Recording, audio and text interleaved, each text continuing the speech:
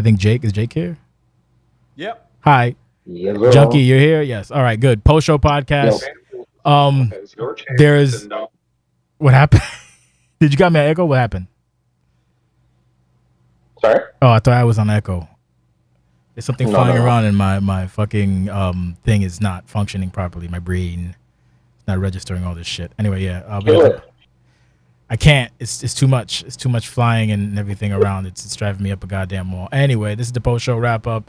I have, it looks like at the moment, Jake Allen and Junko Jiirota.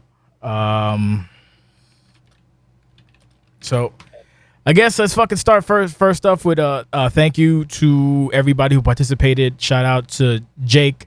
Called a bunch of matches with broken collarbone. Fucking titan of industry. Top 2 out of 3 tough, stupid tough guy moments in OCW. Number 1 is Versus with a full body cast.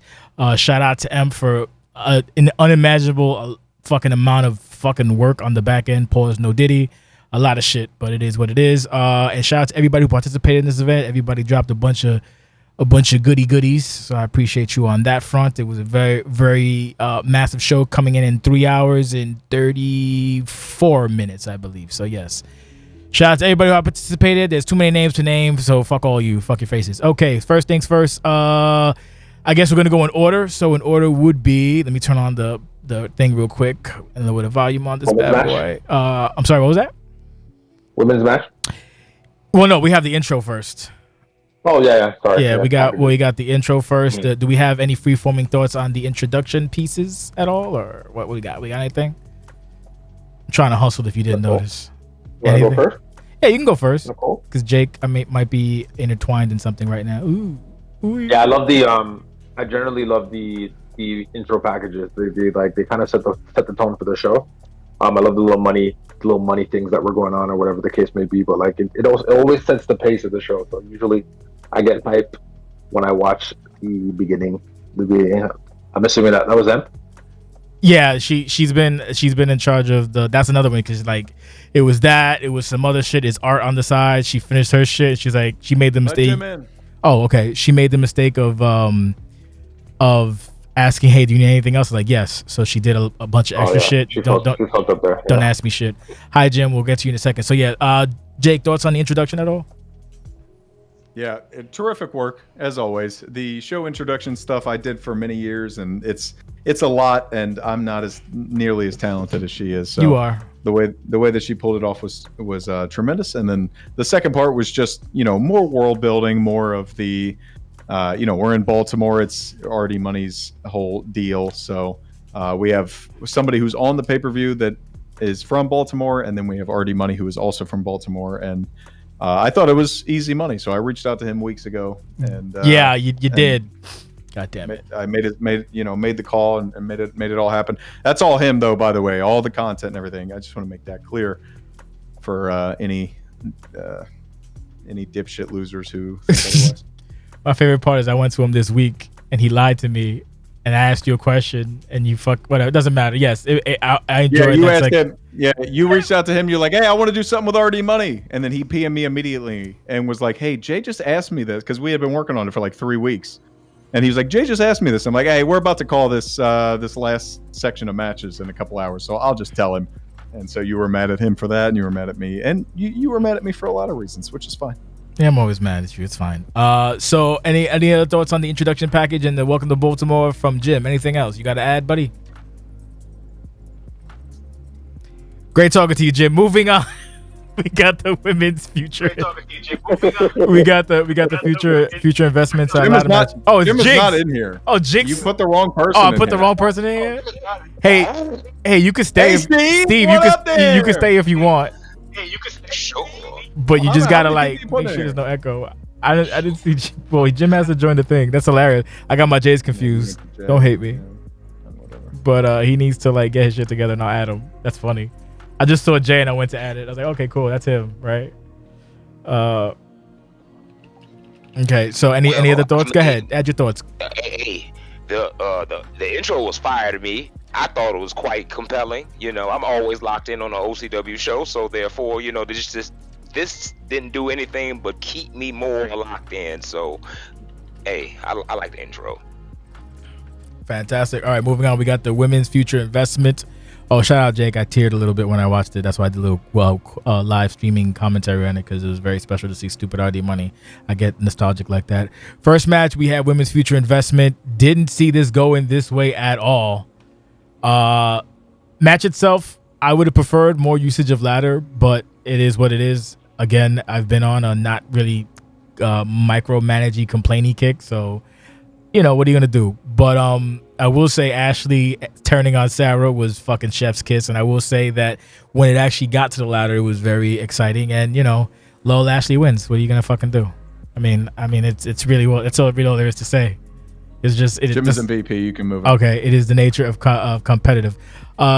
You're here, Steven, so if sometimes we skip you or if I skip you, I apologize. I don't want this to be 19 hours, so I'll just probably shut up and let you take points at any whatever. So we'll do Jim, because he just got here, Junkie, then Jake last. Be succinct in it. Go for it. So I just got here, so we're talking about the intro. No, we're talking about the women's future investment. Oh, fun match. More weapon usage. Loved the match overall. I kind of figured Ashley would win, kind of fulfill that prophecy, if you will, of the second future investment briefcase. And we'll allude to the men's later. It was fun. I think there's an arc for each one of these characters coming off of this. I want to see what Sarah Moore does more than anyone else. In terms of how she builds the character, how Iceman builds the character, that type of thing. Junko obviously has something to go off after this. I think that Scotty is well placed in a position of a scorned babyface who needs to make her way back up and climb the ladder, which is perfectly fine. The chase is where the money is with the babyface, and Ashley Moore's doing Ashley Moore things. So that's my 2 cents. Fantastic. Next, Junko. Was it me? Yeah, I'll moderate. Okay. It's fine.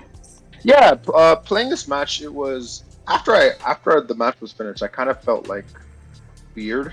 But after I watched it, I was like, okay, yeah, this is a lot better. I tried to muck it up a little bit with like just grabbing the ladders right away and things of that nature. Ashley's really good at telling a story. She's improved so much in terms of just telling a story and just the characteristics of Ashley as well too. I love Sarah. I love like the thing that's most compelling about this story is what happens between Sarah and Ashley. Obviously, the spot in the middle, that was probably the spot of the night in terms of her turning on her, kicking her in the face. Yeah, no, amazing.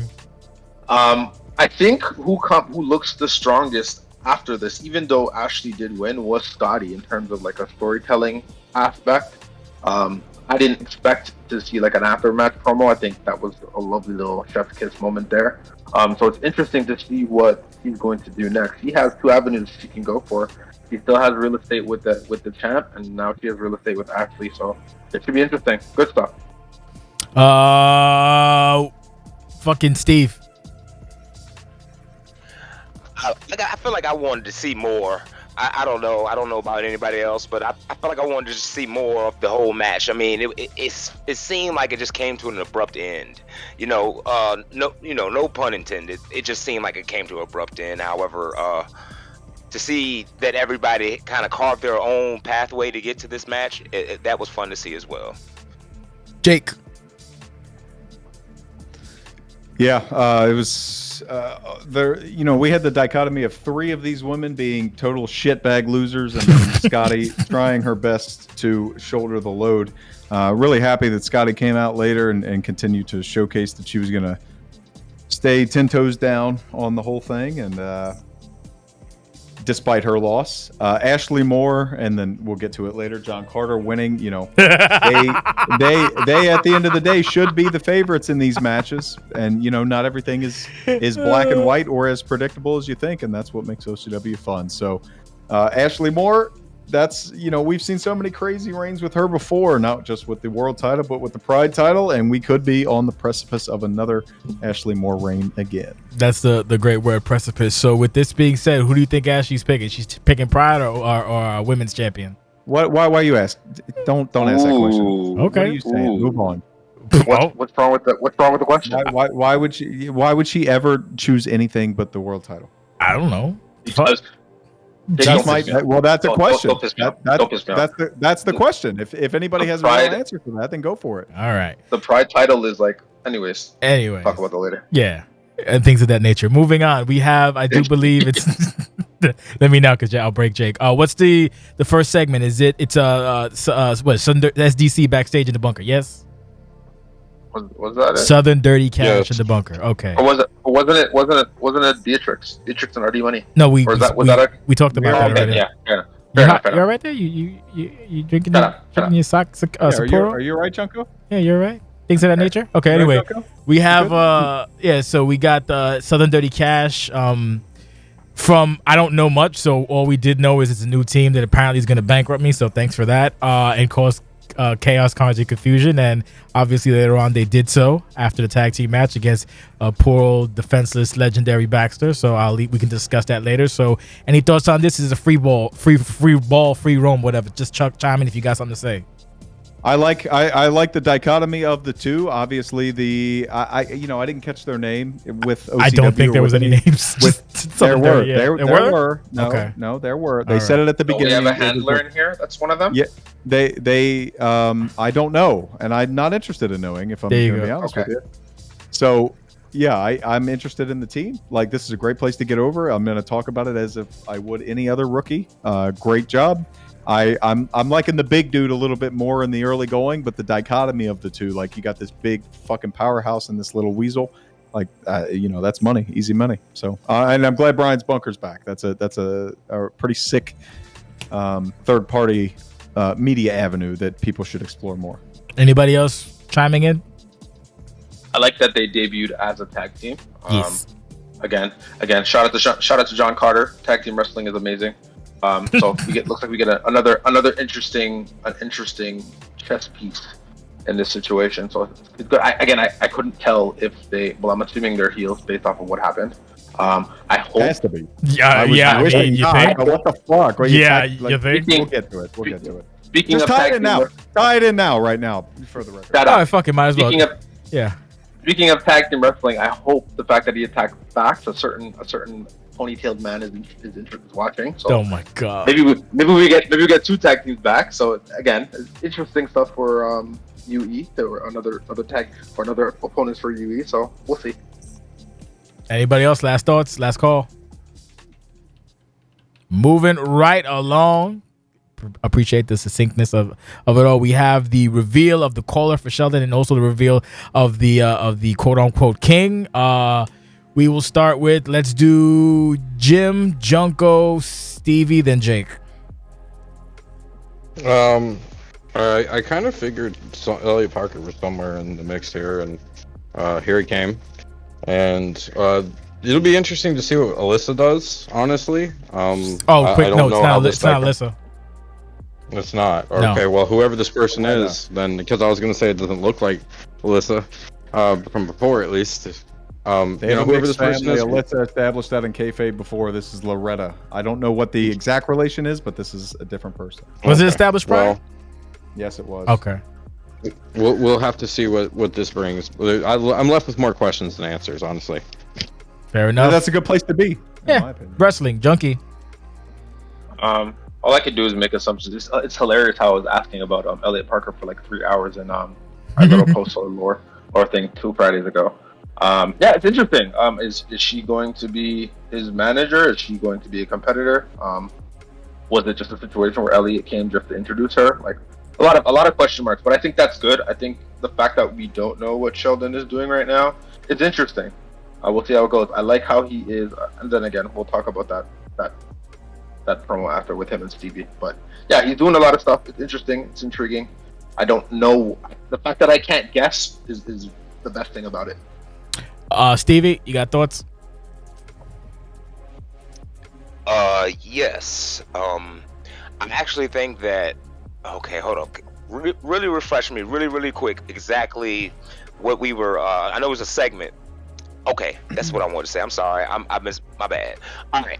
Anyway, Elliot Parker. When I was a rookie, I saw him. I thought he was kind of, different looking and maybe intriguing. and to see him back, that's great. You know, I really am really excited to see what the future holds with him. And I want to know what Sheldon's doing here. Like, that's the main thing. I'm kind of with Bash with that, as far as it leaving me with more questions. Fantastic. Jake? Yeah, no, I mean, the reveal of Elliot Parker is great, and I think I like even better that more than, you know, because we heard a lot of jokes, and some of them were well deserved on Leo's expense, and some were not, maybe. But the fact that he's trying to, you know, maybe start a little bit new. I like the Loretta character. Alyssa got over very quick and then fizzled out because of one reason or another. But yeah, the Marceau family is pretty vast. And Loretta Marceau looks interesting, looks fun, is pretty different from the more dark, mysterious side that the Elliot Parker character introduced her for. And, you know, I said it later on when we're going to talk about Steve again, when Sheldon approaches him in the parking lot. Sheldon is trying to build some kind of force here. And clearly, as we get to the end of the show here, a force needs to be built against some of you fucking losers. So what are you talking about? I'm here for where it goes, and all of this was very, very well done. Yeah, regarding Elliot, there was a few things, but it calmed down. Like, people are gonna give him a shot. So, and the fact that he's kind of passing the ball to the other person, I'm here for it. Double tie clips for the win. We'll see what happens. Interesting developments. We'll see how they go. You know, again, 2025. Let's all move forward and have fun, I suggest.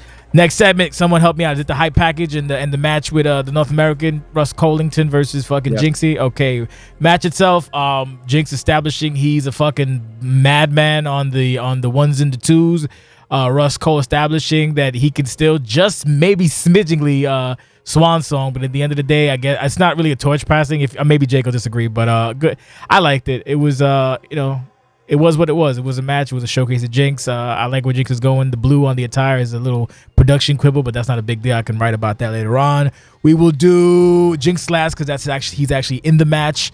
We'll go with Pimp Profit. It's hilarious, Max. We'll go with Junkie, Jim, Jake, Stevie. By the time this is finished, I'm gonna be fucking slurring my speech. Okay, go for it. A lot of J's. A lot of J's. Yeah, this was kind of a beatdown. You could see Russ trying to slowly but surely figure out Jinx, but Jinx kind of has this crazy taste. Yes. Crazy pace, and also too, like, he was reversing everything. So yes. If you had a mid or anything like that, he was on it. It almost seemed like Jinx like scouted Russ. So it was really good. I love the attire. I think the attire is really good. We've had conversations, obviously, Stevie, about this character and how he reminds me of a in shape Violator. That's what the clown character was from his little his little promo or hype package. Yeah. Or entrance, not hype package, entrance. So yeah, the sky's the limit for Jinx in terms of where he wants to go. Jinx decides he wants to go for the title after this, the main event title. I feel very bad for whoever has it. But yeah, really good stuff. I just want more story in terms of Jinx and what it is that he's doing. I know right now it kind of seems like he's just trying to prove himself that he can hang with all the big dogs and frogs. So yeah, really good stuff. I know there was a little bit of a dissension in terms of Jinx and the title picture and things of that nature, but if you understand context and you're paying attention, he's fine. Well, to quote Parker, keep him away from me. Jim, you're up. This was a big, I think, signature win for Jinx's title reign. You know, in terms of Russ Cole's a former world champion. He's done pretty much everything you can do for the most part in OCW. And Jinx got a big win against him. The match itself was a lot of fun. I liked the hype package, the way it was put together. The song was fun. A very familiar song.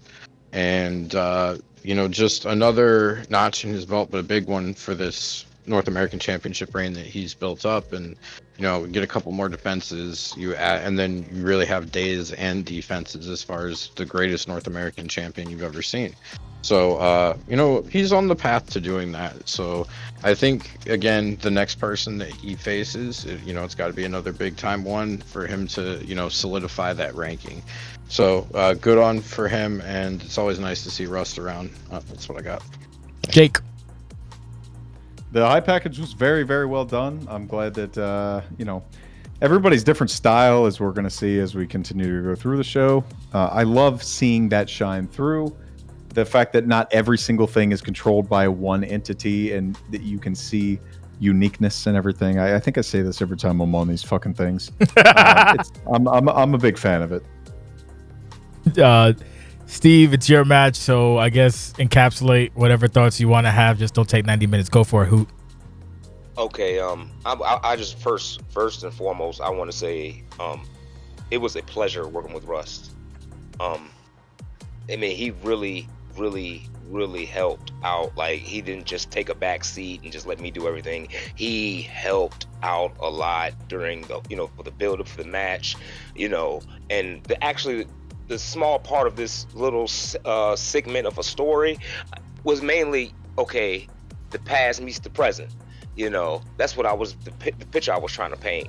And I'll continue to work on that moving forward. But it was a delight to work with him. It was really fun.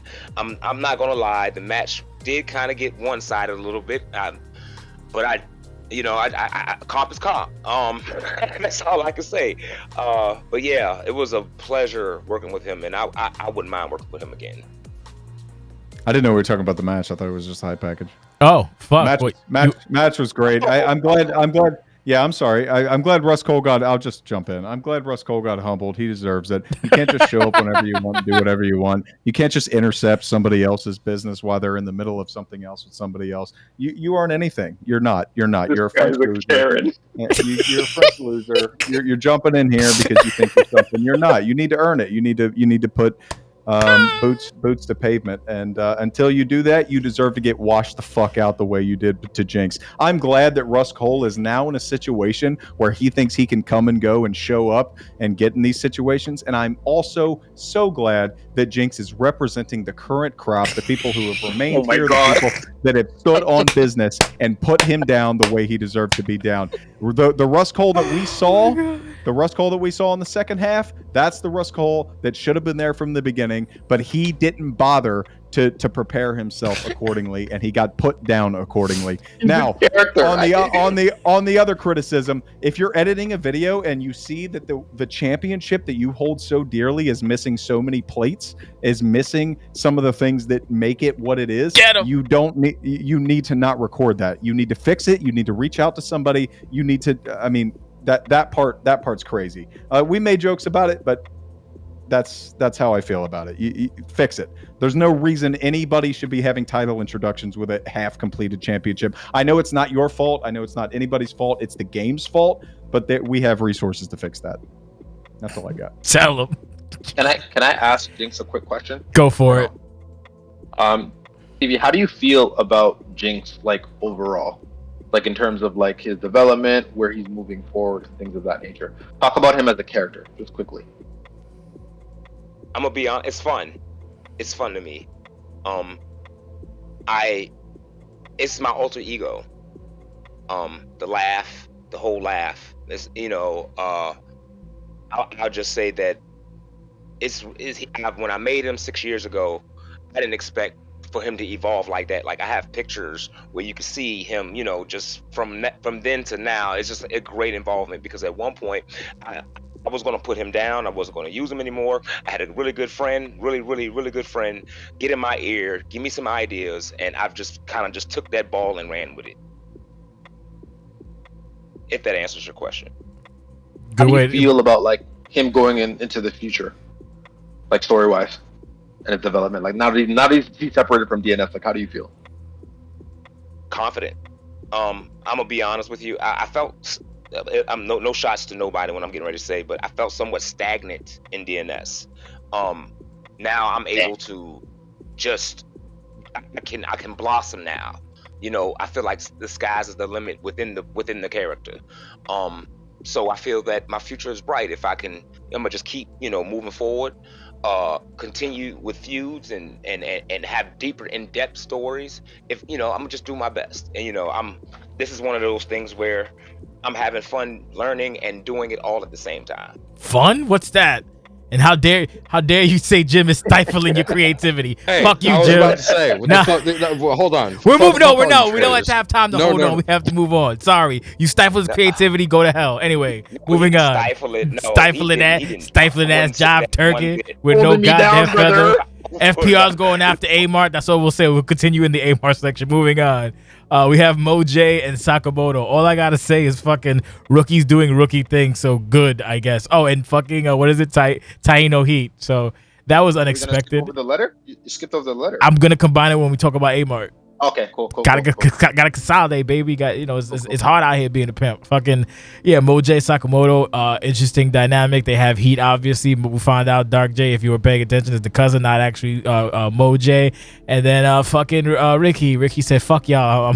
I'm out." He's a bad dude now. I like the fact he cut a promo. Couldn't really hear it. Got to up the volume a little bit. But other than that, solid work. I appreciate rookies being on the pay-per-view. We actually had Sakamoto, Moj, the SDC, if you count them, Megan, Kira, or Kia, whatever the fuck the name is, and yes, Serena Kaya. and Kaya. Fuck, Kaya. I got it wrong in the YouTube. Sue me. Rite of passage. Eat a dick. Jeez Louise. Yeah. So fucking free fall on this promo. Anybody chime in? I don't give a fuck. Just be cordial about it. Go for it. God damn it, Jake first. Jake, Steven, Jinx. Jim, go. I'm very happy. I'm very happy to see the breakouts of Satoru Sakamoto and the Taino Warrior. I'm very disappointed in Ricky Colon. Very, very disappointed. I've supported him from the beginning. He had this kind of unique and very genuine intro into OCW where he was kind of learning things and just doing his own thing. And like, I have a match. I'm not very good at the game. I'm learning. I'm figuring it out. And I thought that was a very organic way to introduce yourself as a babyface and as a character in OCW. And then he turned his back on me and turned heel, as everybody else does when they feel like they're stagnant. I don't know why. You've been on TV twice. I don't know what stagnation you feel right now, but I can't put over Jim enough for giving people the platform and the opportunity to put themselves out there. And I messaged him that before, and he said, man, it's all about pushing it forward and all about putting over the Fed. And that's what it's all about. So shout out to him. Shout out to Satoru. Shout out to Ricky. Even though he made just an absolutely boneheaded, monumentally dipshit decision. I'm going to keep supporting you, Ricky, but from afar because you're an idiot. Junk, next. I completely disagree.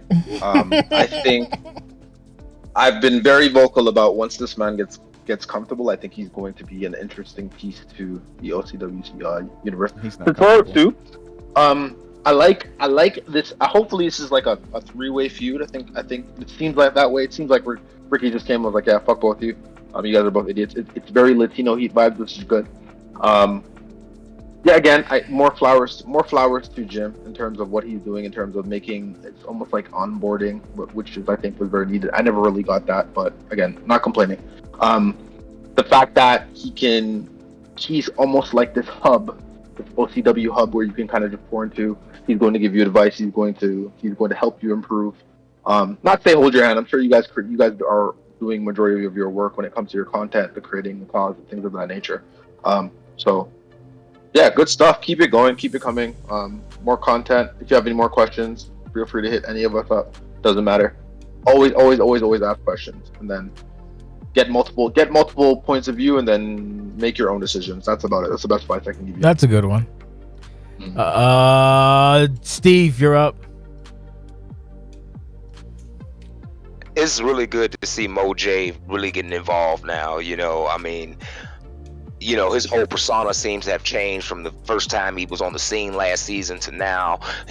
His whole involvement with the Caesar Jojo, and you could just see the evolvement of him, and to finally see him in a story, like Junko said, a three-way story or like some three-way feud. It's kind of got me just to the point where, okay, well, you know what? Well, let's see what this is about, because all of them are starting. You got to start somewhere. And even as a rookie, you have to, branch out to people who are willing to work with you. So shout out to Bash for working with, some of the rookies that just stepped in foot, because he knows that feeling as well. So, you know what I mean? I like the segment. you know, you can tell that it was some time put into it, effort, and you know, I'm curious to see where it goes. Jim, your segment, speak on it real quick. Yeah, but just very quickly, Moche is the character that I have for fun. He's a different moveset, you know, that type of thing, like the overall. And I like to use him to feud with people who need to start. And that's, you know, basically the gist of it. So, you know, where it goes from there, you'll have to see. All right. Well said, well said. Moving on. Commercial. What's this segment? Looks like, yes. The following discussion will include the hype package as well as the match, just for those, you know, just for the sake of brevity, as it always should be. Thank you. Dragana, the Pride Championship triple threat. This is one of my favorite matches of the evening. The pace was very good. Everybody looked good in it. Everybody got some offense in.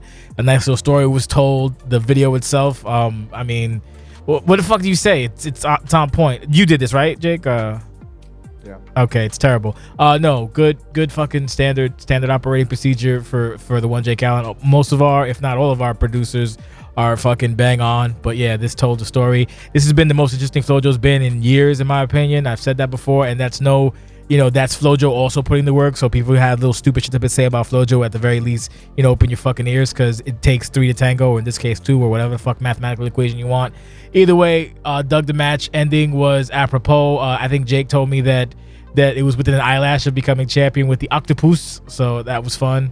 I got nothing bad to say. This match pretty much hit all the high marks. It's going to be interesting to see what Beatrix does, and I would hope, this is what everyone always says about FloJo, I hope FloJo does something after the fact, but you know, it's a large roster. I'm sure there'll be somewhere where she can get in, where you fit in, but I'm just to see what happens with Beatrix. I don't know who the fuck's going to fight Dragana, because Dragana's a monster. Dragana just proved it against 2 people.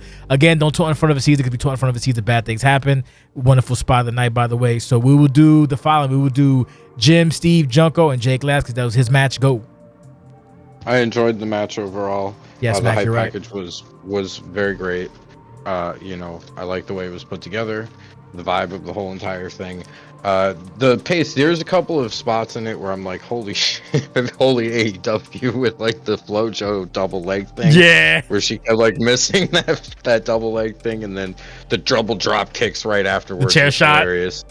And the chair shot too. That was great. That was a great spot as well. So there were a lot of fun, different parts in this match overall that made the match stand out to me as one of the better matches of the night. They really put it on. I'm very interested to see where Beatrix goes from here as well. You know, short time in OCW. She hasn't been successful in her title opportunities, but she's made quite an impact so far. And, you know, the FloJo question is, I think FloJo will get something going. I like the attitude change, and Dragana's Dragana. 365 days a year, goes over 10 out of 10 times. It's like I said in the pre-show. That's it. Using Beatrix's example of using lore to your benefit with the whole 25-year veteran thing. So, it adds a nice wrinkle. Of course. And the accidental Absolutely. renaissance of the Boston thing was, Baltimore thing was also fantastic. Stevie, you're up. I can't say too much about this match. I mean, in my predictions, I said Dragana was going to win. I mean, hey, and I want some good money from that match. However, I must say, I'm gonna be honest. I like Beatrix's vibe. If I've been paying attention. You know what I mean? And her whole vibe is just it's different. You know what I mean? It's from a different perspective. And then I enjoy watching FloJo as well. Like, she was the FI winner last year, and her whole journey with that, to me, was like it was nice to look at. It was nice to see. It was fun to watch. Now, her to compete in a title match. This is as me being how long I've been here.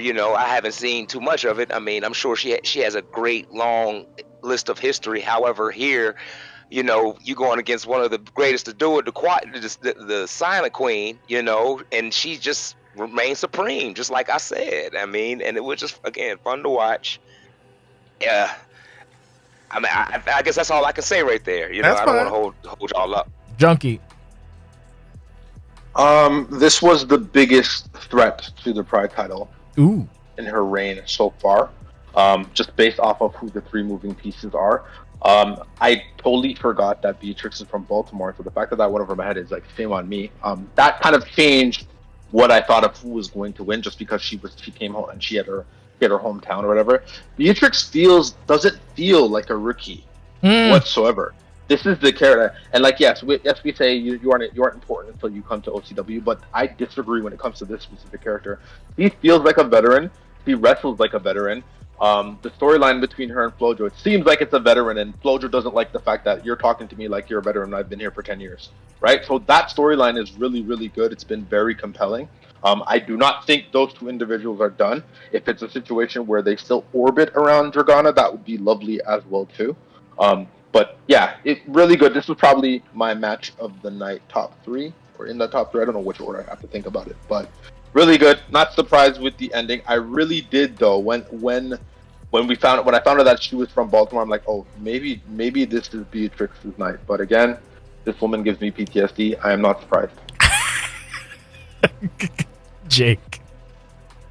It's not a failure on anybody's part. The whole point of wrestling is that you have to continue to repeat things. You have to continue to nail points home in order for it to be memorable. That's something that I learned along the way. That's why this person doesn't feel like a rookie, because I've already learned this stuff along the way. So anybody thinking that, oh, this fucking rookie's getting this opportunity. No, bro, I've been here 8 years. I know how to fucking do this. So, there's different motives going on behind the scenes, and we're going to work with that as it happens. But this story played out perfectly, in my opinion. I'm going to tell you this right now in no uncertain terms. There is no finality between Beatrix and Flojo, and I'm going to bury her, and hopefully she never comes back. If that happens from a character who just debuted 2 months ago, then that's Flojo's problem, not mine.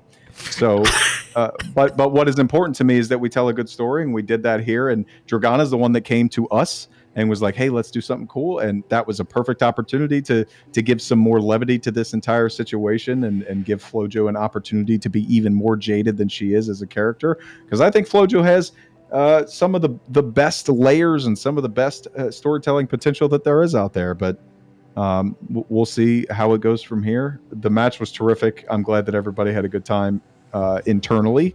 And the hype package, the whole story was about, as it usually is, the song, everything is loud. It's, the silent queen is dealing with these loudmouths around them. And every time, I tried to link that theme to the lyrics as it was playing out. Like Flojo and Beatrix are embroiled in this conflict that's been going on since Beatrix debuted, and the silent queen is the one who's kind of in the background, but at the end of the day, it's so loud for her, and her winning was the best way for it to go. If she stayed down there, and I'm seeing it on stream right now, I was tapping Flojo out. Yeah, I know. You just said that.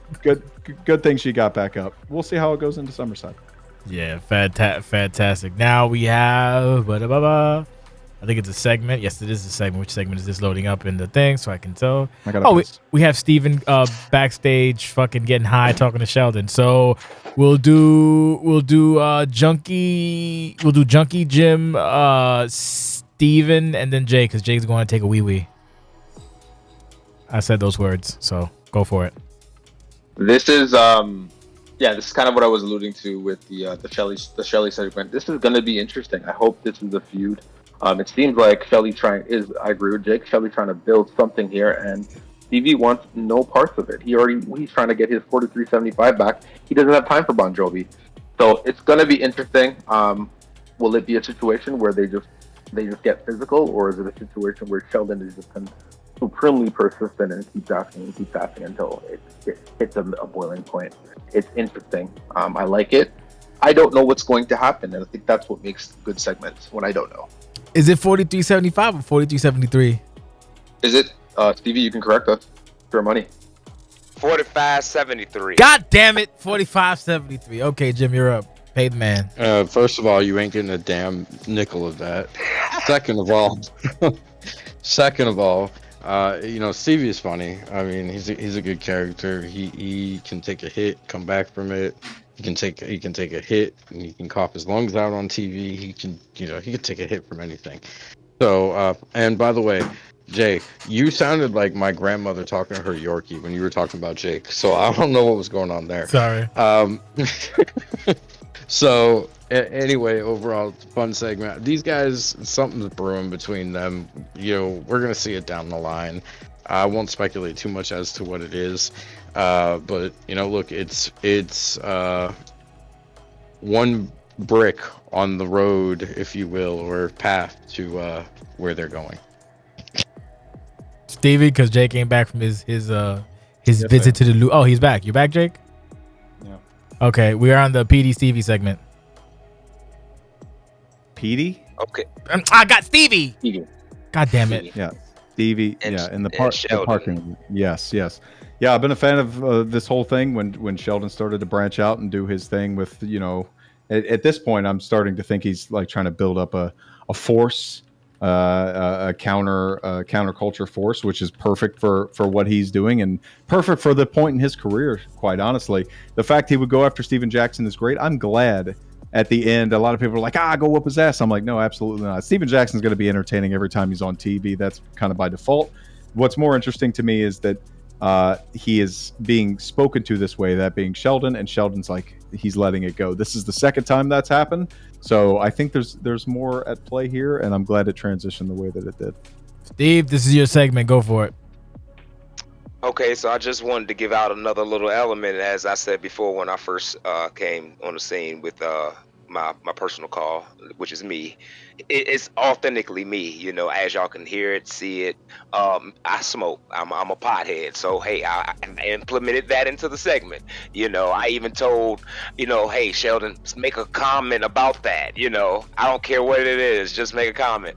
And we just kind of, right now we're having fun. That's all I'm gonna say. We're having fun, and I mean, just stay tuned. That's all. I don't want to, spoil anything. Just stay tuned. Bet. All right. Next segment.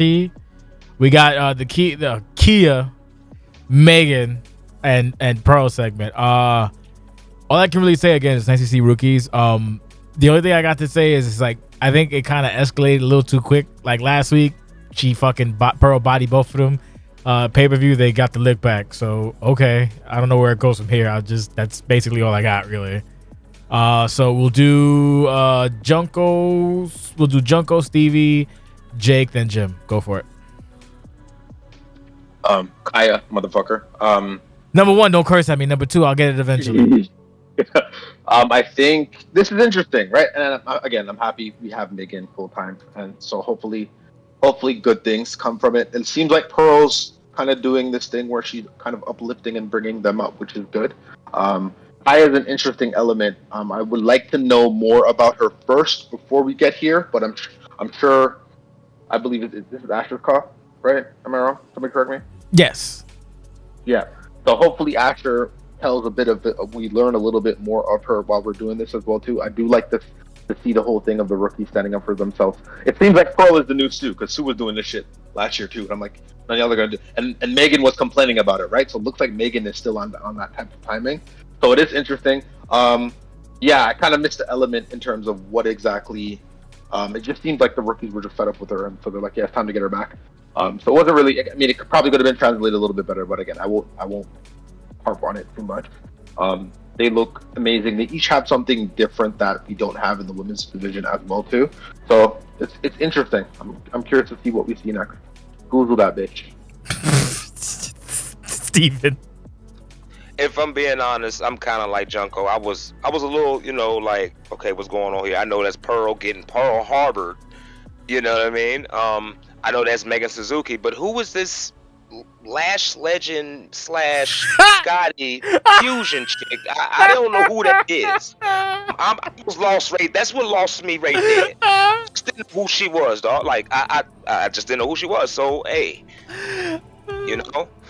But hey, if I'm giving, I'm giving my piece. At the end of the day, it again. Shout out to Bash, making something happen. You're taking two rookies and making something happen, and just kind of like he did with Mo J. He's setting a platform out for them so they can do some work and get some notoriety and get some kind of exposure, and it's good to see that. Jake. Kaya Crowley has only had one match, so it's back what I said before. It's nobody else's fault, but it's really nobody's fault that she is not super memorable right now. She has one fucking match, and she's had a couple segments with Pearl, so nobody should feel bad that they don't remember her. That's part of pro wrestling. You need to make yourself resonant. You need to make yourself consistent, and she has not done that to this point. Well, however, this is the kind of thing that gets you to that point. Really happy to see Megan Suzuki. I know that she's a very talented artist now, and I'm loving the look that we have right now. That's the reason that when I debuted Beatrix, my request for my first opponent was Megan, because I really like Megan as a handler and wanted to see her do more. So I'm glad that that's happening. Pearl, I'm pretty disappointed, has gone from a situation where she was, the underdog in a position where she could have been the baby face of the situation and turned into this unbelievable cunt. But in the long term, that is increasing the prospects of both Kaya and Megan. And I'm glad that it continued past last week's segment, because I thought last week, after she hit them both with the chair during the interview, that was going to be kind of a one-off. I'm glad that it is not. Jim. Again, it's just trying to give people opportunities in a short window that is weird, because like you obviously had the women's title match like the second show in, so it's kind of a weird viewed spot, if you get what I'm saying. So it's just trying to give people opportunities. That's all. All right. So my only not my takeaway, but one of my things is actually more of a Jim thing in general. The substance of the videos is fine. It's just some of the editing is a little, what's the word I'm looking for? Jarring, I guess. I'll discuss it more in like written form, like when I sit down and get my thoughts together. But yeah, like there's just a couple of things that just, I don't know, just kind of feels very jarring. Anyway, moving on. We got post for Summerside. We got this. Wait, fuck. Wait, what's this one? Oh yeah, we have a video here. I do believe this might be Anthony Martin. Yes, this is Anthony Martin. So you can lump in the FPR declaration as well as this promo as well. We will start with snake style. So we'll do Jake, Jim. Make me laugh. Okay, we'll do Junko, Jim, Stevie, Jake. Fuck. I have to stay sober for this shit. Lump it in with Amart's promo when he came out. Yeah, lump in the little proclamation segment like with the this. little the scroll and two for one, okay. 2 for 1 special. Go for it. Yeah, this is what I wanted to see from Amart. This is where I wanted him to go next. We've had conversations in terms of like the character and where the character is going next. So this is exactly what I want to see. I fucking love babyface promos. I don't know why. Babyface promos are like things, they just get me in the field and they just make me want to cheer for you. So it's interesting. I like how he responded after the kerfuffle of that 5-way qualifying match for the future investment. This is the right way to go. I think there is nothing. I like the whole declaration and shooting at Daddy and being like, the next time I'm in the ring with a champion, it's gonna be up. So that makes me want to get behind him. I'm very, very, very, very high on Anthony Martin right now. The stocks are really high. So good stuff. Okay. You could be a hater, but good stuff. This is the things that we complain about. This is what we want to see. He gives it to us. We got to give him their flowers. So good shit. Did you just cut me off thinking I was gonna hate you, motherfucker? I was trying to figure out who was next. Things of that nature. Sorry, my apologies. That would be me. Go, Jim. Jesus Christ, Junkie. Look, Junko said it all of the superlatives about being a babyface promo, and that's exactly what it was. It was nice to see Amart's kind of going that redemption route. He has adapted his character fairly well, over the course of time, over probably say the last year or so, for the different gimmicks and things that he's done, to adjust with what has going on. So good stuff from him. Steve. Shit. If you don't want to go, we can just go straight to Jay. Nah. I thought I was muted. My bad. Okay. Sorry about that language. Anyway, what's good? It's finally good to see Anthony Martin surface this season. I mean, we haven't seen too much of him since his loss with Paul Harris and him, the pivot, losing the tag titles. We haven't seen too much of him. So now that he's trying to, like, hey, okay, I'm here. Let's see what you do now. Maybe, hopefully he's cleaned up his little issues. I mean, I'm not going to reference too much to that. I will just say that, he's always liked the look of him, if I'm being honest. Just the look of him, how he's presented, and I want to root for him, but he got to give me something to root for, if that makes sense. You know what I mean? And hopefully this season he'll do that. Jake, you're up, and also very happy to see Anthony Martin doing stuff. I really pop for the Franklin Roosevelt thing, the FPR. That that's a beautiful way for Anthony Martin to be kind of self-aware and also use it to his advantage. That's why he's a great dude. And then his whole promo, it is the best jumping off point for what you want. Well, maybe not the best. We'll get to the best later when Paul Harris has his thing, but it is a very strong jumping off point for Anthony Martin to do something heading into the summer and beyond. So happy for him and looking forward to seeing what's next. Okie dokie artichokies. We have another clip, and then we have the. We'll leave Jake for last on this one too. We got the Junko clickbait segment and the Junko clickbait segment. So the video and the segment. So obviously, we could have. It's kind of like I think we'll have Junko last because this is actually a 2-for-1 special. Maybe they'll go together, but we can go together. Yeah, I can go together. Yeah, I can figure it out. Yeah. But this was requested, and basically I was told ahead of time. Long time ago that actually what it was gonna not what it was gonna be, but like, hey, don't worry about it. I was like, all right, cool, no problem. So I wasn't expecting a promo package, so that was nice. Segment itself fucking huge. RL pop. I want to get this off my chest before I lose my sobriety. Fuck you, Jake. So like maybe a week or two ago we started talking about the code, and like I got super into it, and like he was like, what do you mean? So then like we started working, like I brought him into it thinking like, yo, what is this? And we started like doing whatever, and then he was sending me coordinates and like different shit, and he's like, oh man, he's like linking me houses and stuff. I'm like, I don't think that's what it is. And I was like, he's like, oh, you think there's stuff in the older videos? I'm like, I don't know. So he put it together, it was BMOR. I was like, oh shit. It's like, if it's E, that means Baltimore. I was like, yeah, fuck you, Jake, you duplicitous snake in the grass motherfucker. Nice. Makes sense. Did you with me? He really did. I don't. Fuck you, Max. Fuck you. Yeah. So, god damn it.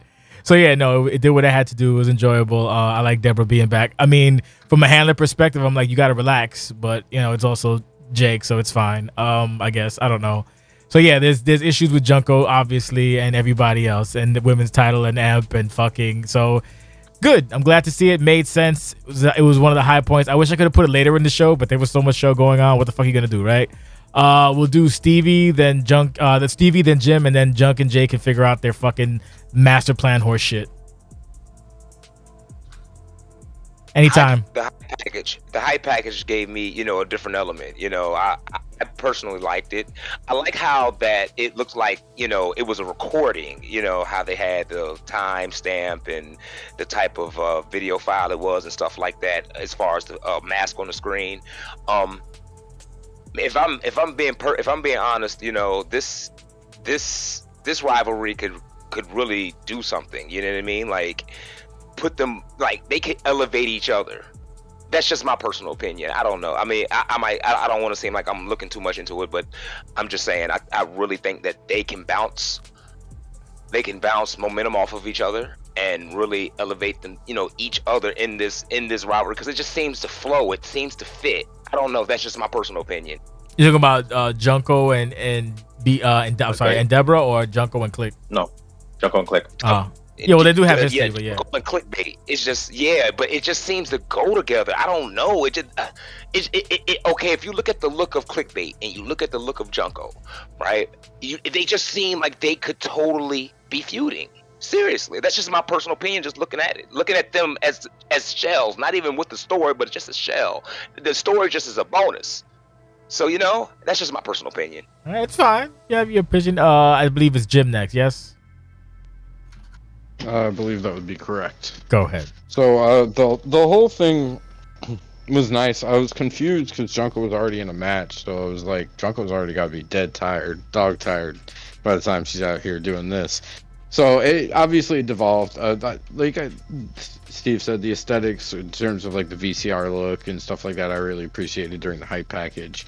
Overall, it was a nice kind of put together segment. Probably better than them having a full out match, so I enjoyed it. All right, now Junko, Jake, y'all figure it out. Go. How do you want to format this, ugly man? You want to talk about clickbait and then Deborah after? You do whatever makes you happy, Junko. I think you should talk about clickbait too, because I Okay. don't want that to be lost in the shuffle here. I know that Gotcha. I know that we had plans to do this before the future investment came about, which Jay and I have talked about, but I don't want the whole clickbait Junko conflict to be lost in the shuffle, because that was not, and I'll be clear about it, was not meant to be a side thing. Like, Junko and clickbait were the main attraction, and if not for Junko being in the future investment, that would have been a real deal match, and it would have deserved to have been on the card. It just happened to end up this way, and shout out to everybody that was involved for being able to compromise in the way that it did, to bring everybody's together, to not waste everybody's time, etc. I'm just so sick and tired of this Power Ranger just constantly in my business. He's Just sick and tired. If dating back to all the way to last year, when I was the biggest match of my life, and you just decide you want to, after the match is done, you decide you want to stick your ugly little nose that we can't see in my business. And you've just been and then for some reason you decided you wanted to save daddy, so and then you got personal and you mentioned my father and you mentioned my brother. How'd you know about my brother? Because nobody knew. So yeah, this is now personal. This is a personal beef, and as you see, I was trying to unmask them, and that will be Junko's goal for this year, to demask and demonetize this fraud. And then I felt like I was going to succeed until somebody decided they learned how to swim all of a sudden, and they performed CPR on themselves and their back. So alas, this is the year of Junko. Wow, that's fair.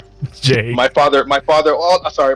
I'm still ranting. Okay. My father decides that he wants to bring my brother into the situation. I get no support during my time here. My amazing Rookie of the Year campaign. My father decides they don't want to support me, but they want to support my brother and push him to the moon, even though he's the most decorated striker in the continent. But hey, it is what it is. Take it away, Jake. Yeah. You knew this was a matter of time, Junko. You can't drive somebody into the river, especially somebody that you have no business even being in the same room with. You're a loser. You're a coattail chaser the same way RD Money and Parker Stevens were. It's sad that your legacy is going to be remembered as Deborah's bitch, but that's kind of where we're at. Boy. Yeah, but it was kind of a long time in the making. I'm pretty happy that I was able to tell Jay that something was happening, because obviously these, Junko, I can relate to you on this front. We live amongst a bunch of dipshit, uncultured children who don't pick up on things. So yeah. You and I were able to kind of build that up. And like, there's letters. Oh my. And then, but it can go too far, I will say, because the minute that conversation happened, Drago looked at it like 2 times and then DM'd me, and he was like, "I don't like that you're treating me like I'm stupid." He's like, "I don't know what you mean." And then he sent me the Jacob Fatu gif and was like, "I love you, Deborah Soto." And I went, "All right, you get it. So please shut up." Well, to be fair, Drago's a scientist, so. Yeah, he got it right away. I already explained to you, it was not that secretive. The song choice that was used in every single segment was a Blackpink song that I had used previously. The colors in the actual segment were black and pink. The quotes were Mark Twain quotes, which eventually led up to the rumors of my demise had been greatly exaggerated. The ambulances, every single segment started with the sound of something plunging underwater.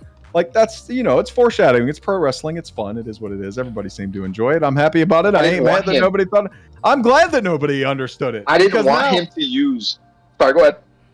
No, please, because I didn't want him to use the area code, because I thought it was going to give it away. Yes, but again, y'all are slow. Well, first of all, we had this conversation. You're like, you think that's too on the nose? And I'm like, trust me, I did a whole storyline with you. It is not on the nose. You deflected me when I said that. You sent me addresses and fuck. Oh man, fuck you, dude. I don't want to talk about it. It makes me mad thinking about it.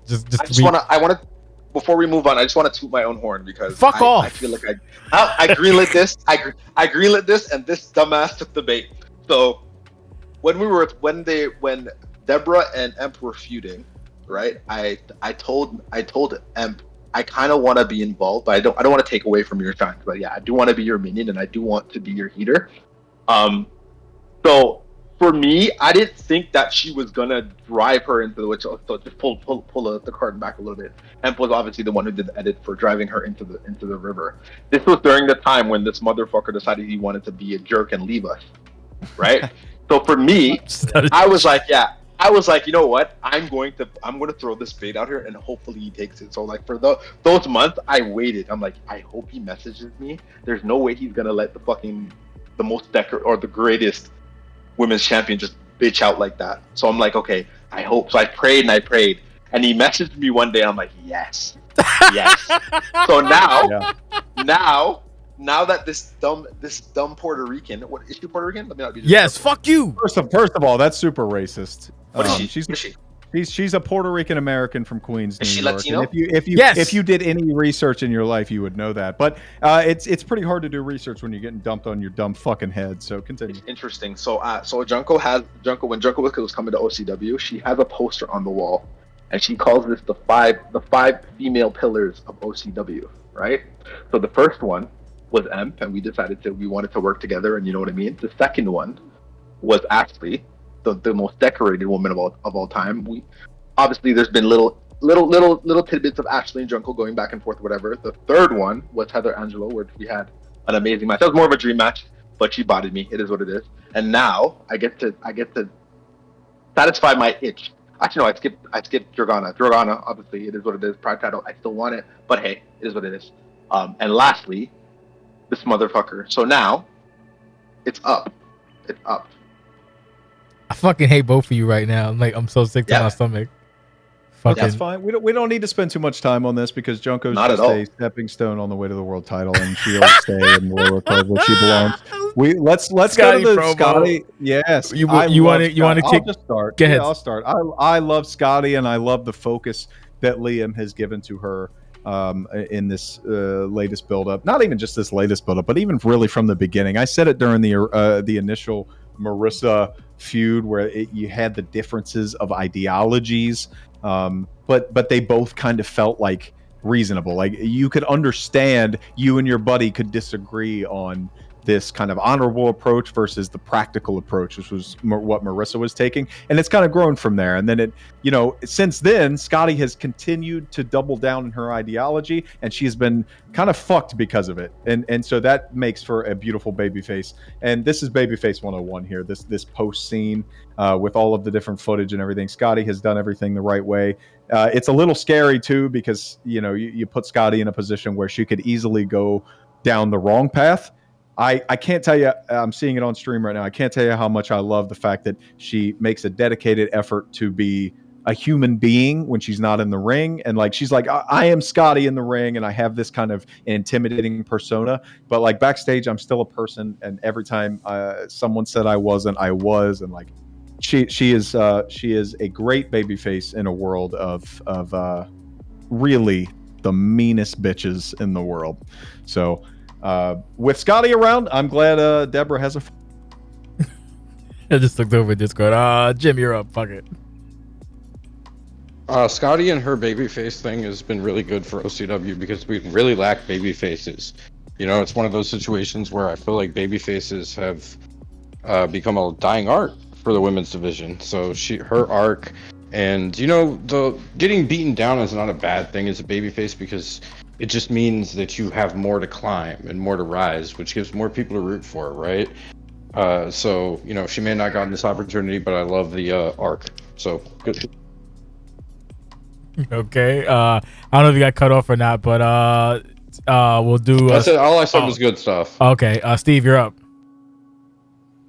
We're not at lack of a babyface, by the way. We're at lack of impactful baby faces. That's a good point. The most impact, you can rattle off names that are baby faces. We talk about Meg, we talk about Kaya, we talk about Deborah, we talk there's so many of them, but either some of them are rare attractions, or some of them had just come back, or others just aren't there yet. And that's why I'm so disappointed in Ricky Colon. Ricky! All right, no. Ricky, no.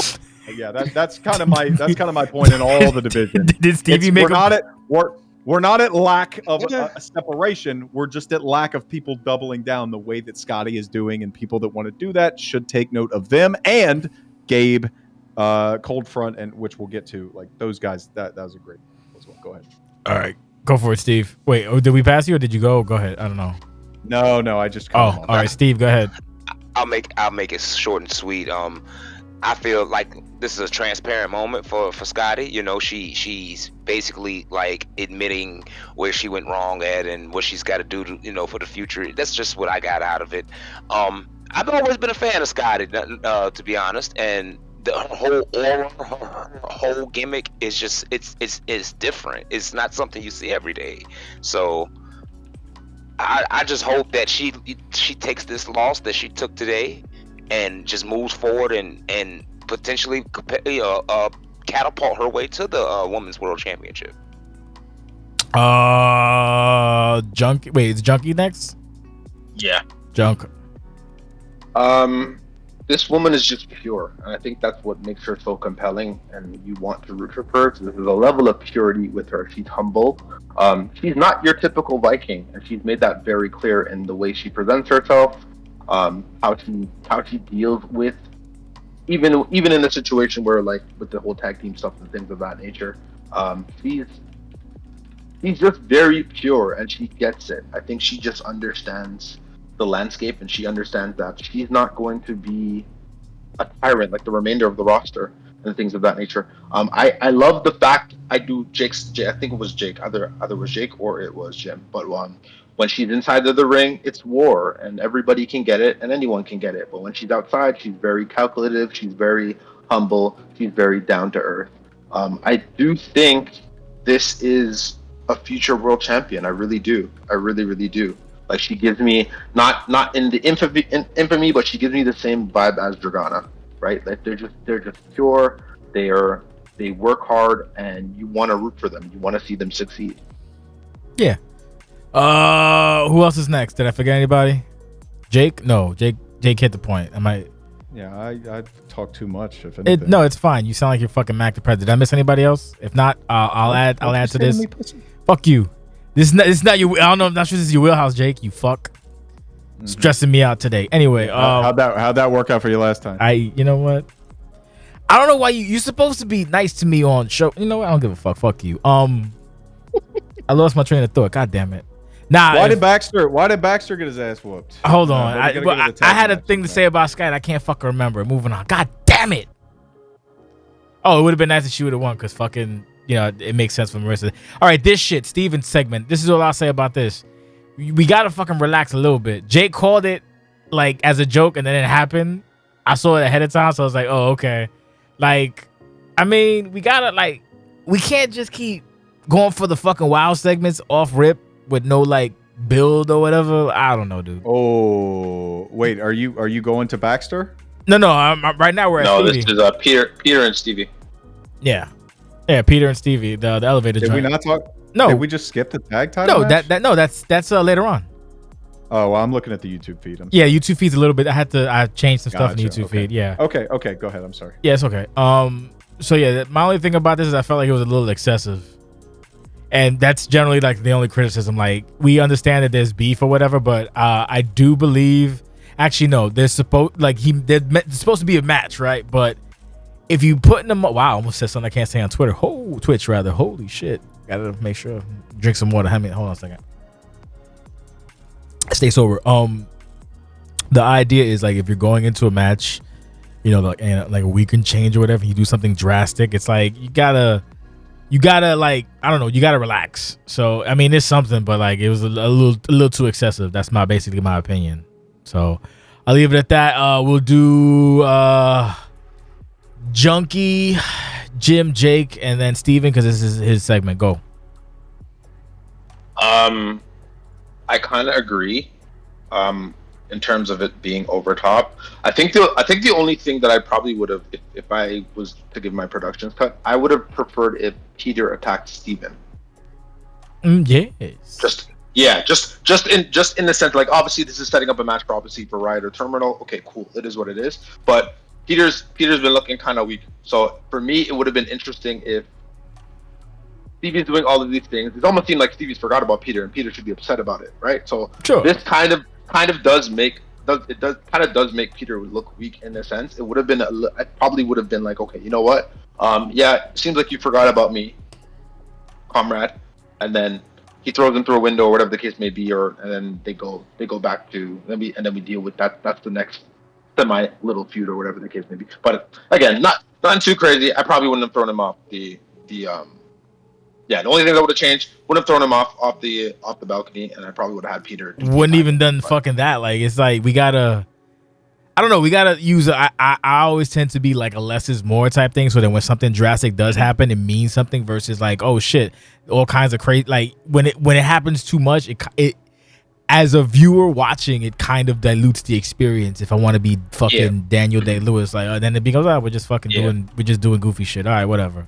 So I'll leave it at that. Like go ahead. If it was just a regular attack and it was Peter doing it, I think it would have been fine. But nothing crazy. I mean, why wasn't the police called on Steven Jackson? I mean, this man is assaulting Peter. You know, like, come on now. I'm just, but like, no, I mean, look, they're gonna have their match. I think that this has definitely been a back and forth war during the time that they've been feuding. Well, to counter that, what I remember last was Peter getting his hands thrown through a thing. I think at one point Peter punched him in the head or something during, I think, the 3-way or whatever. No, he wasn't in the. Was Peter in the 6-man? No, yes, he was. And he was. Okay. He got a whole bunch of lick back then. That's the only reason why I did this here. Okay. I missed stuff out. Yeah, because I vaguely remember that. I don't know. Either way, Jim spoke. All right, Jake, you're up. Yeah, I think that is more the key than anything else, is that there was no salvo thrown back from Peter's side between the parking lot and the match and this issue. That, you know, if I'm nitpicking, I would say I would wish Peter was the one that instigated the fight. However, the way that Steven introduced it with him being, you know, high as insert whatever, you know, idiom you'd like there. Angel pussy. Yeah, whatever you like there. That was very funny. It was entertaining. Jesus nuts, giraffe pussy. You know, you can say whatever you want to say, but like in this case, from a standalone point, it looked like Peter was the victim, and that's the part that I didn't like, because Steven Jackson works best as somebody who is pushing back against the force, and he is. However, I think without that parking lot where he put hands on Peter, as he so eloquently said, this would be fine. But with that, now we're getting to the point where Steven is kind of going a little bit overboard. Maybe not, and hopefully the match will give us some comforting finality to it, and hopefully we get that hardcore match and everything. That would be the only nitpick that I have here, but it was entertaining, and that's good enough for me. Steve, it's yours. Did you want to add anything else? You don't have to defend yourself. It's just a point. Go ahead. I don't even know what to say. Oh man, I thought I was, just getting my lick back. That's all that was. That's not a lick back, brother. That's like a lick back is snuffing somebody when they go to visit their mom. You hit this motherfucker with a Cadillac. No, but it's fine. You got your look back. So here's what I'm saying, Steve. You got your look back in the parking lot, and then you had a match, and then without being like ambushed or attacked or sneaked after that, you said, I got to get another lick back. So you're kind of tilted. To me, it's not about, like, you're not in the wrong. It's just that you're tilting the scales a little bit. That's not true. That's not true. We did ambush them on the Go Home show. So. Yeah. I agree. Yeah, but I'm saying it just tilts it a little bit when you get attacked in one way and then you throw a guy off a balcony into a light fixture. It's the levels of where you're getting it back. I don't think it's that big a deal at all. Like, I didn't care in the moment. I'm just saying, if I have to nitpick, that's what. This is why I don't do production notes. But yeah. Yeah, like for example, like if it was a situation where you were high, you're in the parking lot, you were high, and then Peter jumps you, and then it culminates into this is how it ends. It's a little bit more readable. I think that's ultimately what the thesis is. You know what? If you want to be, I'll leave it, and then we can move on, because we have we still, like, I think we're at the halfway point. We're making a good point. If you really want to subvert expectations, Steven's high, he does this, and then he's like, he's happy with himself. Then we cut back. Steven's actually on the ground floor, and it's nothing nearly as serious. Like, somebody fell down, They're like, my ankle. He's like, what the fuck? And then just even leaves, like something like that. That's the that would like, you know what I mean? Yeah, whatever. It doesn't matter. He's also an unhinged hardcore wrestling god, so he can do whatever the fuck he wants. Exactly. That's why I appreciate it, because it's just genuinely Steve. Like, I'm gonna fucking handle business the way I want to handle business, and that's what makes him good, because he can act the same way, and if he fights somebody that everybody likes, he's a heel. He can do the same shit with somebody people don't like Peter and DNS, for example, and he's still good.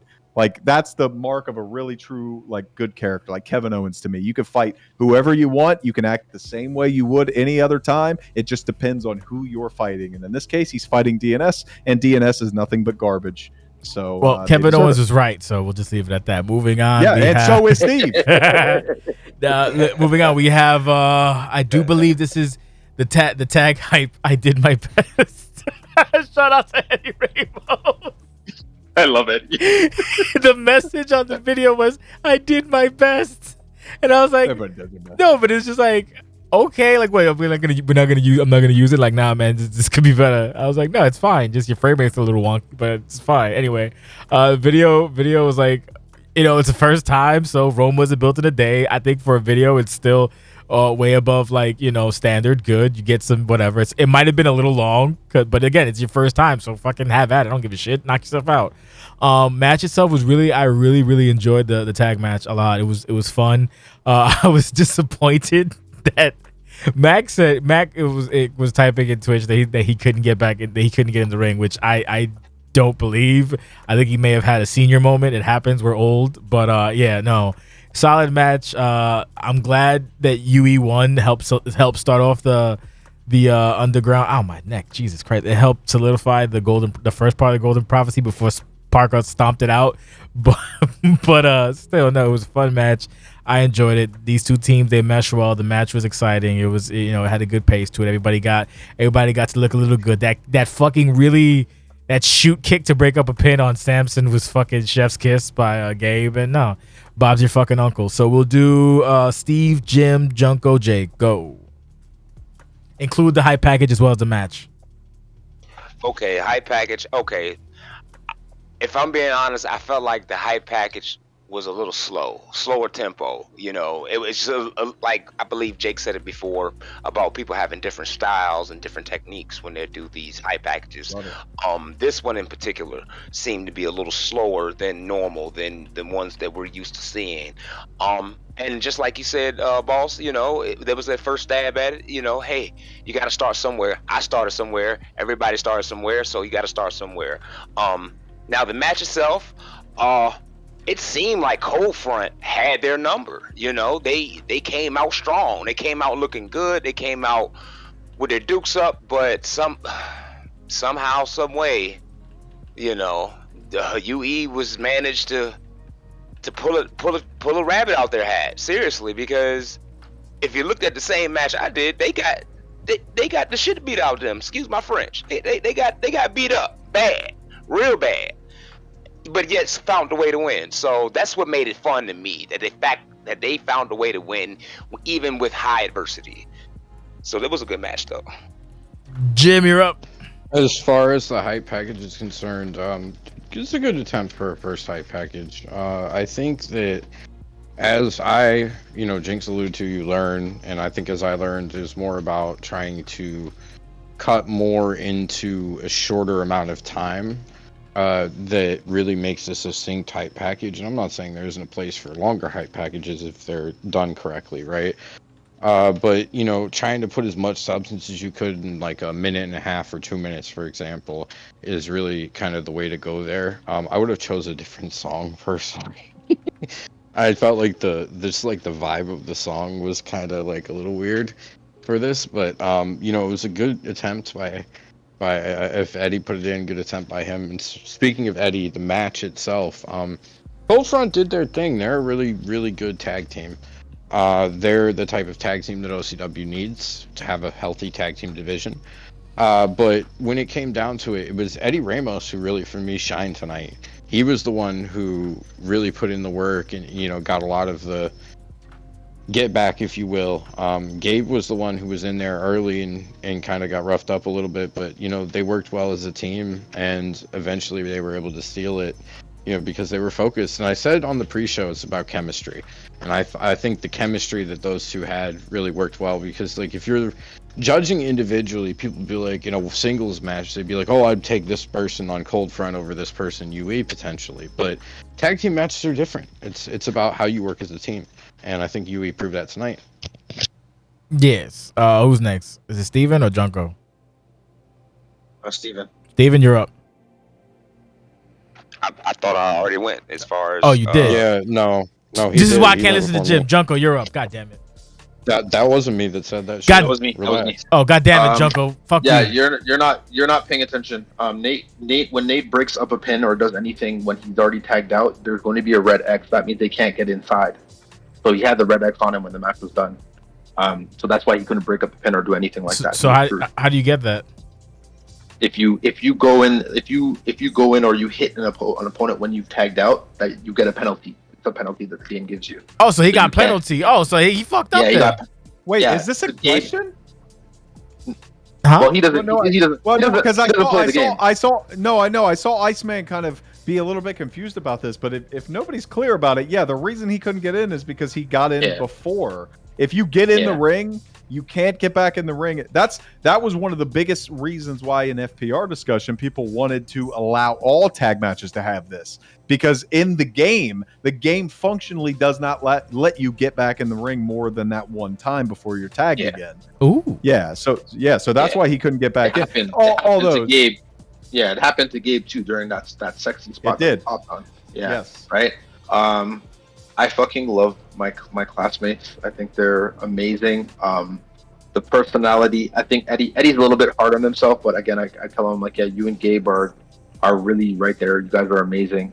The package, it kind of had the same vibe as the roast off that they had last week at the end of the show. Yeah. When it was a little face down before them. So again, I won't really knock it too much per se.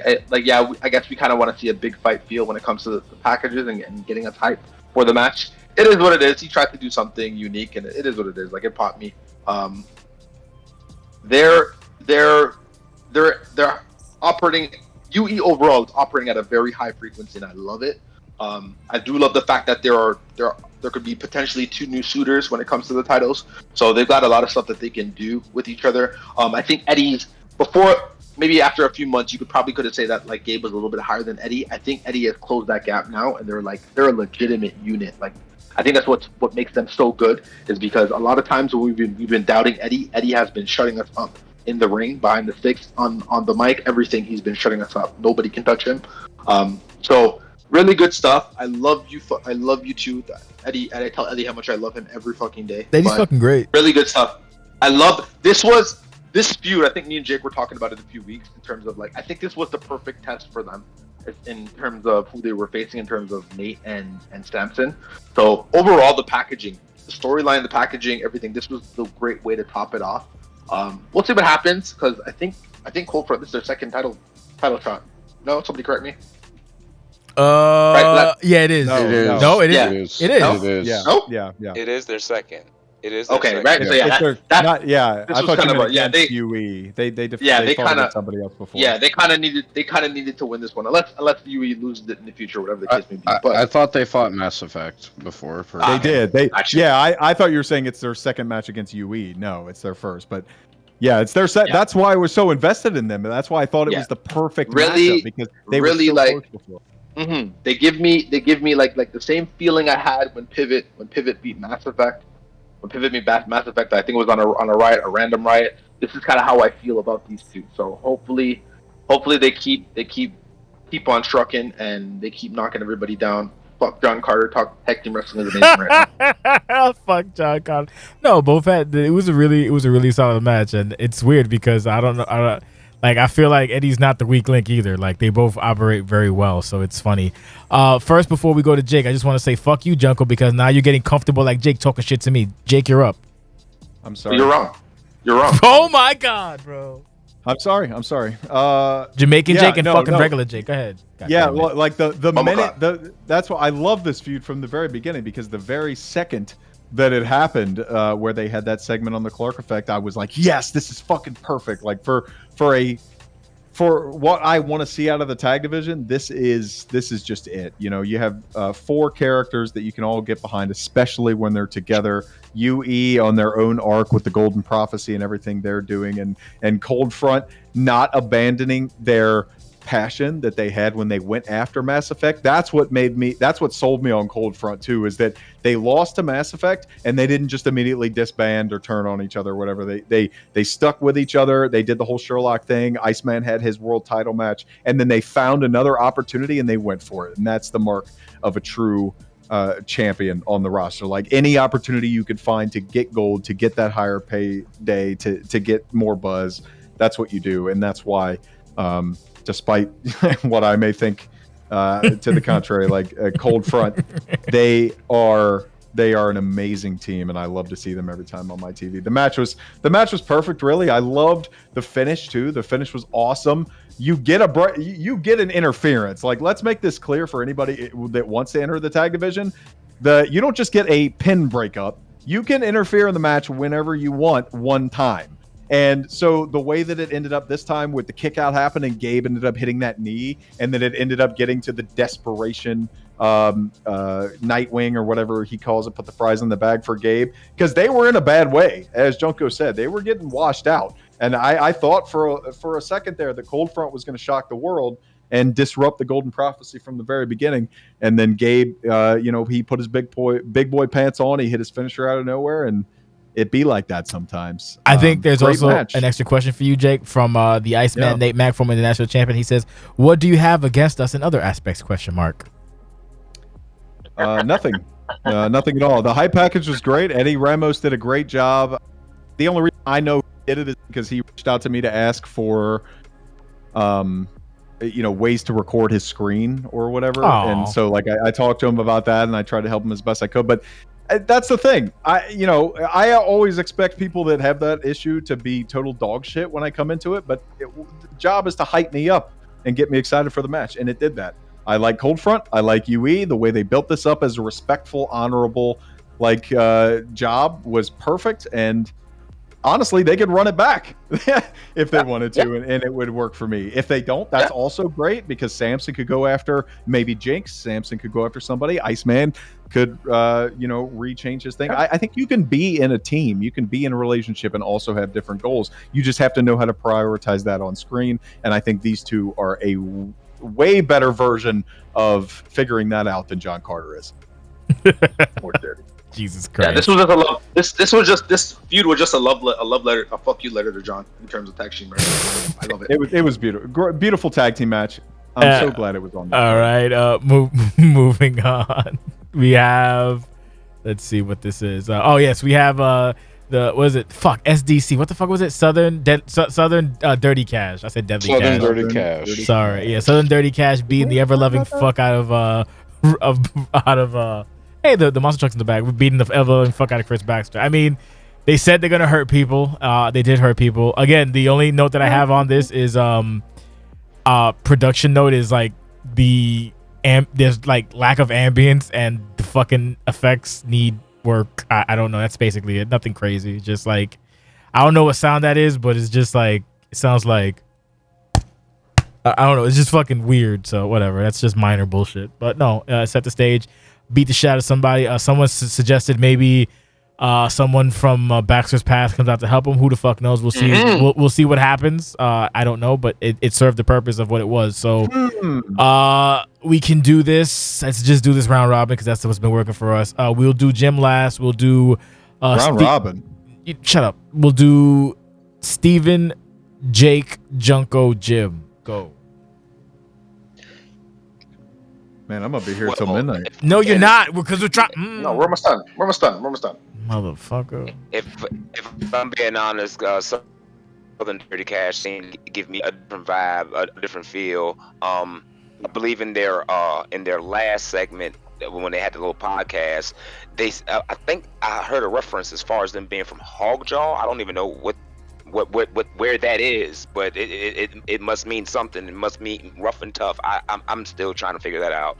But I will say that the segment just basically seemed to just send a message to let people know that, hey, you know, there's a new tag team on the rise, and they seem not to be playing any games. I don't know. You know what I mean? Fair enough. Yeah, but that's just my take. That's my. Okay. Yeah. Go for So yeah, the whole narrative of oh, well, why the fuck are they doing this? There's no build up to it or whatever. They debuted tonight. They had one package that they were going to show up here. We had the one thing that brought them in that said, "Oh, we're an ambiguous tag team and we're coming to break it down." And this was their explanation that they are now assholes. Is it disappointing that they're assholes in a sea of assholes? Yes. However, I'm glad Chris Baxter is here. Chris Baxter has reasonably always been somebody who can bring other people up. And any theories that other people are going to come save him, you know, I'll stay quiet on that. I mean, I'm watching the video, and I think we could have ended with the fucking Alabama slam on the back of his head. Again, let's not be so but that's a different criticism. No, it's minor. Why are these? No. Well, they said in the introduction, they said they're here to fucking cause problems, waste money for me, and make money. So that's modus operandi. Yeah, but so if the criticism is why are they doing this? Who said that? No one said that. That's no. Well, there was a couple things. Really? There was a couple things. Yeah, there was a couple things in chat. But I mean, it's reasonable to think that, but it's also reasonable to say, all right, well, bro, they just debuted. It's fine. And but if your criticism is why are they beating the shit out of him for like 3 minutes uninterrupted, that's a different thing, and you're gonna have to talk to Vincent Valmont about that. Yeah, that's basically my only criticism is that, not actually, because everything else makes sense. So I think it's Junko next, and then Jim. Yes, Jake. Yeah. Jake number 2. You ready? Go for it. That's crazy. Jake Yeah, because you just you both of you is fucking working my last nerve today. He's not worthy of that. Stop being wrong. Stop being wrong. Holy Stop shit, being dude. Yeah, He really is. He really is just fucking Jamaican. Yeah, talk to him, Canada. Bumbleclot. I like they bring something new, and then I remember it's funny because I pulled up the little promo when they were, and nobody knew what the fuck was going on when it came to the promo, right? I didn't expect this little Mark Haskins lookalike in terms of it. I thought I was expecting like the big black guy and like the overalls. I was expecting that. Like that didn't surprise me. But this is interesting. Like they seem very unique. I like the whole small guy, big guy aesthetic. I don't think we have that outside of like Bay, and their triplet. But so it's interesting. The fact that they attacked a Hall of Famer means that they're not playing no games, right? So hopefully Bax picks up the phone and calls his boy, who we won't talk about. And then automatically we have two contenders when it comes to the tag division. Tag team wrestling is amazing right now. There's no complaints. Great, I love it. Jim, you're up. I think the idea was just to, make a mark and start the story somewhere, right? So, here's the debut, and we'll see where it goes from there. Yes, indeedy. Feed the needy. Short and to the point. And what we also get too, right? If Bax decides to call his friend, right? We have a feud that doesn't involve the tag titles. Yeah, that was also a complaint. That was also a complaint too. So we don't need to placate these thin-dicked losers. Oh my god! Chats that are saying the tag team division. Can you fucking relax? Anyway, look at UE and Cold Front on its own. What else? Oddly enough, the docket for Summerside is looking very stacked, and that's not even including championships. So I have no idea what the fuck's gonna happen. That's annoying. Nights. I know you see the chat. I don't want to do 2 nights, bro. I know. I don't want to. You don't want to do either. Like, no, I don't. Fuck. But suffering from success. So much fun though. Fuck off. But we've done it before, and it was a fucking. It's a lot of work. This shit is crazy. It is. Oh, speaking of, we have Quartz walking out of Empress's locker room. I guess we can talk about that later. It's not my locker room. It's Empress's. Matter of fact, just so y'all can see on the Twitch screen. So it says Mrs. Sensation again. Look, Mrs. Sensation. One more time for y'all. Mrs. Sensation, not Mr. You fucking dopes. Anyway, we'll talk about that later. You can try and disconnect yourself from this all you want. Why don't you fuck off? Stop being so defensive, you fucking loser. I'm like you piece of shit. I can't say that on Twitch because they'll whatever. I don't know Moving on, we have the hype package, and we have, which it was very well done, the hype package for PD Wheatstraw and L Parker. I like the dichotomy of the fucking country runchy. I don't know, dude. I'm fucking tired. We got the country for PD, and then we got fucking disrespect your surroundings for El Parka. The stability of the OCW, which is hilarious, and I liked it. It was a solid match, man. It's basically Goliath versus David, if you will. Parker showing he's a consummate veteran, future Hall of Famer. PD trying his best. Whenever PD got the advantage, it showed, but then Parker was like, "Fuck that shit." My man blocked. He blocked 2 Tijuanas, 8-1, and then after that shit, Parker said, "Nah, bro, it's time for the Armageddon. We can't fuck around with this shit." Good match. Enjoyed it thoroughly. Got nothing bad to say. It was fun. So let's do fucking Jake number 2. Junkie first, then Jim, then Stevie, then actual Jake. Go for it. Don't call him that. Crazy. No, he is. He's annoying me like you are. So yes. I love you, man. I love you. Get out of my face. Just like I do. Yeah, the package again. Brian is just fucking amazing with these hype packages in terms of like his voice. I love that it was Parker who was talking. I love that it was PD who was talking. The whole monologue was really, really good in terms of PD looked really strong. This whole entire programming between the two. We'll talk about the match after that, but like again, his production has been just like he's right up there with Jake. He's right up there with Emp. He's just amazing in terms of especially just getting Parker and just showing you that Parker is a big fucking deal. If you decided to show a random person a video, and you show them El Parker. When I got here, I knew El Parker was a big deal, and I didn't even know he was a champion yet. Right? That's how good Brian is. Right? This is just to glaze Brian a little bit, whatever it be. Careful now. That's why. Yeah, I know. I have to be like poison. The match wise, I love the fact that PD from the jump said, I'm not playing with you. Like, understand that you can get punched in your face. I don't care who you are. Yeah. Right? Respected it. See it. PD's been very on brand about him. That was his very first promo. He's like, yeah, I don't care. Respect me, and I'll respect you, and we'll have barbecue sauce after, whatever the case may be. So that was really capitulated in this whole storyline. And you saw it in the match as well too. I love that he just speared the fuck out of him in the beginning. Parker's really good at making his opponents look good as well too. This match was kind of what I wanted from the Mark Reese match, but it's just that unfortunately just Parker shut him down really quickly. The best thing for me in terms of like the match and what I enjoyed was even though he did block the triple Tijuanas twice. Typically in kickboxing, when you block the arms, it's also like it's a double-edged sword. Your arm gets tired as well too. He blocks it twice, then gets hit with the one, and then goes back to the arms that have suffered damage. So I think that was like chef kiss. Good shit. Steve's next. Yes. Yeah, I believe so. Go for it. Next. Yes, I am. All right. All right. We can talk about the high package in the match. Do whatever makes you happy. High package. Okay, I'm gonna be honest with you. High package kind of made me somewhat nostalgic because I personally used to play football as well. So for him to bring that element into that package, you know, when presenting PD, you know, I thought that really meant something. Shout out to Parker on the high package though. You know, his is also, I also think his high packages are top tier. The match itself, you know, it seemed as if that Parker was ready. Parker did his. He seemed like he had him studied. PD seemed to. He just seemed to me he couldn't get off on the right foot like he wanted to. Like he was trying to get there.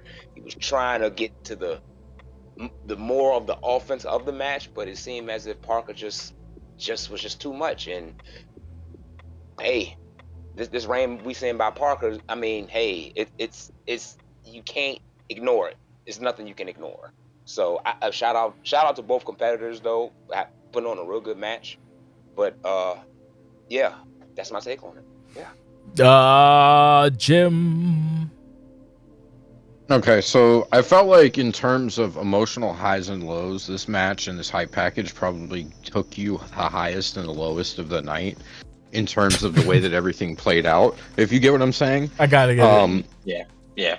So for me, that's like PD for his first world title match. Excellent job. in terms of what Dog did, and the whole entire thing. He was really competitive. I mean, there were points where you could have very much believed that he might win when he blocked the, Trouble in Tijuana twice. Much to Junko's point, the arms were worked on when you block, but Parka works on the arms too. I mean, he ended up winning by submission in the end, right? So the entire thing was he wore him down eventually. The big man, it's about impact shots, and the longer the match went, the more it's going to favor a smaller competitor with more stamina and more capabilities, technically, like Parka. So the match went too long. PD didn't capitalize, and here we were. Brian's excellent, beautiful voice. I mean, we try and get his voice on the show as much as possible. Bunker, I mean, hype packages, the whole 9 yards. Great work. Really enjoyed this. Solid by both of them. I think who's next? Is it? I guess it's me. It's you. Go for it. Yeah. Man, this was my match of the night in terms of the actual match. Everything that everybody said is super true. Like PD really proved that this spot was earned and proved that he deserved to be here. I loved that El Parka continued to play and stand on business the way that he is. That's kind of one of the genius aspects of how Brian operates with El Parka, is that he is unabashedly El Parka. We said it from the outset while we were doing commentary before we knew anything, that the arm was going to be an issue, and that if PD was not going to pay attention, he was going to get caught in the Armageddon. We mentioned the Armageddon multiple times. There's a huge difference between, as Jay and I talked about, locking in a submission immediately after you hit a finisher because you're a pussy, John Carter, or if you actually hit it can I speak on that? Finish. And if you actually hit it as a finisher, which Parka did, and as was pointed out before by Junko, was hit after multiple other attempts to try and put him down with the Trouble in Tijuana. Like, it told a beautiful story. Before you go, Jay, the hype package, beautifully done. I love the tonal change. Like, as a viewer, I love everybody's different style. If everybody did the same thing the way I did, or the way that other people did, it would be boring as fuck. Like, the bringing the babyface in and giving him this opportunity to tell his story, and then immediately jumping in and punching you in the gut and going, "Nah, motherfucker, I'm the man. I'm gonna kill you." Like, that's just how it's done. That's beautiful stuff. Hype me up for the match. I was uncertain the entire way through. Once the Armageddon was locked in, I obviously was not. Nobody has talked about it to this point, so I guess we're going to save it for after with the Max Edwards reveal. But go ahead, Jay, with what you wanted to say. That's oddly enough, yeah. So my thing is, if you didn't know, I'll let you know. I'm not big on sub fins, just because in my head I'm stuck in 2004, and even tonight I still feel like any sub win off rip is auto win. So go fuck yourself. That's my opinion. I could be wrong. Give a fuck. I run the place. However, what I'm seeing now in this season, I know maybe we'll talk about it later, but like in this season itself, like the general vibe is better all around. There's less fucking tutti frutti bitching and moaning on VP, which I enjoy, but. When it comes to the actual matches, like for example, Dragana hit 2 rocket kicks, got denied, and then went for a fucking sub. Sensical, yes. Parka, two TIJs got stuffed, one connected. 3. No, let me finish. 2. No, you're right. 2 got stuffed, 1 connected, which was kicked out of, and then went to Armageddon. Sensical, no issue whatsoever. That is what I like to see. You try your box standard stuff. It doesn't work, so you go into the bag and you pull out the fucking hat trick. That's fine. So I got no complaints about that. When it comes to Max Edwards, I'll say it again. I told Parker after the fact. Oh, I gotta share the screenshot. Yeah. I told you I would. Me and Jake did not know who the So I was upset. We were not certain. I was upset at first because like, who the fuck is this? And then I just stood quiet. And then Jake didn't say anything either. And then we had to like, who the fuck is who's this? And then like Jake's like, hold on, is that Max? I'm like, I think. And then we had to put side by side. Yeah, we had to do a side by side to confirm that yes, it was Max Edwards. And then we had to re-record it. So I found that to be funny. So we have Dark Max is back, I suppose. I guess. I don't know. But again, the fun part about pro wrestling is now we get to find out what happens. What's this deal with Max Edwards? I mean, rightfully, he is justified in fucking braining this guy with a chair. So we get to find out what the source is, and now he has a little edge to him, obviously, because he got somebody got a fucking haircut. So Yeah, I don't think we're getting the B list bad boy. I don't think so. We're just getting we're getting the fucking A-list ass we got kicker. somebody, we get somebody as different. we shouldn't. Yeah, no, it's an interesting it's interesting to see where that's gonna go, and that's what I was saying earlier in my little bullshit sit rep. Like I want people to fucking have fun. If it works, cool. If it doesn't, here's a couple notes. Fix it in the next time. It's not a fucking big deal. You don't gotta come here with your fucking a bug up your ass like it was last season or season prior or 14. Just fucking relax, have fun, enjoy yourself. Not fuck off. Anyway, moving on. We have more. We're doing a great time, by the way. Thank Christ. No, we're not. I mean, in general, with 35 fucking videos, yes, we are. We have the Hey, poll. big shout out to Max Edwards. I'm so happy to see him back. Oh, yeah. He's one of my favorite characters. I mean, I love Lulu, but Max is the first one. So the Paul Harris video, I like the Paul Harris recap video. My only concern is I felt like I don't think we needed the whole song. We could have just kind of got the beats and whatever. It may have overstayed his welcome, but again, it's just minor production bullshit. Like, whatever.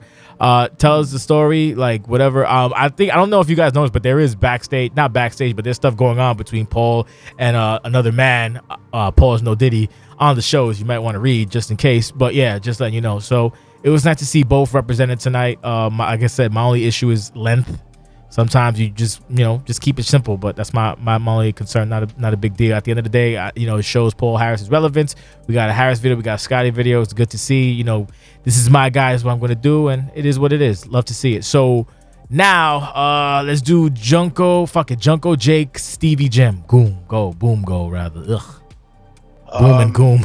Boom and Goom is crazy. Liam is another one who's really good in terms of production, in terms of like Paul looks like a really big deal, right? Like this kind of gives me the same vibe as when Lulu was coming back and he had that little package or whatever. Yes. I would love to see him address. I said it in the chat when it was going down. I would love to see him and Amar address whatever, because Amar did have qualms about him not calling him. So yes, I hope they don't throw that away.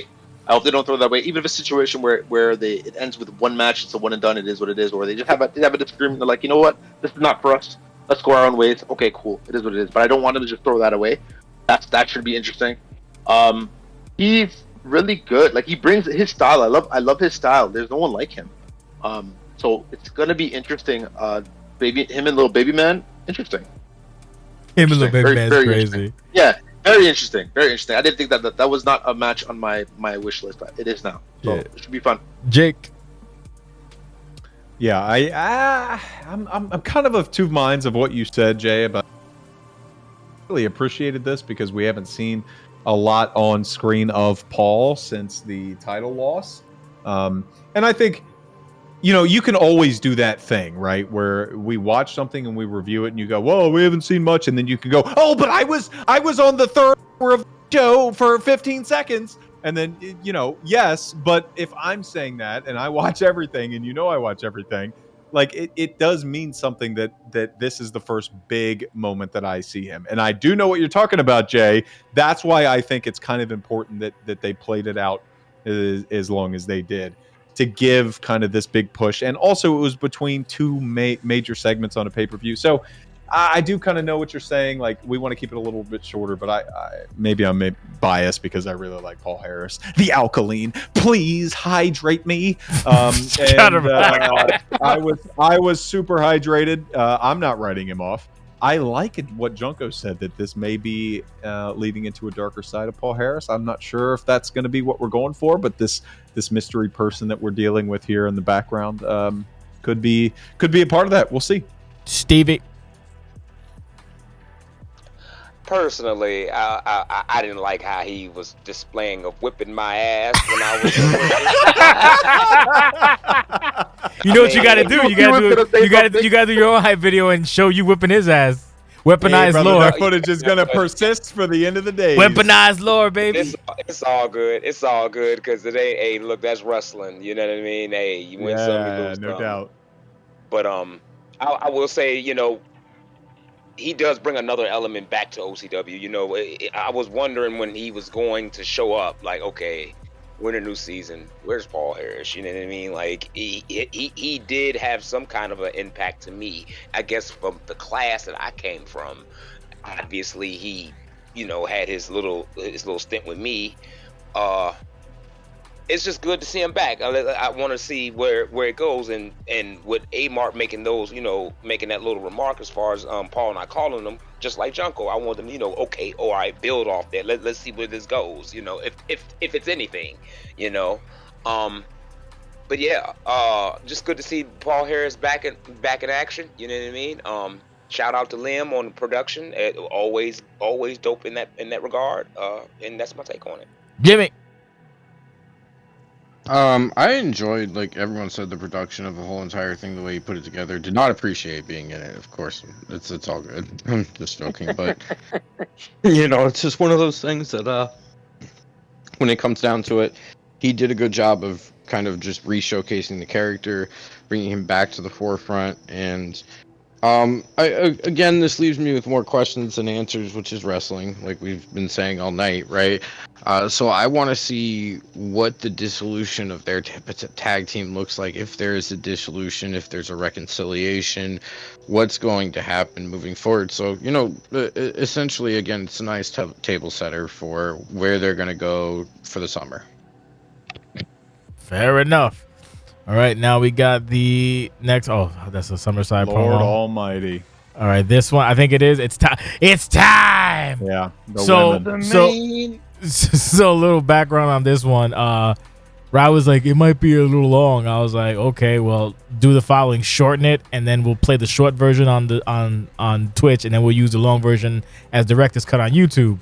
So the difference in size between the short and the long version was like 2 minutes and 20 seconds. I said, fuck it, run the whole thing. So yeah, no, it worked out. I enjoyed. I was entertained for all 12 minutes and whatever fucking seconds. This was fantabulous. I got nothing bad to say about it.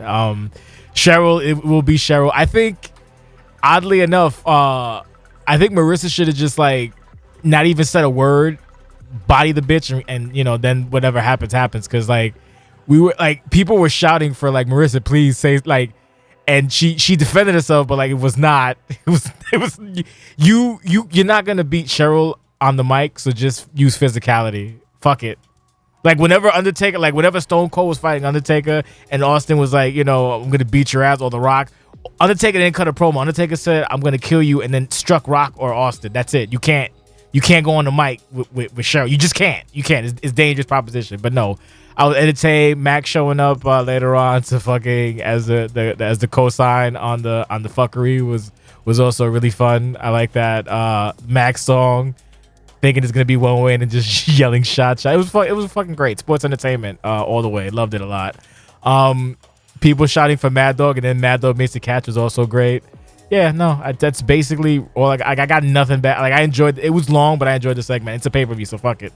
Have fun, knock yourself out. Sorry, it wasn't a match. If you were looking for a match, sorry, but no, it was great. When these two finally do collide, it should be excellent. We'll see what happens, especially with the future investment now. So Summerside is a given. So we'll see what happens post Summerside, or maybe even pre, or I don't fucking know. I'm excited. It's a good little rivalry. That being said, we will do Jim, then Stevie, then Jake, then Junko. Go. I mean, they had me rolling on the floor. Nate Mack is always a great promo. You put the two promos together. I mean, your recipe for great stuff. Honestly, Marissa got roasted. Nothing she said back even had a little bit of impact. Yeah. She got absolutely killed tonight.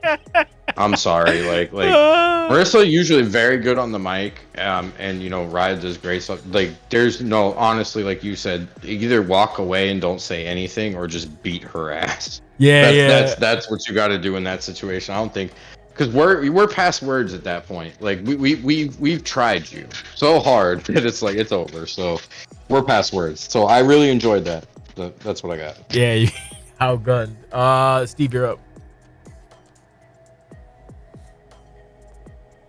Steven. Sorry about that. I was muted. Okay. Anyway, I'm with Bash. Yo, I know Marissa's got the body, the muscles, but when it comes to that mic work, yo, Miss Sticks got it. Hey, man, she got it. Hey, it is, man. I don't know. I mean, her wordplay is stupendous. You know what I mean? It is like I could just listen to her talk to roast somebody all day long because her wordplay is just so good. Her similes, her metaphors, my God, like I think it was one time she used a reference where I had to like, hold on, I had to think about it. You know what I mean? Like, but for all of them to come together and put on a really good segment like that, a confrontation, if you will, it was very entertaining. And that's my take on it. Marissa, you got to do better. You being the women's world champion, when it comes to that mic power, you got to show your mic power at least at a 80. Right there, honey. You might have been at a 60, 55. Generous. That's just my take on it. Just poking a little bit, but hey. It was good work. It was good production work on both ends. You can tell they collaborated. You can tell that they both had their hands, deeply into this. And I want to see where it goes next after this. You know what I mean? Because now it's got spicy. Before Jake, my favorite Cheryl Sticksism is the fact that she's gone from like the Vegas showgirl to like the reborn Christian woman. It's fucking. She stopped wearing a little Vegas hat. Now she's a good Christian. I can't. It's fucking amazing. She's still never mind. Yeah, shut up, Jake. You're up.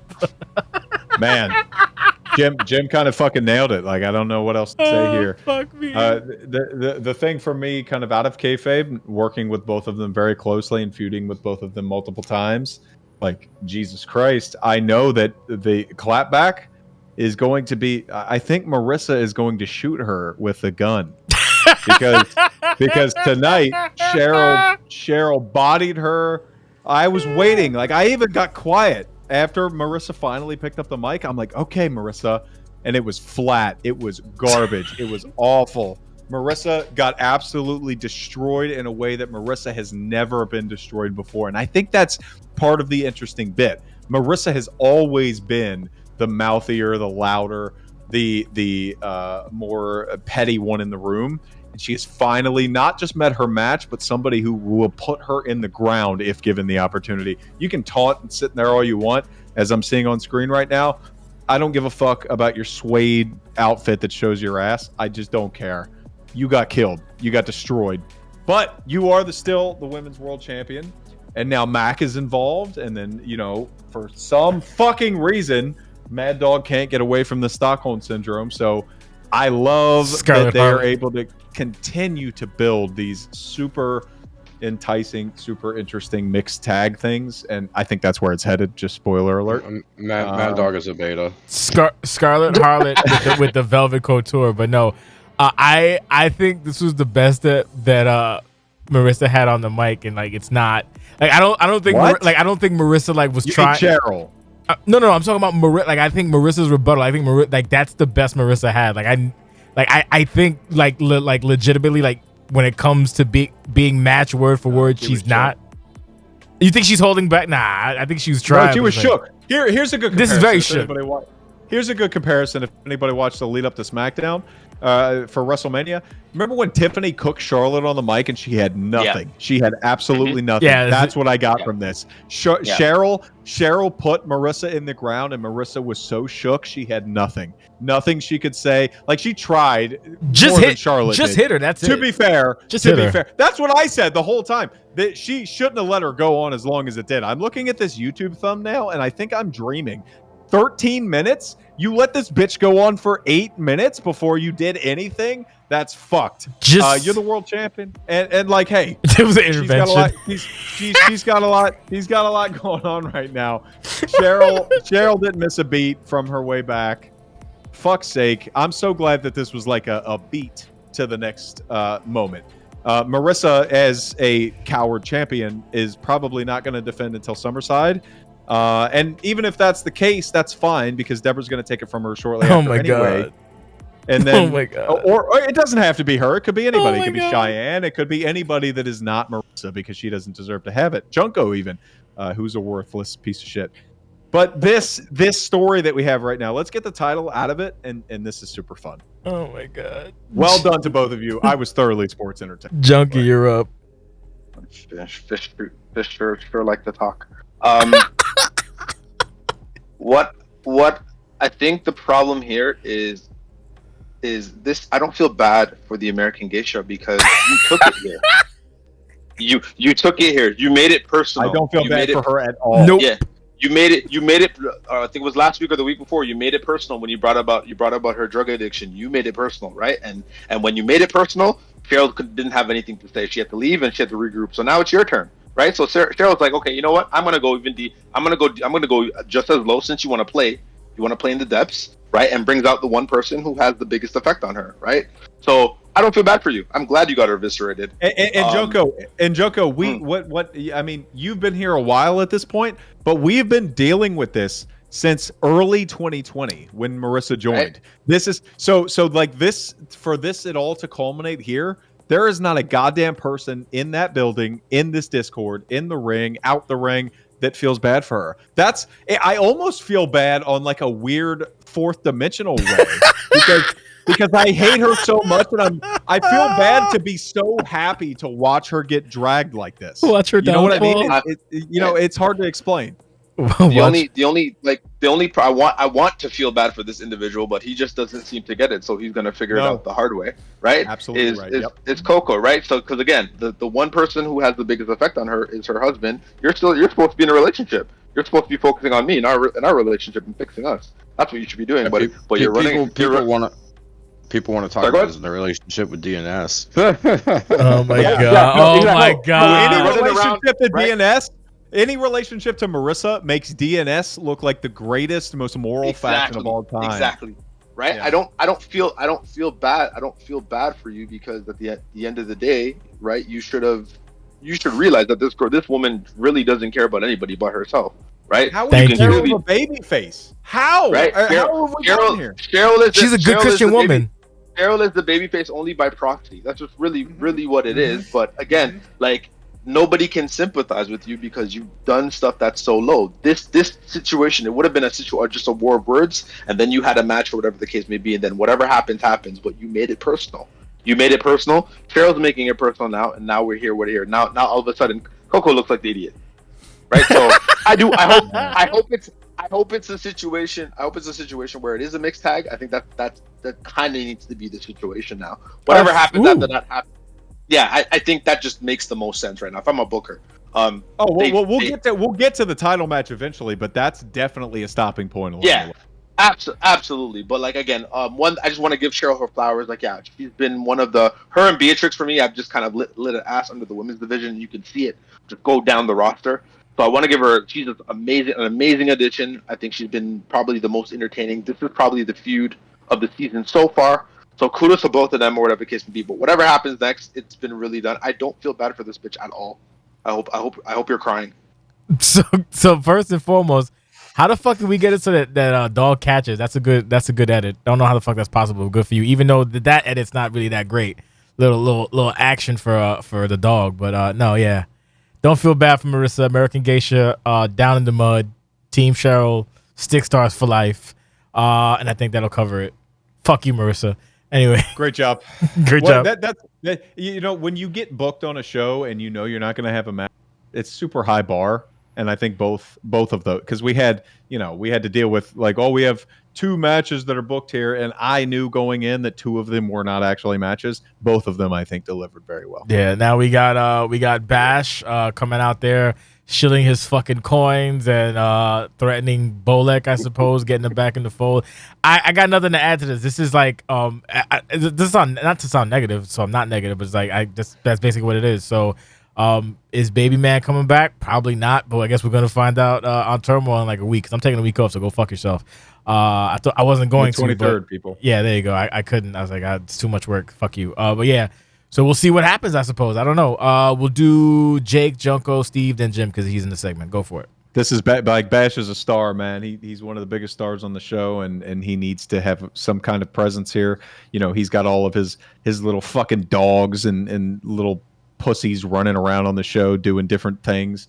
So obviously he has to come around and let the good people of Certified Greatness know what his plans are in the future. And I'm glad that his plans are to finalize things with the little baby man. And I think this will be a great opportunity for Bolek to solidify his rehabilitation in the best way that I could put it. I will never get down with DNS garbage then or in the past.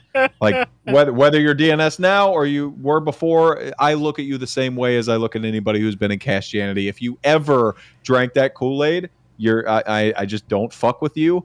But from a viewer standpoint, if Bolek, this is a great opportunity for Bolek and Bash to settle this, and those two are kind of the main characters in the conflict right now, with Jinx being, going on his championship run, and Samson being in cold front and everything. So you don't fuck with anybody who's ever been in Christianity or DNS? No.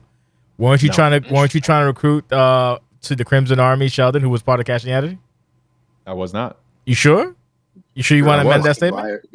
When does that happen? Liar. Okay, it's fine if you don't want. If you want to lie, it's fine. Are you talking about Discord? Junkie, you're up. Yeah, you are. That's right. Checkmate, bitch. Catch me when I call myself a frog on TV. I told you this from the beginning. You fucking.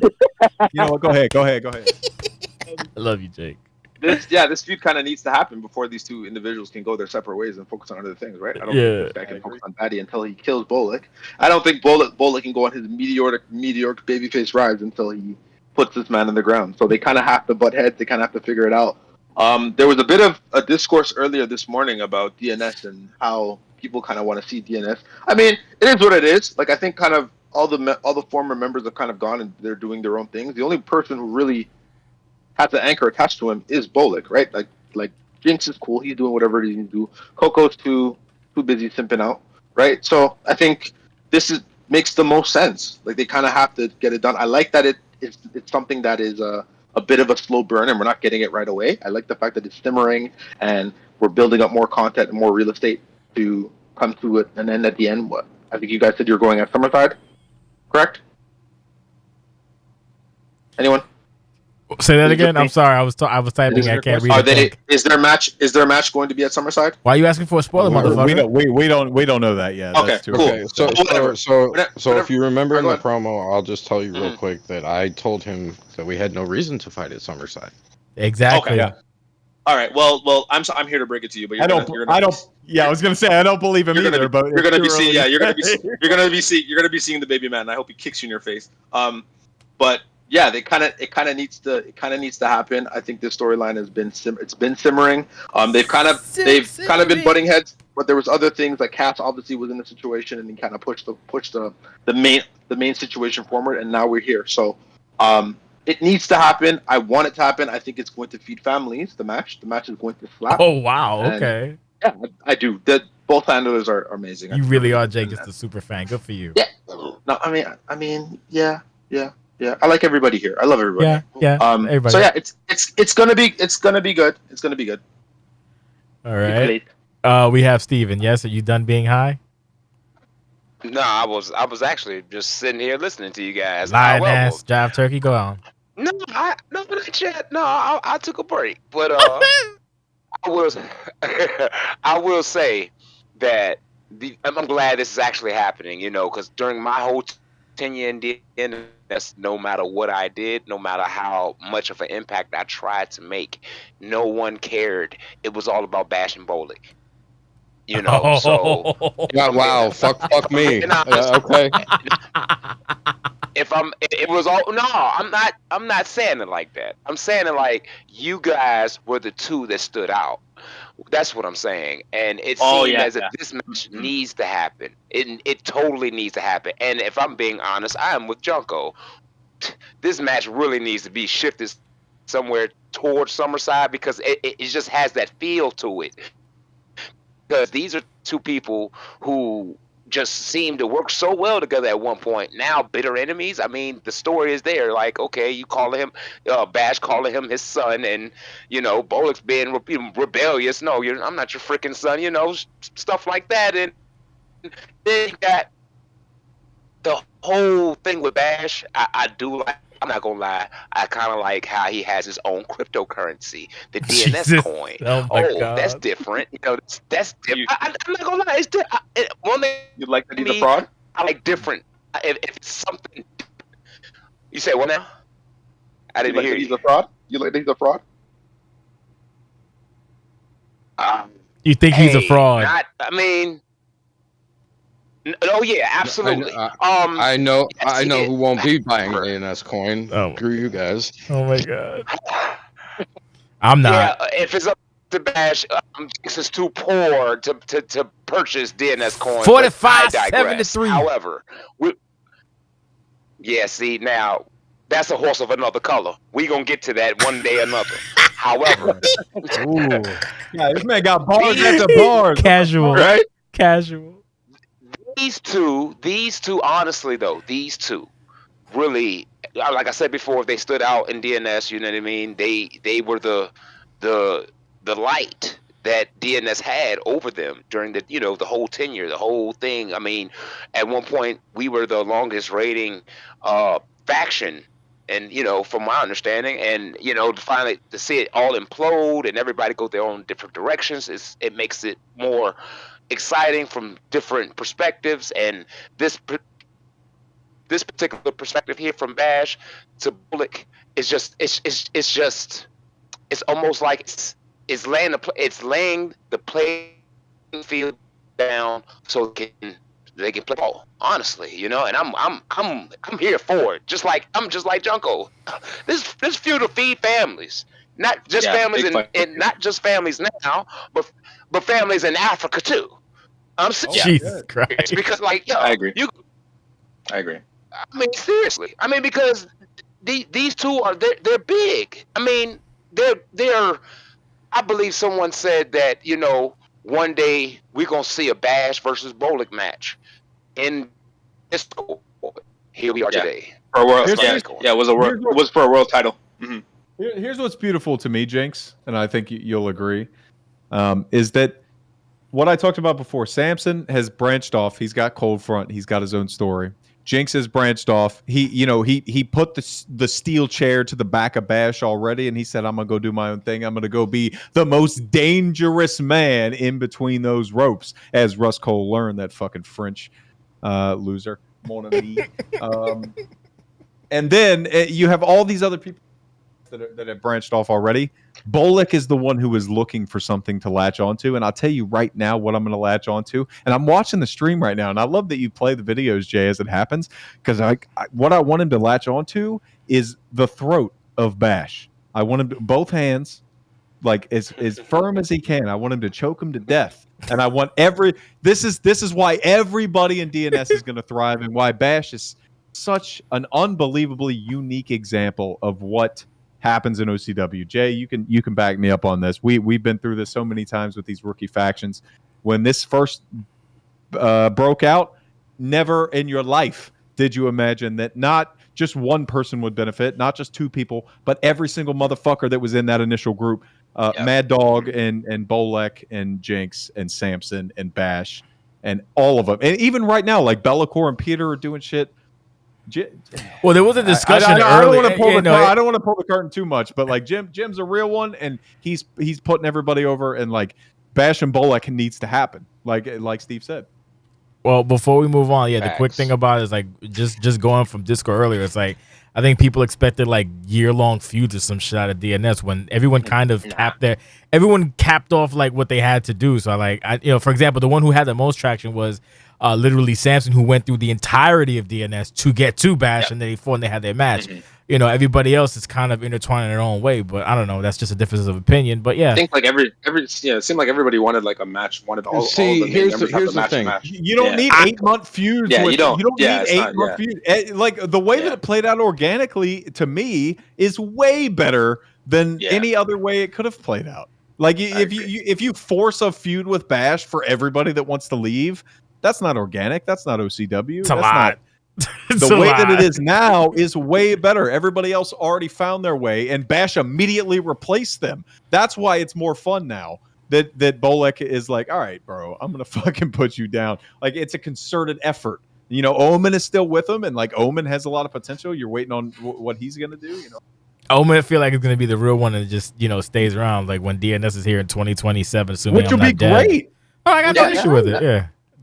Anyway, moving along on a brisk pace, we have a commercial, another commercial. Fuck you, it's brisk. We're almost done. We have the men's future investment. We're 3 minutes over the segments. It was 9:01, Junko. 9:01. We're 3 minutes over. We went over Our initial guess was that the 901 didn't mean the Memphis River. It meant when the post-show pod was going to end. We're still fucking here. God damn it. Men's future investment. Other than the video being low, nice little recap of the thing. Beaver, what do you do? Turn your shit up. Yeah. Match itself. And Joe did it. Put him up. Put him over. By the way. Oh no, great job by Joe. Other than the sound, he just he covered everybody. Everybody got to look strong, even though Quartz got titty kicked twice, which was weird to me. But that was a production bullshit. Joe made it. So. Yeah, I could use less HUD, so whatever. God, go over, brother. Everybody's entrance was cool. The match, I enjoyed this match more than the women's, just because the ladder was used earlier, and it provided some much needed I guess urgency, if you will.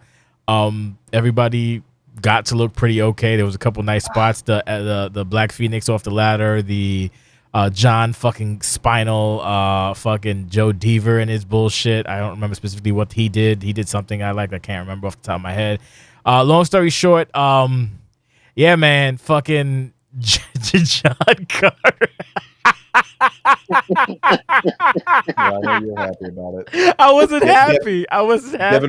Given what happened in the main event, I was saying this for weeks. I was not happy. I was just like, wouldn't it be funny if Ashley and John both won, and then they both did, and it's like, lol, John wins, the wrestling man.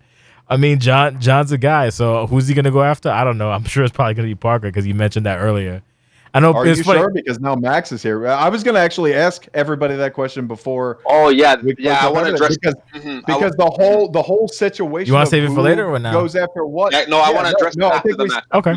After we talk about everything, because with all like Max and Deborah and there's so much going on right now. We need to address that in its own. Sure, I'll give it the old college try, but yeah, no, John winning was I mean, it was possible, 25% chance. Like, ideally, it would have been Quartz. That would have been beautiful. That would have been nice. I would have liked that. Yeah, but you can't.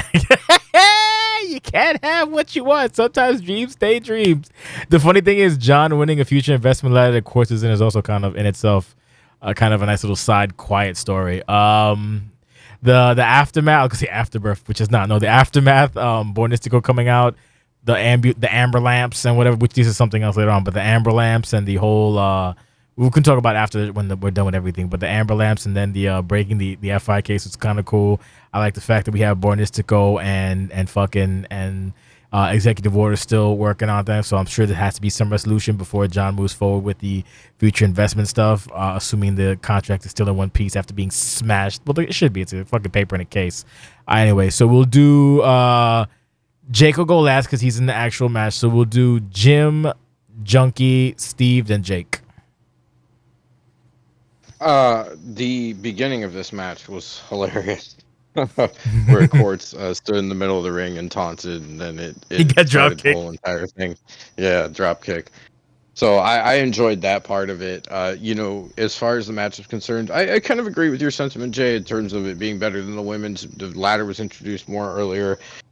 I think people tried to win early, but it was one of those things where these guys were really on top of it, and it made for a very entertaining match. The thing I think you always worry about with ladder matches is them droning on. And I don't think either one of them did in this case, to be honest with you. I think they really were very succinct and they worked well, and I think the element maybe of just being 4 people instead of 6, because with 6 there was a lot more of like a chance that someone was going to be in there and knock over a ladder, too many people moving around, the game is clunky. You know how that works, like you randomly knock over a table or a ladder or whatever it is. And so I think that made everything flow better. John winning the match is very interesting. Pairing him as a 2-time winner with Ashley. It's a unique accomplishment within OCW that only the 2 of them can say that they've done, and it's funny that they literally did it in the same night. Yeah, I mean, like how can you can't write? I mean, that's written stuff normally. Like, you know what I mean? So when stuff like that happens naturally, it's all the more kind of satisfying as well. So congratulations to him. I'd like to see. Look, he's stated in the chat before that he's going to go after El Parca. So. And whether that changes or not now, I mean, that's up to him. But that's my expectation at this point. We'll see how he resolves the executive order stuff with, Bourne and Mystico, and gets all of that out of the way before Summerside. and can focus on whichever champion he decides, which more than likely be El Parka. Junkie. Yeah, I agree. This was better. This was better than the women's match in terms of like in between the ropes. I think there was a lot of cool spots. I love the fact that John was not being a wrestling man and jumping off the ladder as much as he could. Devin was getting this stuff in whatever it could fit in. Quartz's presentation as Mr. Sinister was so funny to me. I don't know why, it just popped me. Really, really hilarious. Do you not know why? Okay. I thought of all the people that were here, you pick up on, but I'll talk. I'm sorry. I might be missing something. I know the character very well, but no, yeah, it has nothing to do with the character. Yeah. Okay, never mind. Deaver coming down as fucking Celestial Starlight from the boys. No, Superman, bro. Yeah, he said Superman, but me and Jamie were like, no, you're Starlight. Sorry. I didn't even consider Starlight until you. I thought he was. I thought me and Jay were saying in the chat. I thought he was gonna come out as like a golden cop, like a golden uniform. I would have lost my shit. He has more sense than that. Yeah, I would have lost my shit.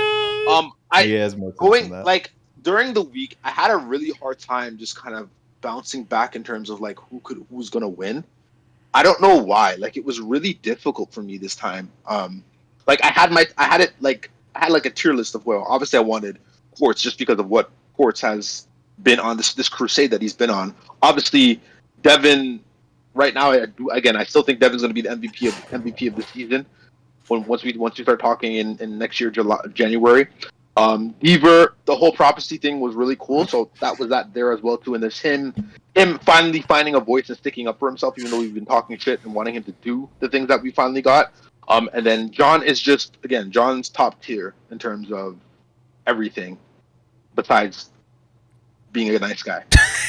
Besides being it pisses me off. This is what I was talking about a few days ago, right? Where I was asking him, like, yo, what are you doing? Because to me, it seems like you are a tag team wrestler. But then you go and you win things like this, and you're back in the title picture. So for me, I have the same issues that Parker has, where it's just like, yo, Parker has propped you up the same way he's propped PD up, the same way he's propped up Nate. You're a main event guy. This is me talking to John Carter. You're a main event guy. You're ready for prime time. Let's not throw that away. So whatever it is you decide to do, me, Max, and Jake are kind of going back and forth in the chat in terms of what decisions you make. But like whatever you do, it's main event time now. Why is it cool for Nate? Why is it cool for Nate Mac to do it and not for John to do it? What do you mean? Literally, Nate Mac just had a tag team title match. I mean, he just had a world title match. John prides himself on being a tag team wrestler. Nate doesn't. There's definitely big differences there. Yeah, I don't think there's necessarily a comparison between the two. The only difference is that outside of what the Wolves were way before Junko's time. The only thing that he's been really doing tag team wise is with Samson, and they still had their own stuff that they were doing. When Cold Front was created, Samson was still dealing with the DNS, and Nate was still dealing with Parka and Marissa. That's the big difference. John seems like he's interested in tag team wrestling. So for me, the fact that you won tonight lets me know that, hey, like just like Dev and just like Jack Mo said, you need to make a choice, and this is the choice that you need to make. That's just my opinion. But I'll pass the mic. Steven.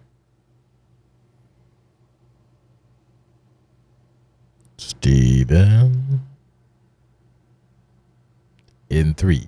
I'm sorry, I had some technical difficulties. It's okay. I'm sorry. My bad. You Okay. got it.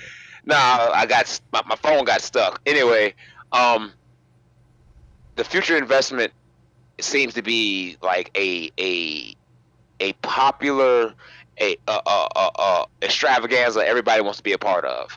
And if I'm being honest, you pick 4 people, these 4 guys put on an awesome match. It really, I mean, we all at the edge of our seat. We didn't know who was going to win. The hype package was dope. It was real entertaining as well. But I got to go back to the match because the match just seemed to me, it had me on the edge of my seat. Like, you know, like we don't know who. You really didn't know who was going to win. Yeah, I had Flash as one of my picks, and I had Schoolboy Q as one of my picks as well. Unfortunately, However, we saw who won. It was John Carter. He made history, and I also want to say this. I'm glad to be a part of OCW during the time that it was a first time in history thing, but in one night. With first Ashley Moore being a 2-time FI winner, now we got John Carter, 2-time FI winner. And this happens. I guess never. So this was the first time in history. So it made it more than what it is to me. I feel like now, like with John winning the FI briefcase, what is he gonna do? See, I wasn't around when he won it the first time. I want to see what he does this time. Is he gonna come after Parker? He's gonna fail. Is he gonna come after him? He's gonna fail miserably. Hey, I guess we'll see. You know what I mean? Is he gonna fall flat on his face? Because at the beginning during the match, it was a spot that he got on top of the ladder, and I'm like, John, what the fuck are you doing? And Flash was in the ring with a ladder, and he was going up the ladder like, okay, trying to get everybody else is lollygagging and BS, and I'm like, oh, what the hell? It's gonna be just this easy. So I think he was just looking for a spot or something. I don't know, but ultimately the man won the match. It was, like I said, it was a fun match to watch. Hey, I'd watch it again. That's my take on it. Oh my god! And I think Jake, you're up. Yeah, the hype package. Big shout out to Joe. Anytime I'm involved in anybody and somebody else takes the initiative to say I'm gonna make the hype package, because there was no question. Most of the time I'll go in and because I like making videos, so most of the time I'll go in and I'll do it. But Joe was like, "No, I'll do it," and I went, "Oh shit, all right, I hear you." And then just like he did the same thing when we feuded before, and in the fucking, back when the original titty kick happened, like he made that hype package for the believers. So, and I was happy. I was proud of that too. And he did a great job here. I'll take the opportunity to say now, just because I'm looking at the YouTube feed, Jay, man, great job on the thumbnails. Everything looks fucking so clean and crisp the whole way through. I know it was a ball ache for you to do, and you really didn't need to do it. It would still be a great show, but like just to scroll through it, it looks so nice. So that's the idea. Shout out to you. Well, shout out to any hype video ones are Empa. That's the one I had her do. But yeah, she did the. Shit! Well, she did the. Shout out to her. Not she you. did the. Fuck you. She did the the thumb. She did the intro thumbnail, the hype thumbnail, the podcast thumbnails. Yeah. That's why Quartz doesn't look anything like himself, because she ran it through a fucking AI filter. Gotta get that quick thing going. Yeah, but it looks better than Quartz, if you ask me. But they all look good. It's fine. It's nice to scroll through. But the video worked well. We're gold on the ceiling, and then I personally, my style isn't to just play a song and then play 13 seconds of footage over it, but that's the thing. I like seeing everybody's different styles. We've talked about it ad nauseum. So great job, Joe. Appreciate you. I didn't have to do it, and to me, that's worth its weight in gold. We get to the match itself, and so I'll say before. Junko, we had it was like one of those 3 a.m. viewing parties after a show. Okay. You know what I'm talking about, when everybody just I remember now. Yeah, I remember now. So Jay yells at me and he's like, "What are you gonna like if you?" I think it was after the show that I won at not won, but beat up Gonzalo and Jackson. This was even before the Steven Jackson match, and so Jay's like, "Oh, what are you gonna wear?" He's like, "Oh, I just DM'd you what you should wear." And he sent me the Mr. Sinister stuff. And I vocally in the party with 10 of us, I was like, "That's fucking stupid. You're an idiot. I'm not a fat DC nerd. I'm not going to dress up as a superhero."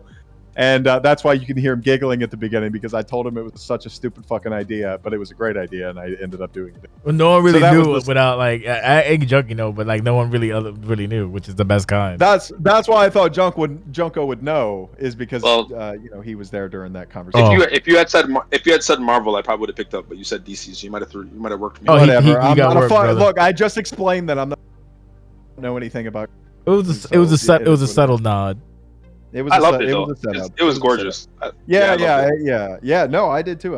I looked up the quote and everything and tried to put. Oh, Mark, that was your little uh, the extra bit is like, oh, who's the, someone's like, oh, I know who that is. Like, no, if you didn't, like, it was like, oh, he's Johnny Castiglione. I was like, yeah, bitches. No. Yeah. The Mr. Sinister quote was real, and I mean, it's pretty convenient that 2K has a Mr. Sinister cape like 1-to-1 Yeah. in the game. Yeah. Like, it's already there. That was more reason than anything. Fuck you.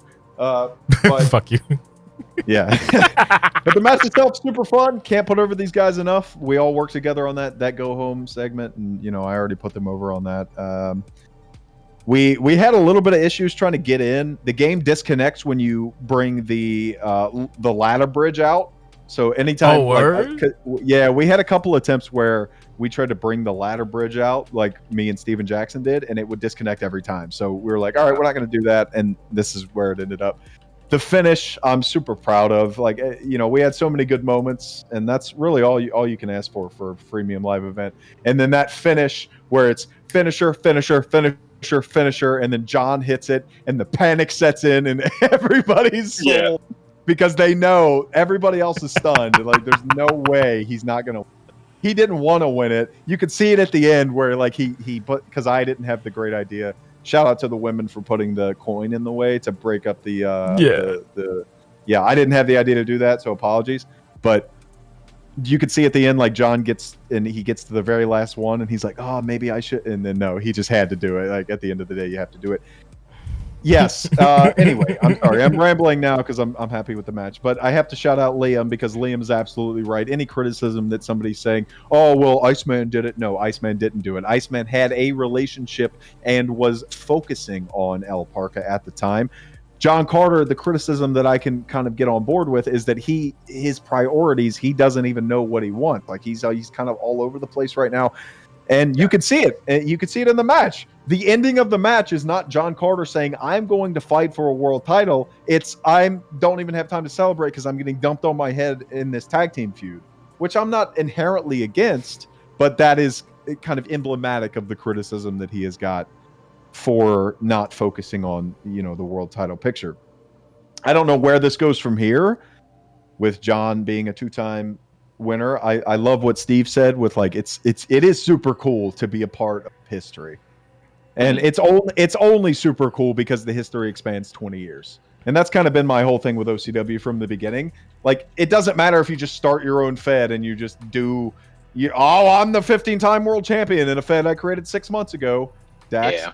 But when you're, but when you're a part of something that has existed since you were 6 years old and you didn't even know it existed, and Jay has put thousands and thousands of dollars into it, like, it's pretty cool. It's pretty fucking cool. So the finish was cool. The match was cool. Everybody, I think, had a good showing. I don't really know anything about comics or Starlight or anything, but I just know Joe Deaver sucks, so I'm glad he didn't win. Devin's going to be fine. No, he's not. No, he's not. Well, he's not. We'll talk about that later. But speaking of Devin, I've talked for too long, but the mission expands far beyond the future investment briefcase. I thought it ended with the future investment briefcase, but the main event changed all of that, obviously. So speaking, which we can touch on before we bounce. Speaking of a fucking thing, yeah. So, just so everyone knows, Devin could have stopped John, but he doesn't know how to, like, control himself, so he fucked it up. So good job, Devin. No, that's super tough. If you look back, it's very, very tight. Like, if he does the thing. If his targeting was on point, he would have had him, but it's so close. He just, like, dove forward, like, trying to grab air. It was great. Yeah. That popped me huge. Dummy. We all yelled at him. Don't worry. Yeah. Fucking idiot. No, I'm just kidding. Idiot. Moron. Stupid. He really is the next Nate. Yeah. Fuck you. Yeah. So there's a busted thing. There's an EMS thing in the front, and we gotta fucking do something about that. So there's a technical difficulties. Okay. Now we have C Note and Janae, which was fun. Yeah. Like, I like what they're doing. So now we don't know who attacked what's his face, Doggy Dog. Marissa obviously was not around. Go figure, right? It's probably doing something selfish because he's a very selfish person. So I don't know who did it, but I do know that they're Urban because they're wearing fucking gloves and Tim. So I guess we're gonna find out who whooped Mad Dog's ass down the line. I don't know. Any thoughts on this? Let's we're almost close to the end. So anybody have any thoughts on this section at all? Matter of fact, fuck it.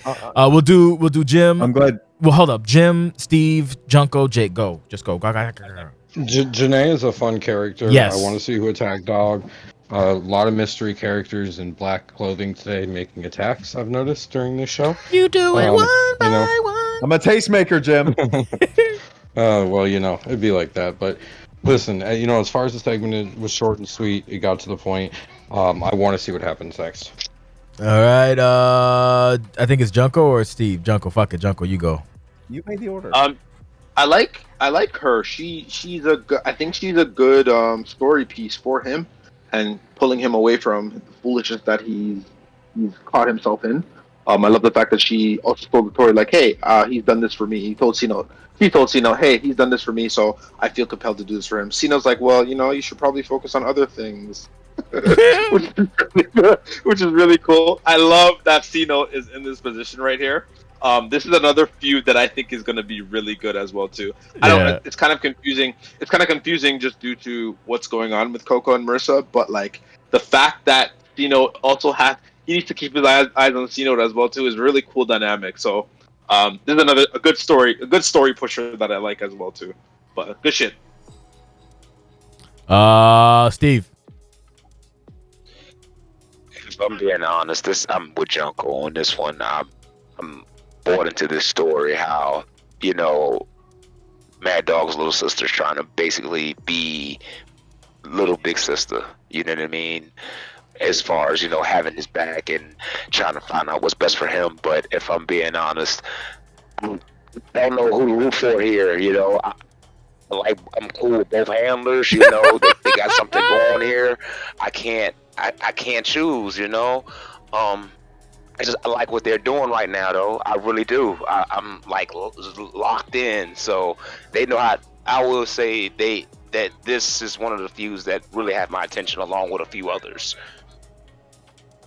Fair enough. I think is did we do in terms of I didn't get to in terms of what a shitty fucking comment. In terms of matches that were not on this show, this is my most interesting feud. Cino, I can't even say feud because I'm just so encapsulated by all of it with Janae and with it's very difficult not only to be a sympathetic babyface in the modern landscape, but to be like a conflicted thing. Like I can see both of them and see both of them in one way or the other. It's kind of like a tragedy in that way, and it makes me think. It's interesting, and I need to see them fight, and I need to see one of them go one way or the other. Especially Mad Dog, please dump that dumb bitch on her head. Pile driver, killer. Not Janae, Marissa, obviously. Yeah. So I guess we got more intrigue in the Cino dog story.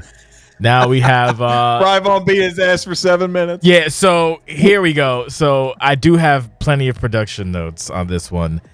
I don't hate the premise of this at all because it is a big deal for for Devin to get a bit of comeuppance, but I feel we got into Valmont territory.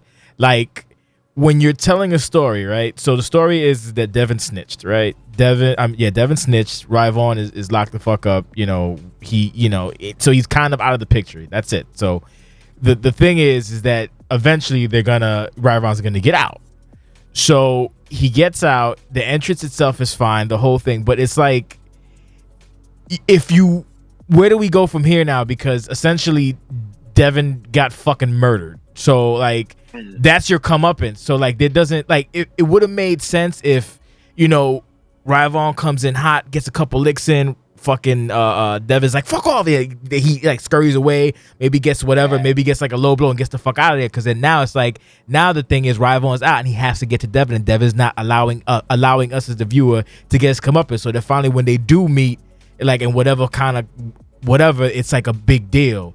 He just died. So like, where the fuck do we go from here? So now Devin's like, well, I'm gonna get you back. Like, okay, like all of the stake has been taken out already, kind of early.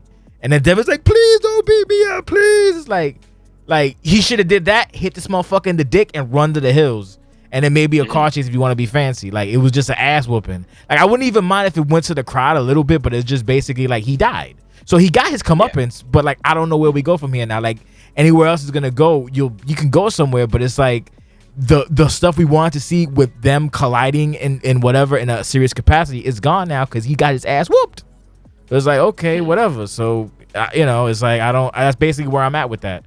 Like I don't mind it, but it's just like now I got nothing really looking forward to because now like what we're gonna have, Devin comes back maybe a week later and does the same shit to him, and I mean we just I don't know spinning our wheels I guess, but that's basically it. Don't spend your time making too many assumptions. I know, but it's like you can defeat yourself. Like I don't know. Like oh fuck man. Like we're okay.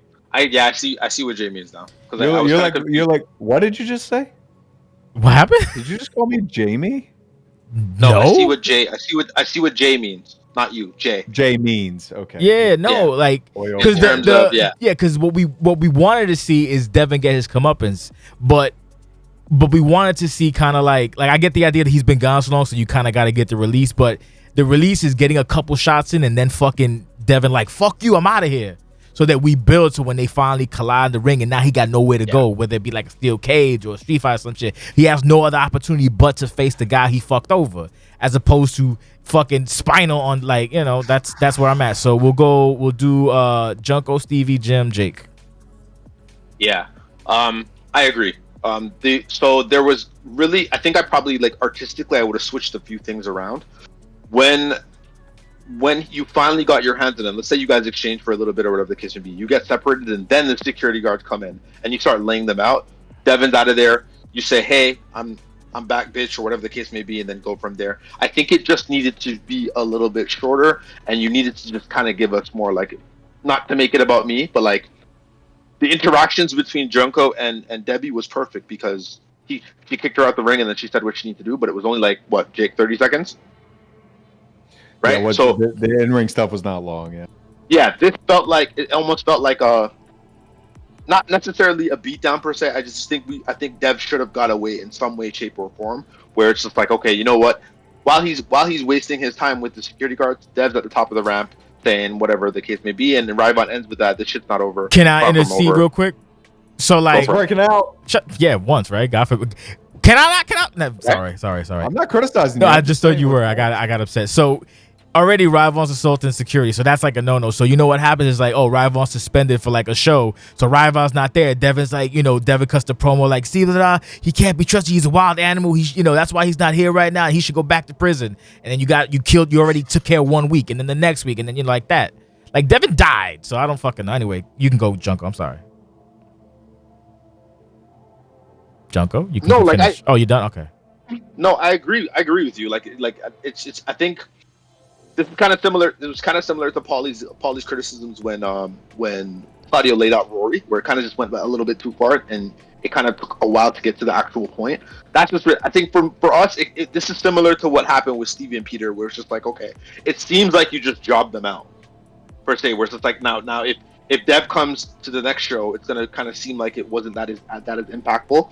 I like the fact that the security cards were there. That's a big no-no, but the security cards were really the only ones that could stop you from getting your hands on this man. And then we have at least we have our what's it called? What's the word I'm using for? What's the terminology? Somebody help. English is not my first language. What are you saying? When you kind of when cliffhanger. We have our cliffhanger. Yeah, you now, go. There right? you go. So, yeah, we have our cliffhanger and whatever. But the fact that you put your foot on him and things of that nature is you won. You know what I mean? Yeah, it's kind of it's a finale. The thing is, all right. So here's the other thing. So if the object is to just the finale and get your lick back, then this is fine. But if there's supposed to be a feud afterwards, then it's not great. Like to quote Bolek. Unless Dev, we don't see Dev for a few weeks, and then Dev comes back, and then he's it's far from. Probably gonna have to fucking go ahead. Brother gonna have to sell. Yeah, if we see him the next show, it's gonna be problematic. It's gonna be an issue. We will. Yeah, I thought from the minute that. That's where you got to go. Is it Steve? But or Jim? I'm not shitting on anything. I'm glad the snitch got his stitches. No, of course, but depending on what you want to do. Everybody was happy in the moment. Yeah. It's only when you think back on it and watch it again that you start to nitpick. But in the moment, everybody was happy to watch Devin get his ass whooped. couple slaps, run away, fucking whatever. Who's that? Nah, Is it Stevie or Jim? I'll just go. You go. Okay, so basically, I hear what y'all saying now. You know, kind of like reference to the same segment that I had when I had Peter or whatnot. I guess it's okay.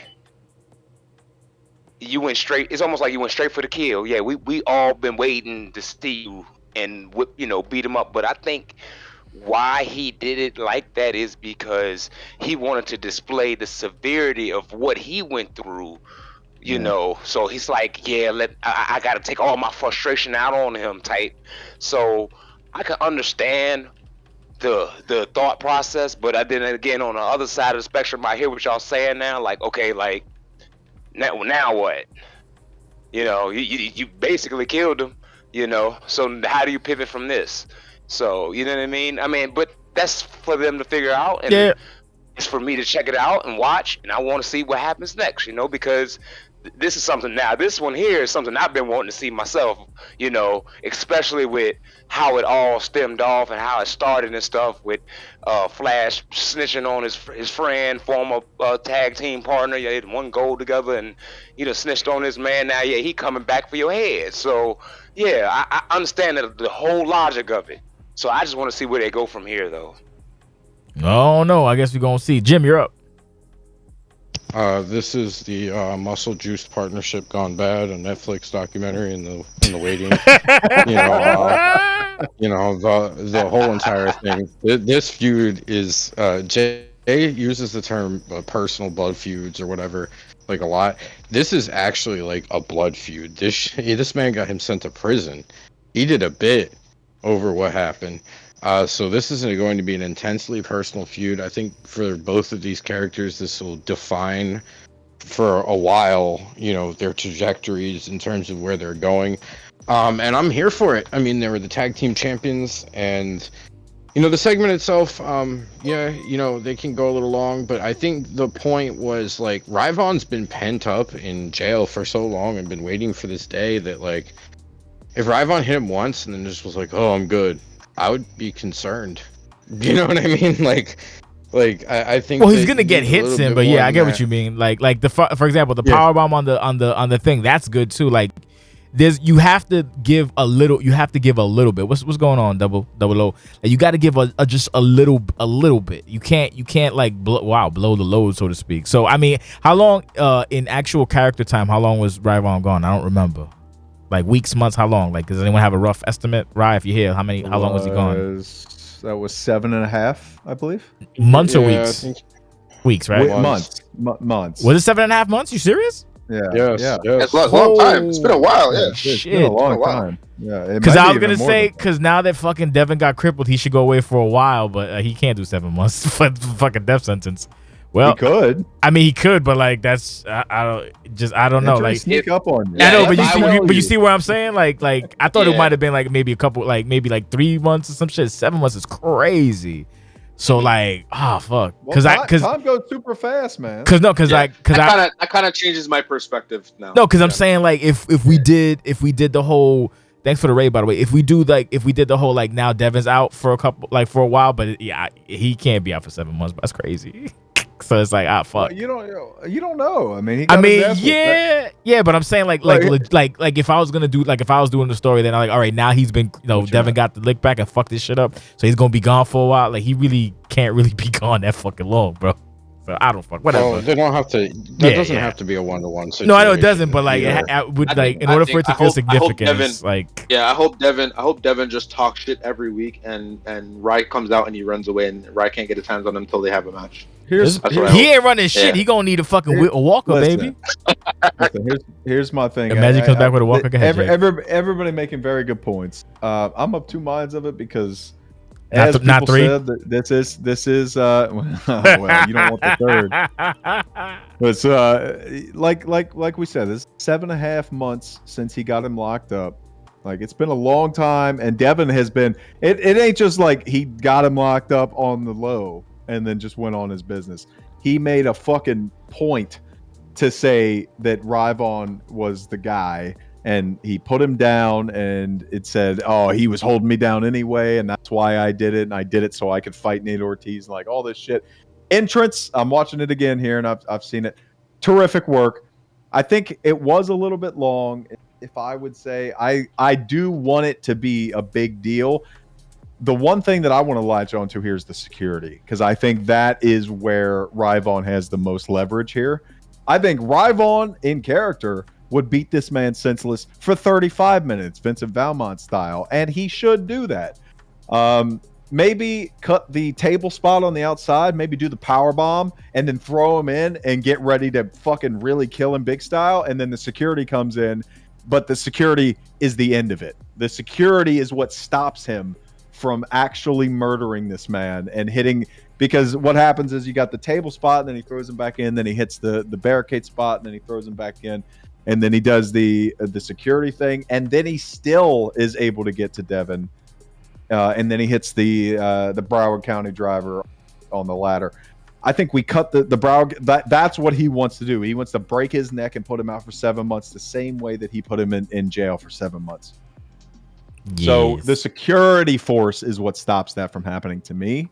Security, like he can still beat him up, but then by the time he beats them up, Devin is long gone, and then we can get that, like, you tried to kill me. Like Devin could be like, all I did was follow the law. I am a citizen. You tried to kill me. You son of a bitch. What kind of monster are you? Even if it's a finality situation, he kills the security guards, he drops them on his head. I'm not even mad at that. Even if this is the end and we never get a match, or at least not never, but we don't get a match right away and these guys break out on their own singles careers, I don't think that's the worst thing ever for somebody to go on a crazy beatdown. But that's why I'm saying, like, we kind of have to see where. Yeah, we'll see where it goes. Because what we're looking at right now is this is the end. Like, he's got it. Like you said, Jay, this is it. He beat his ass from pillar to post. I think Devin will be gone for a while. Just based on the way that it was all set up and how I know Rye. Maybe not. Maybe not. I guess we'll see. We got some stars here, man. This is good stuff. Either way, we shall see. So speaking of beating down, and speaking of fines, fucking Rye's getting one, and this fucking goofy lady's getting one too. Goozling security. Junko's owed a mild fine. Yeah. Everyone's cursing on the show, but I let it go. Yeah, you get fined. You supposed to be. I'm surprised you didn't get a thing in the mail. You didn't forget you not get fined. You goozled the production person. What the fuck wrong with you? I was just checking his chin. Man. This guy and fucking Cheyenne's goozling Trey Golden's like cousins. So what the fuck? Like the goozle? Yeah, no. Yeah, it looks like Trey Golden's cousin. Yeah. Look at Trey Silver. There's a lot of problems with production, and people just don't know how to like use their words, so they're assaulting production staff. That's crazy, bro. First it was security staff like years ago. Now it's production staff. Like these people, like this is a hostile work environment. I'm gonna get sued. But no, this is nice to see the building. So we're gonna have like a very Cassidy Hayes-esque a game feud, I suppose. Like remember Cassidy and AC used to play video games. I think Cass and Gabe did it too at one point. Yeah. So yeah, this was fun building on the Serena fucking it's Serena, right? Fuck, I hope it is. It's Serena Cheyenne. Yeah, Serena. It is. Yeah, it just I don't remember I remember Cheyenne being scrappy. I remember her being this much of an asshole. To be honest with you, what are you saying? I don't remember her being this much of an asshole. I'll let you. I'll wait till it's my turn. Let's wait till it's my turn. So we'll do Jim, Steve, Jake, Junko. It's like shocking. So why everyone shocked like that? The segment was fun.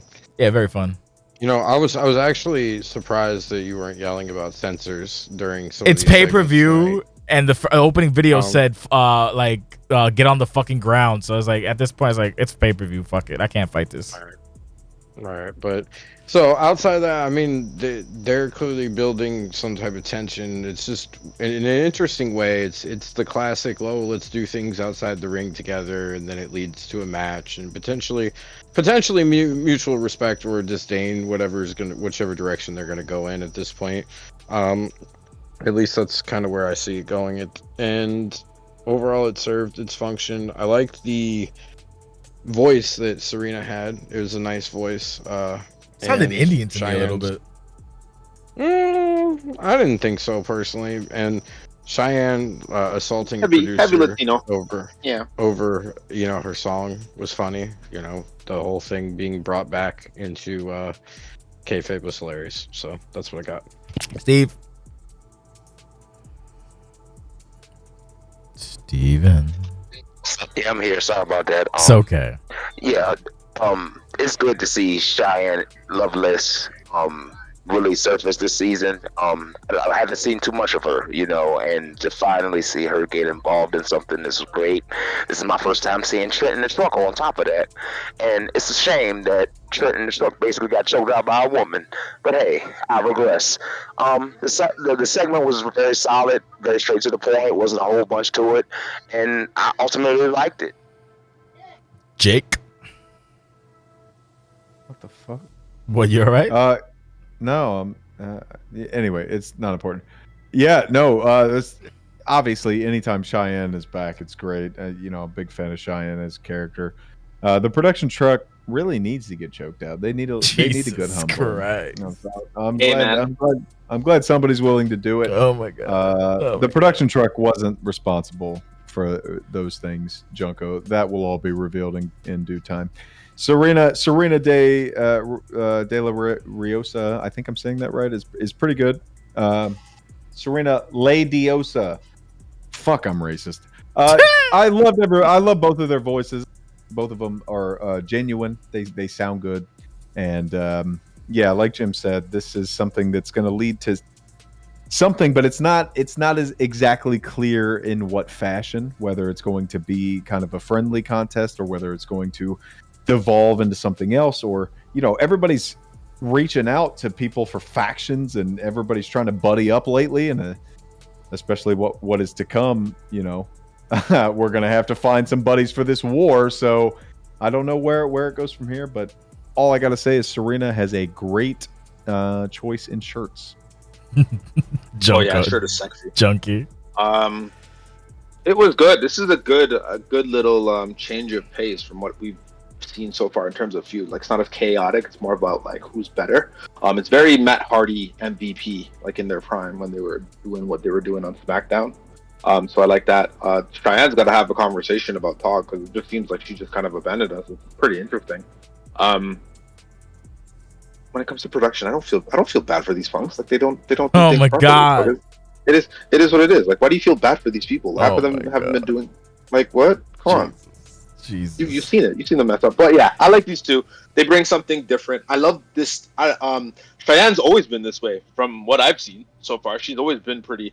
She's probably ramped it up. It was probably like at a 7, and now it's like at a 9 or a 10. But she's always been like kind of aggressive and overly aggressive. Serena's a cool another baby face, right? And she's established that she's a baby face, so it's fun. It's fun. More women.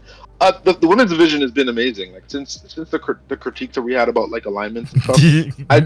It's been really good. Like the women's division has been on fire, especially at the start of the season. Can't complain. So this is another reason why. Yeah. Now, Yeah. Now we have one of my favorites, because I'm biased. Hurricane Trey and the legendary Paul Pugh. I do believe. Didn't expect this at all. So Trey Golden, he's here. Trey, yeah. Hi, Melon. Fucking Trey coming out, cutting the promo. Pugh coming out using his fucking Pugh voice. Basically, it's Discord information presented in the format, and just my favorite is after the truth bombs, Trey just goes, "And fuck you, you don't know me." It's our Brad. It's our Brad.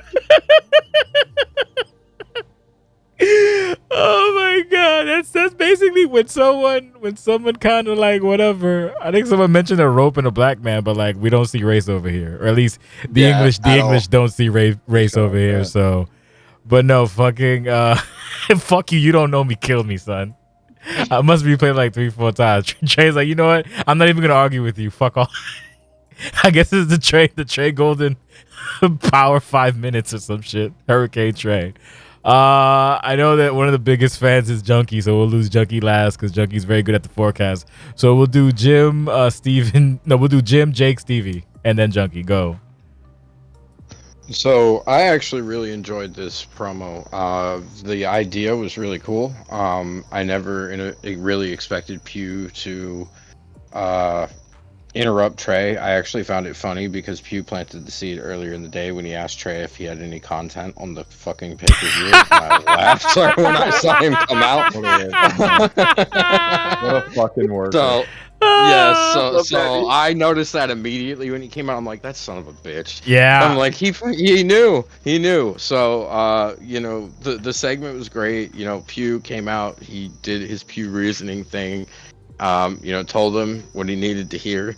And I think it was good. And I love the response from Trey. I think that, probably you would have maybe expected him to quibble or quabble in this situation, try and argue back, but he's like, nah, bro, just like piss off. Like, fuck you, I'm out of here. Fuck you, you don't like, know that's me. it. You don't know what I've been through. You don't know me. Fuck like, you, old man. Like it to me, that's the right response. I think Trey's trying to kind of have like an attitude shift in terms of who he is as a character and the way that he's seen. And this is a good start to that for me. If we can consistently see this type of presence from Trey Golden has the look of a really great character.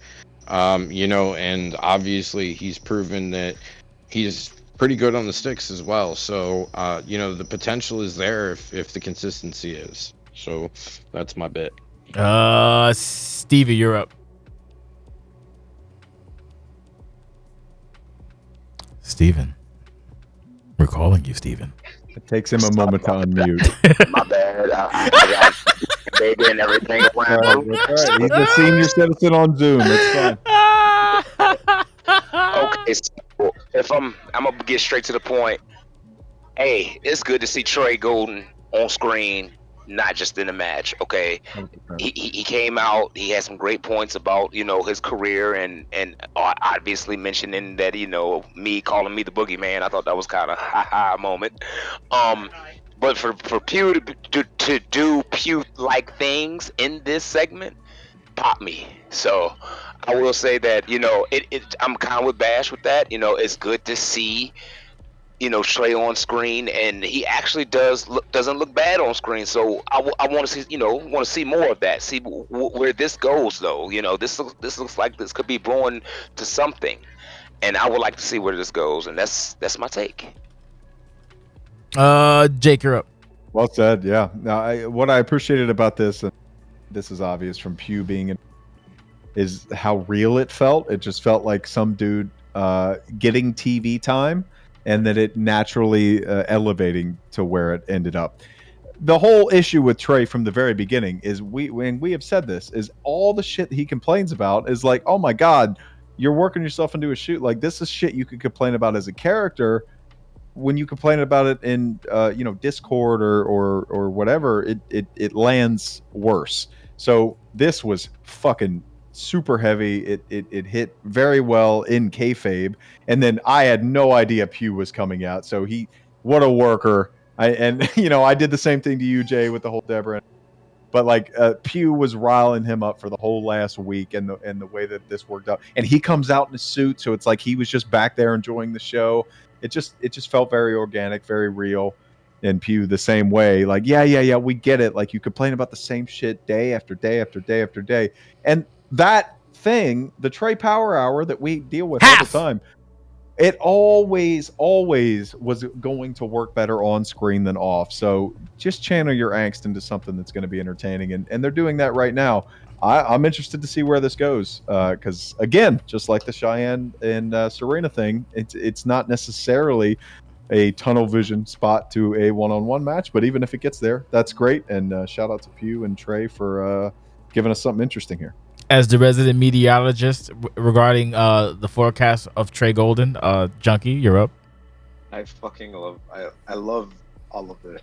I just find it ironic that we're sitting here and Hurricane Trey was like in full form, like literally 72 hours ago, and so I'm should I be pissed or should I be happy that it seemed like we all got worked? And him and fucking Danny were going back and forth too, and I'm like, oh my God. Trey, reset your fucking game, by the way. Yes, all please. of you, Oh all my of you, God. all of you. Please. All you have to do, press the middle button on your controller, reset the app, and reopen it before you record anything. Like there are ways to get around this shit. Yeah. You don't have to record this way. It's Um, fucked up. I was very vocal. Me and him had a long, hard conversation about how he feels, how he has to express himself in these, and in our Discord beefs, and he feels like he needs to respond. I'm like, bro, why don't you respond on TV? Like you're like, and I told him like October Trey is what I want to see from now on. Like, regardless of whether you win or lose, like people are on your side. I think the two most controversial people on this damn roster are John Carter and Trey Golden. And it's just like the reason why is because it comes from a place of love. We want to see you guys strive, right? So this was a prime example. I know he was talking about going on like his own arc or whatever, but then I saw little tidbits. I know he posted a RP about an interview with Stacey Clark. It might be about 2 or 3 weeks ago. Even his whole cadence when he had his little back and forth with Trent. Yeah, when he knocked Trance out, and it was more about like respect, and this place being like a jail and less about competition, things of that nature. So I saw the he was clearly had stuff that he was working on. So I think this is amazing. I love Hurricane Trey. But I want to see Hurricane Trey on TV, right? As you can see, Hurricane Trey on TV is gold. Pardon the pun, but this is what we want to see. Everybody, I think it was just universally loved by everybody. It'll be interesting. I fucking love that it's Paul Pugh. That was that's the catalyst of this whole thing. Hopefully it's a feud. Hopefully we get a match, because again, I think it would be amazing as well too. And we go from there. But like this is what I'm talking about. When I was bitching about the previous match, this is what I want to see. Good stuff. And just real quick for every especially Trey, you were just on the pre-show podcast. There's no reason for you to do text to speech.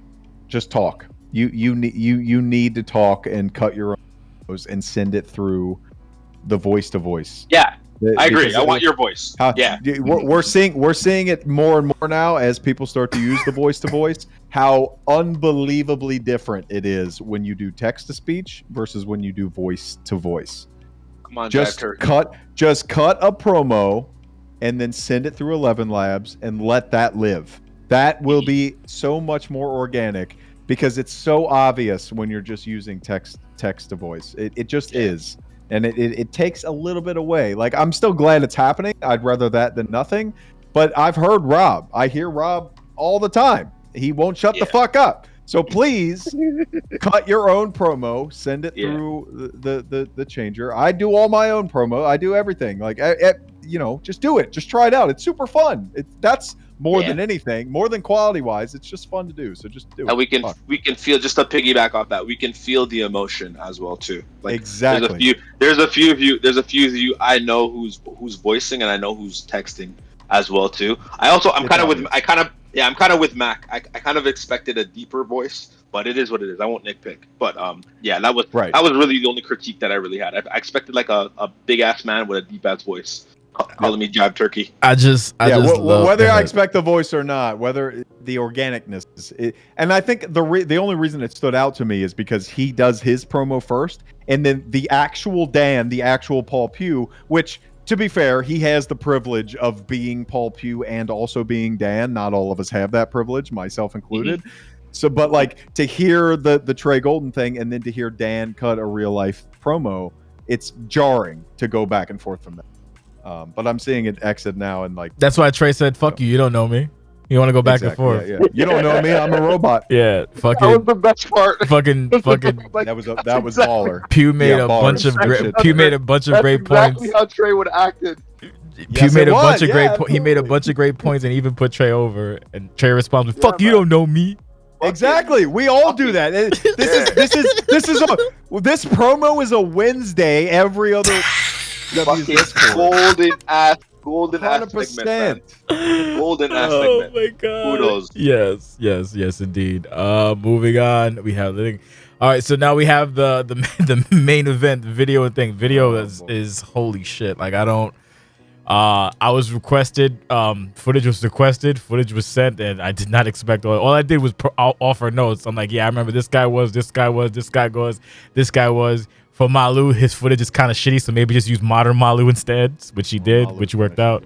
Yeah, Malu, I think was the first or second, but yeah, no, covered pretty much everybody as far as I can remember, even Chris Ryder, which popped me huge. So yeah, oddly enough, as a handler, Seth has Irving and Austin Lee as CCW champion. That's a good little nod for him.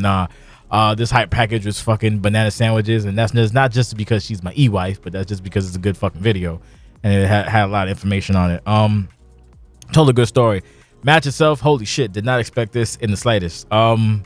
Just if anyone's wondering, yes, it is. All matches here are based on comp, regardless of how like cinematic or not cinematic a match is. You go by the result, and if you watch the match, you can actually see Amp breaking and reversing a lot of shit, which I was fucking shocked by, because she does not use this game at all if it's just to create shit. So yeah, man, I don't really know how to fucking say. This was as the kids would say, cinema for the most part, a blend of cinema plus comp for a result. I liked it. I was not expecting. I'm still kind of like in shock. I think everybody else is, because it was, once it happened, people like assumed B17 was gonna win, but then it was just very quiet, very eerie, very awkward even. So I don't fucking know. I have no idea what the fuck's gonna happen after this. And shout out to Jake for being a consummate professional. Going solo dolo was a good shout out to you. I'll talk about the rest after the fact, but we'll do I guess we'll do Steven, Jim, Junko, and then I guess Jake from there. So go for it. Stevie, you're first. We'll give you the 3 seconds. Alrighty, I'm here. Okay, so as I noted before, one of the most I'm gonna say decorated matches, because you got two future Hall of Famers. I mean, going at it, it made history. It's a history-making match, as we have an intergender match that resulted in, a woman becoming the CCW World Champion. The hype package obviously was top-notch. Seeing the forefathers from before. I'm gonna be honest with you. It was some footage I've never even seen as far as past CCW champions that held the belt before. That was good to see. Some lore, some history. I'm all about that. But overall, the match was very surprising. It seemed as if it had Bingo's number. Like, it's like everything Bingo tried to do, it was just one step ahead of him. And yeah, and what Boss said earlier was right. Like, after the match was over with, it was just quiet, because I was even quiet. My mouth open, wide open, like, oh my god. Like, did this just happen? Yes, it did. And this is reality now. And is this now? I'm gonna be honest. It makes me think, like, okay, what's next for Bingo? You were just on a historic, monstrous title run. What now? Like, are you going to call it quits? Because, that seems to be the expectation. But I'm not going to, as a fan, I don't want to see him quit. I want to see him run it back. Hey, that's just me, though. But that's just my take on it. It was a great match. Great hype video, as always. And that's just my 2 cents. Jim, you're up. Fuck you, Adam. First of all, it cost me 250,000 loot coins. So let's get that out of the way now. So that's all right. I have plenty of hoot coins. I'm not worried about that. DNS coin will bring me plenty of DNS coin. No, DNS coin will be fine. You don't have to worry about that. It's gonna be sensational. Absolutely sensational. Fuck off. So look, the hype package is A tier. Look, Em does all of our, like, the majority of our intro packages and stuff like that. She's the best, if not one of the best at all of this stuff, and it's consistently shined through. So not much more I can say about that. But the history is awesome. I love the history and the fact that like the title sheets are getting done and stuff like that, and all this stuff is starting to come back, because like it's part of OCW's charm is like the lore and the history, right? Being able to go back and read and watch a show from years ago even, right? So the match itself, I was kind of shocked. There was a lot of cut in it. I mean, it ended up working for the way they did it. You know, it flowed really well. It felt like almost like a WWE title match, if you know what I mean. Like one of Yeah, those big yeah. ones where like they have the flow of people in and out and the whole entire thing. So like I understand the idea of it, and I actually thought they did really well in terms of executing it. I'm surprised that Emp got, in terms of the comp, like the amount of breakers that I saw Emp hit in this match versus the amount of breakers or things that B17 hit was astronomical difference. So that also was very surprising to me, having, you know, wrestled both of them. And that's not, they're both really good. You know what I mean? Just, you know, the way that I've had my issues and stuff like that in terms of the way they play and stuff like that, it just was a surprising result to me. But, you know, everybody has their matchups and stuff like that, and she matched up really good with him today. And in the end, you know, it's a great moment. It's a history-making moment, you know, in terms of the Fed, you know, having a men's world championship that a woman holds, you know, traditionally men's world championship that a woman holds now. Now, my question is for the future of the title and what M plans to do with the title moving forward, you know what I mean? And where it goes from there, because it's a great accomplishment, and she's always really good about making sure that, you know, she tries to line up the best things to do moving forward. So I'm very interested in seeing it. You know, V17 reigned for a long time, and every dog has its day. Eventually, you know, like, look, he was going to lose this title eventually. He's a part of a big moment for him. It's a big history connecting moment with the Castianity stuff that happened. What was it? He said 5 years ago, with the CCW title, the Elimination Chamber, you know, all that stuff. So it's really all full circle, and it's crazy how this all came together. So big congrats to Emp. The whole thing was really, you know, it was a fun affair, and I can't wait for the next show. We'll see what happens. Is it Jake or Junko next? I think it's Junko, right? Or is I it think Jake? it was me. Okay, go for it. I don't know which is my favorite high package of all time. Since I've been here, I don't know if it's Rex or if it's this one. No, I don't know. Is this one? It's just You I said don't. fuck Rex. I don't even know how she even comes up with these things. Sometimes I try to pick her brain and it just doesn't. I'm confused. She's just amazing when it comes to these packages. So like she doesn't get as much flowers as she's a wizard. It's insane. The match, I think Jimmy hit it on the head. Like, it was very WCW in its heyday when Hollywood Hulk Hogan had the title. It took everyone.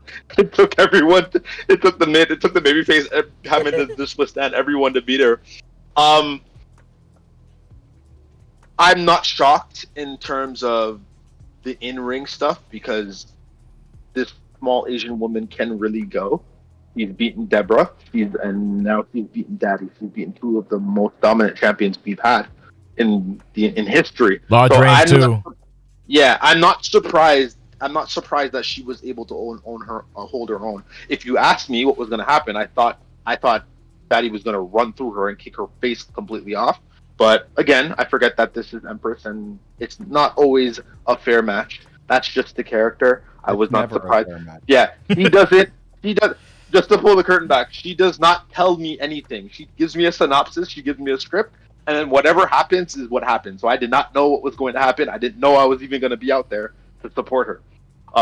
So everything that I was seeing was very, very shocking. I know this has been a conversation of her even being in the title picture, but again, if you understand the character through and through, she does what she wants. So you shouldn't be surprised. None of this should be shocking to you, her even being in this picture, right? She's also been very vocal about doing whatever that is that she wants in the Discord as well too.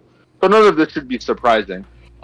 I'm more curious, and what I do want to talk about is how our resident Karen is going to react, because he did come out. I love the fact that he showed his face in the match, and I love the fact that he even tried his best to make it so that it's crazy. So crazy, you still say that word after everything that happened tonight.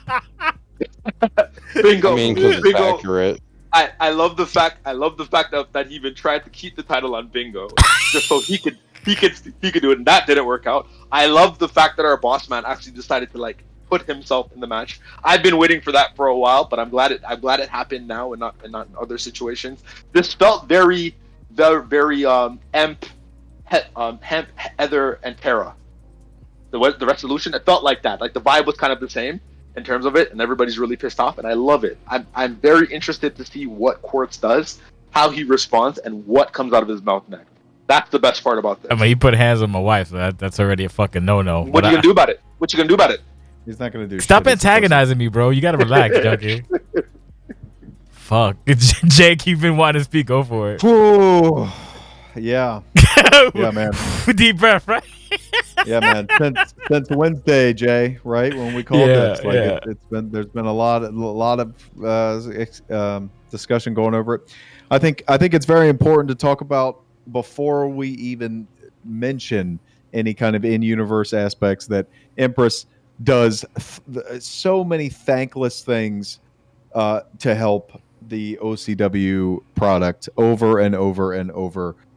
Stuff that has nothing to do with Imp, stuff that puts over the product, stuff that for all reason she has no reason to do. Like it doesn't put her over, it doesn't do anything. It just helps us on the production side that nobody sees. And she doesn't run in chat and tell everybody how great she is. She doesn't run in chat and tell everybody what she's doing. She doesn't come on these post-show pods and talk about how she did all this and all, so it's important to mention that she is the one putting in the work, and that's what OCW is about, is putting in the work and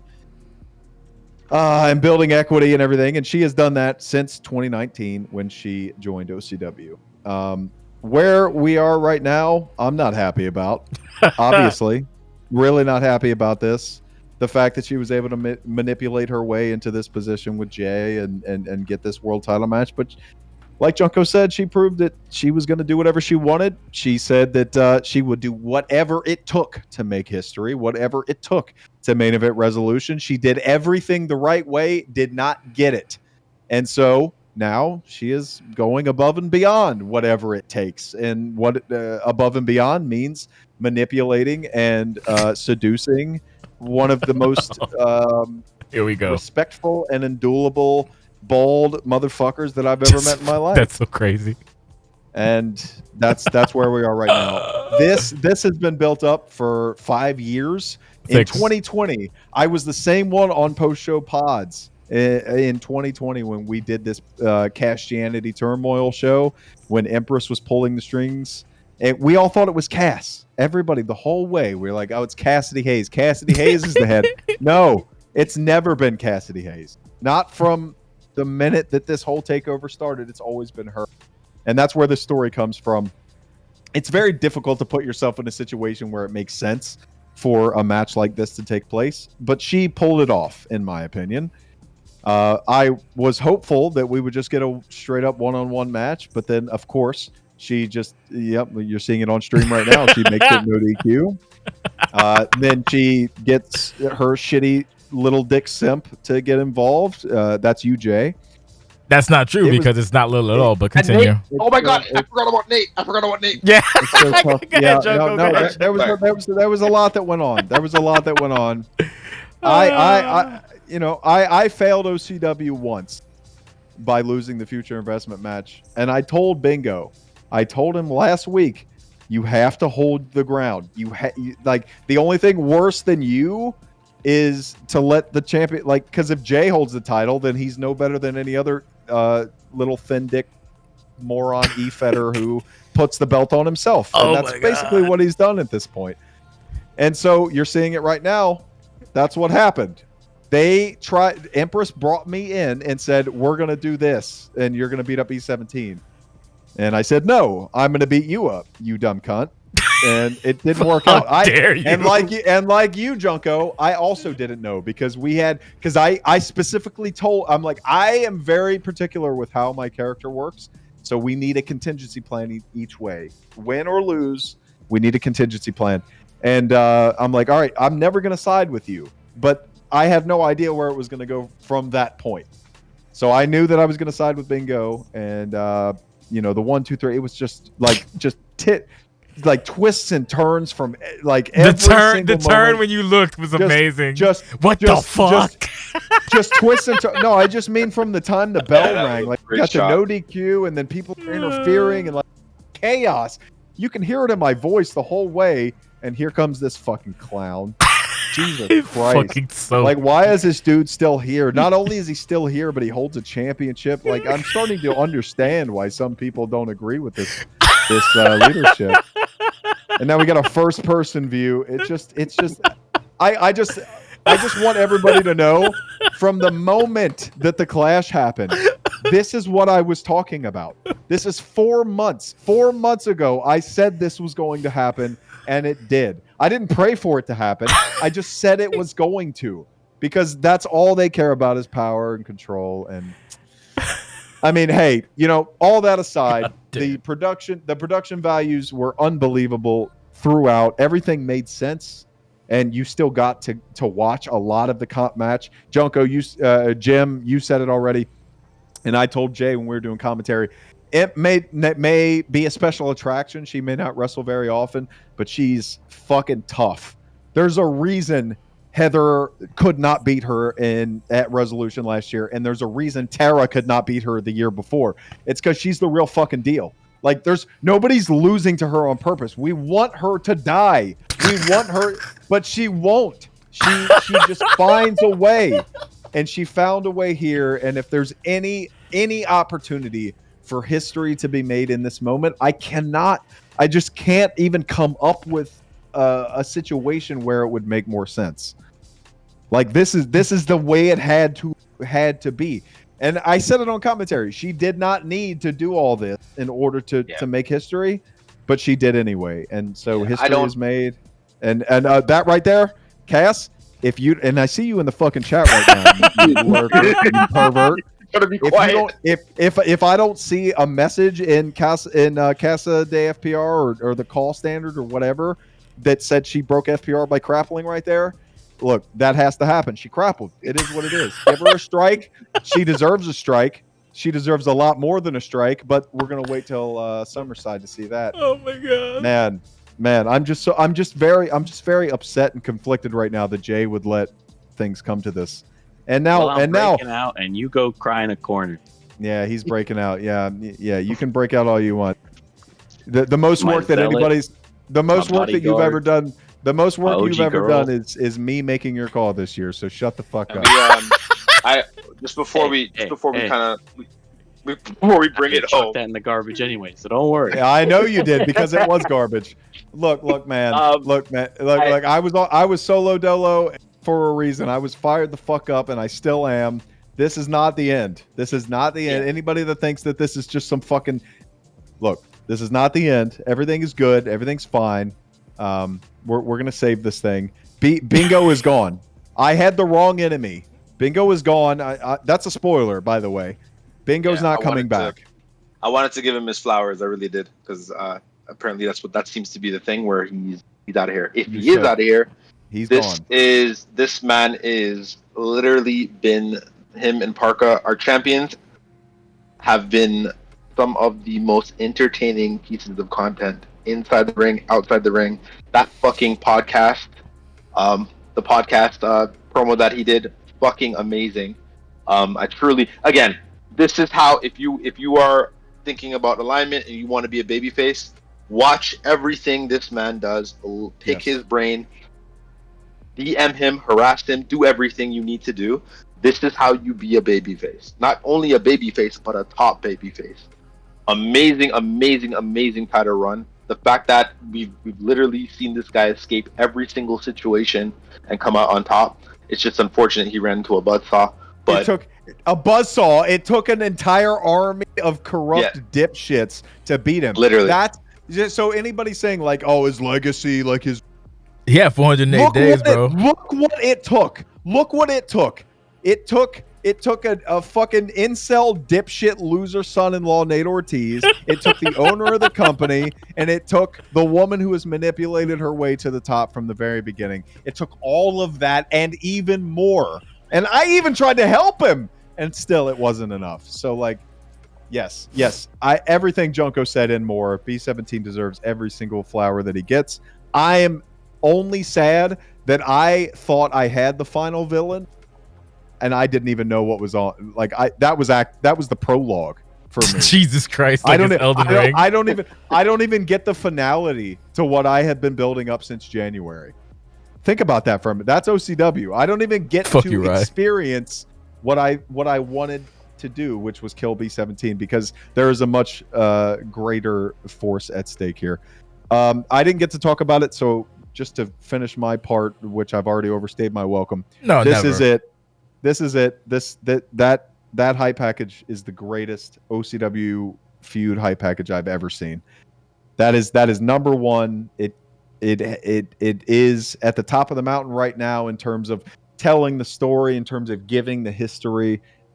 That's the thing too. Anybody that thinks Empress just kind of walked into this from like an out of character standpoint, motherfuck, man.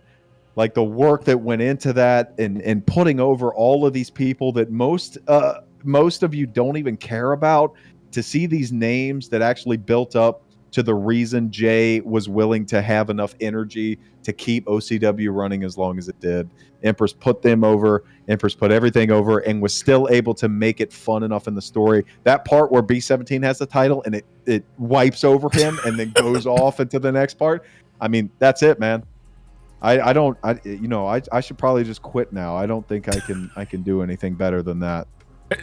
Everyone's talented enough. I'm not happy. I'm not happy about the selection, but I'm happy about the production. That's probably the best way I can put it. I mean, as you're talking, I'm watching this match, and like, anyone who's think this is not a fucking match, I don't know what to tell you, bro. Like, I'm watching Breaker. I'm watching Clutch. I'm watching Clutch Breakers, bro. We're all just sad that she is the best at production and the best at the game, and it fucking sucks. It really sucks. Yeah. Are you? Anyone's yeah. I don't. I generally hope nobody's like doubting her on the stick. She's a monster. Well, I do have to. That's say, the thing. We all choose our deaths. I do have to say though, maybe relying on cutscenes is a crutch for bad storytelling. I'm sorry, I had to. Sorry. Oh, you're petty. No, I know, no. But listen, But we I get one for the day. One. I'll positively. You can draw a real conclusion for that. And yes, it can be, but not when it's the first time that it's happened. Not when everything that has been presented is unique, and not when it's been presented in a unique way that combines those cutscenes with other elements. Like, look, we're seeing it right now. All of this stuff. It's just it's not everybody's cup of tea. Like you said, Junko or Jim or whoever said it, it's like a crazy Roman Reigns cinematic WWE match. It's not everybody's cup of tea. Some people want to watch Kabashi chop somebody for 35 minutes. I also want to see that. But that's you get the mixture. We got Jinx and Russ Cole earlier. We got the tag team match. And then you get this. And this sucks. I mean, Jay, look, you suck. I mean, like, the alternative would just be to see B17 get handled. So no. There's no two ways about it. None of this repeated. It's all unique. It's all like high effort. Can you even begin to understand the amount of work that it took? Oh no, I know it's. Holy fuck. Yeah, that's the thing. It's all about effort. You're gonna stare down. OTW, and we can't betray that just because it goes against our preconceived notion of wrestling's black and white palette. I think like it or hate it in kayfabe, but like the effort's there. There's no doubting that. I think what helps is the fact that they're very rare. Like, I think if every match was like this, it would probably be draining. But it's rare because it takes a lot of work. A few people are willing to put in that amount of work. So anybody who's pissed off about it, maybe you should try harder.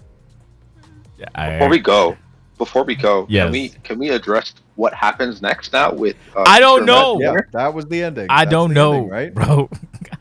I don't know either. Can we fantasy book?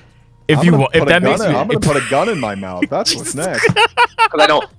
I guess it's more so. Like, I think we all know that. Like, I kind of agree. Ashley's probably going for Marissa or whatever happens. It would be cool if we got Ashley versus Dragana, because again, the reason why I was kind of pushing back with you is just like she's elevated that title. So for me, like, it wasn't. For example, like when I was going after it, it wasn't even about the Pride title. It was about beating Dragana, right? So I think it's almost like a CCW in the world title now. At that point, that's how I kind of view it. So even if it was a situation where she didn't want to go after Marissa, she wanted to go after Dragana, because I don't even know if they have programming in the past. But they don't. It would be cool, right? Interesting now, right? Yeah. And if she's Charlotte, it's kind of weird. I've never seen Charlotte not go for another big name, right? So that's kind of where I want to go there specifically. You guys can touch on that. And then I guess we can talk about. Yeah, we can talk on Johnny. We can talk about Johnny Boy after.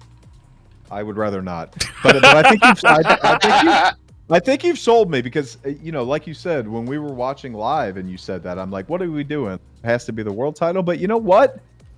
Marissa is a soap opera character, and Dragana is a bad bitch, and like Ashley. That I think that's where I would come to the conflict, right? Because Ashley is trying to take the shortcut. She's not going to try and beat the best, especially now that she is Seymour Spennered her best asset out of contention. Yeah. Like if she could maybe sneak her way in, I don't know. That is a good point though, that you compared it like, OCW CCW, because Dragana has elevated it sort of to that level, or is at least pushing it towards that level. Yeah, I think I'm sold. I have no fucking earthly idea. So I guess we're gonna have to wait and see. What about a triple? What about a Cheryl, Ashley, Marissa triple? Yeah, she can jump in. Yeah, that'd be interesting. So I think the question is like, basically the way it's worded and worked is that the person, like, they get a one-on-one opportunity. I don't know if that person would want to like swap it to a triple threat or whatever. Like they're within their right to refuse that. So basically, when Piff made the whole thing, it's not essentially fuck your story, but it's like, look, this is what we're doing at Summerside. We're not gonna wait around. So it's like it's happening at Summerside. Whoever gets picked, they're defending, and that's the fucking bottom line. Cry about it. Thank God. Well, it's not fuck your story. It's just adjust your story around it. Yeah, basically, which we've seen. Yeah. With Junko. That's why she's on the show. Yeah. So I have no idea. So I'm sure John will probably. He said Parker, so who the fuck knows? I'm sure maybe someone. Someone's like, no. Has to be, yeah. I don't know. Yeah, people have said no, but like it kind of like based off of his storyline, it has to be Parker, right? And this might be the time. Yeah. Well, what is that? What is the deal with John too? That's the big question too. Yeah, which is I don't want to. Yeah, exactly. Which, to pull back the curtain, which is why it wasn't the main event, because like not the only reason, but there was a ton of reasons. We can get into it. It's like, because I want people. I went into it assuming like just for people like, oh, it's the main event. No, fuck it. It wasn't. It actually wasn't the main event. The main event was the men's. We had to make some changes, and Jake decided to call an audible rather than fucking. Yeah, I said. Yeah. So we just basically redid it. So because should I just go through it's not nothing bad, but should I go through the whole rigmarole or no?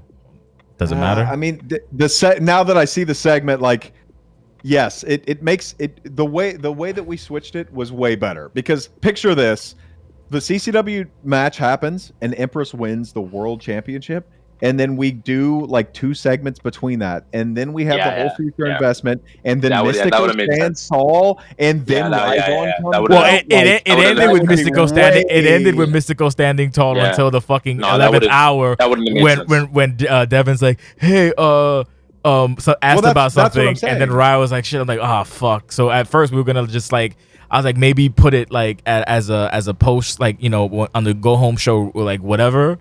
And then it's like, that's kind of fucked up. So it's like, fuck it. Jake was like, let's just redo it. So we redid everything, and we reformatted how it works. We could fit everything in. So it is what it is. We do these for you motherfuckers. So anybody was like, oh, everybody last, eat a dick. But whatever. No, I said it because we called the match, and we were both. We called both of them. We did, because we called it. Yeah, I mean, I guess at this point. And the first one, I actually came back to commentary after like 3 minutes to talk shit. So this second one, I said, yeah. I saw the we're brother. like, we should redo this, and we both, I'm like, the things we do for you motherfuckers. The things we do. Remember that. He's gotta go. Just based up back to the topic. He's gotta go after Parker. I think he needs that for his story. I know Brian was like, I want nothing to do with this guy. He said he said something today when we were talking in private. He said he's gonna bang his head into a wall or some shit like that. Yeah. Yeah. If John So, wins, I don't- I'm like, I don't want to be Yeah, like, I know. well, brother, I'm afraid I got some bad news, brother. So I don't know, but like I don't know. I know it's not beneficial for Brian and Miguel, the character, but John needs this. He needs this. He needs to like Jack Mo and Dev said. You need to make a decision, and this is by you grasping that fucking briefcase. You made a decision, so figure it out. We're not talking about Max either. We're not talking about Max either. No, Max is back. yeah, I won't get into Max. There's a lot of fancy booking you can do. The only, but we yeah, can't the only gr- thing that's interesting with that is because story wise, I think that's the one person that can crack his armor. That's the only thing that I'll say. Like based off of whether they feud or whatever the case may be, that's the one individual on the roster that can crack Miguel's armor. So that's going to be interesting. Who, John or I'm Max? curious- John. Max. Max. Fuck John. Oh, Oh Max. wow, No, fuck oh, John is Max. crazy. Oh, Well, Max to is be- way Max. off. to Okay. be fair, in terms of like a threat, a threat to this to thing, be fair, He beat It's it. he 100 beat him once, but Parker beat him yeah, twice. right. It's 100. So- It's 100. At first it was. Yeah, at but how first it many was Rex. people had beat him once? Yeah, Jinx. before it was Rex. For me, before it was Rex, but then Rex retired. Then it's Max. Then it's Max. So for me, like, unfortunately, I love John, but like, yeah, I can't deny who Max is as a character and what he's done. That he's the biggest threat to Miguel. Miguel has to address that, and then whatever happens with John is what happens with John. But I'll let John figure that shit out. But I love the fact that he's back. I agree. I love Lulu, but I think Max is that handler's identity. So it should be interesting. I still want to see what happens between like Parker and Lulu, and what happens between Dillinger and all that stuff, and hopefully Lulu can be a winner from that situation. But Max being back is a very big deal. Very, very big deal. For all the rookies you don't know. Yes, very much. And to Matt's question, why the fuck wouldn't she defend the title? She has a fucking title. She has a defender. What is it, Marissa? I'm just joking, Ryan. But no, you have to fucking. You have a title. You gotta defend it. You're just looking too far down the line. Yeah. You're Yes. saying, It's- oh, it's weird. is that I'm gonna like as with any championship? You gotta defend it. The reason we got here in the first place, like obviously men and women is on the table in theory. But we're not going to get to a theory. We're going to get back to the normalcy of where we are, and we're going to, this was a very unique opportunity, a unique situation, and it's going to remain unique. Just like her second World Women's Championship reign, it's going to be short and it's going to be embarrassing. And when I put the knife in the heart of the Sensation family, I don't want to hear anybody complaining. Yep. Listen, We've been on this road since I let her walk out with the CCW title in 2019. I've been saying this since the Clash.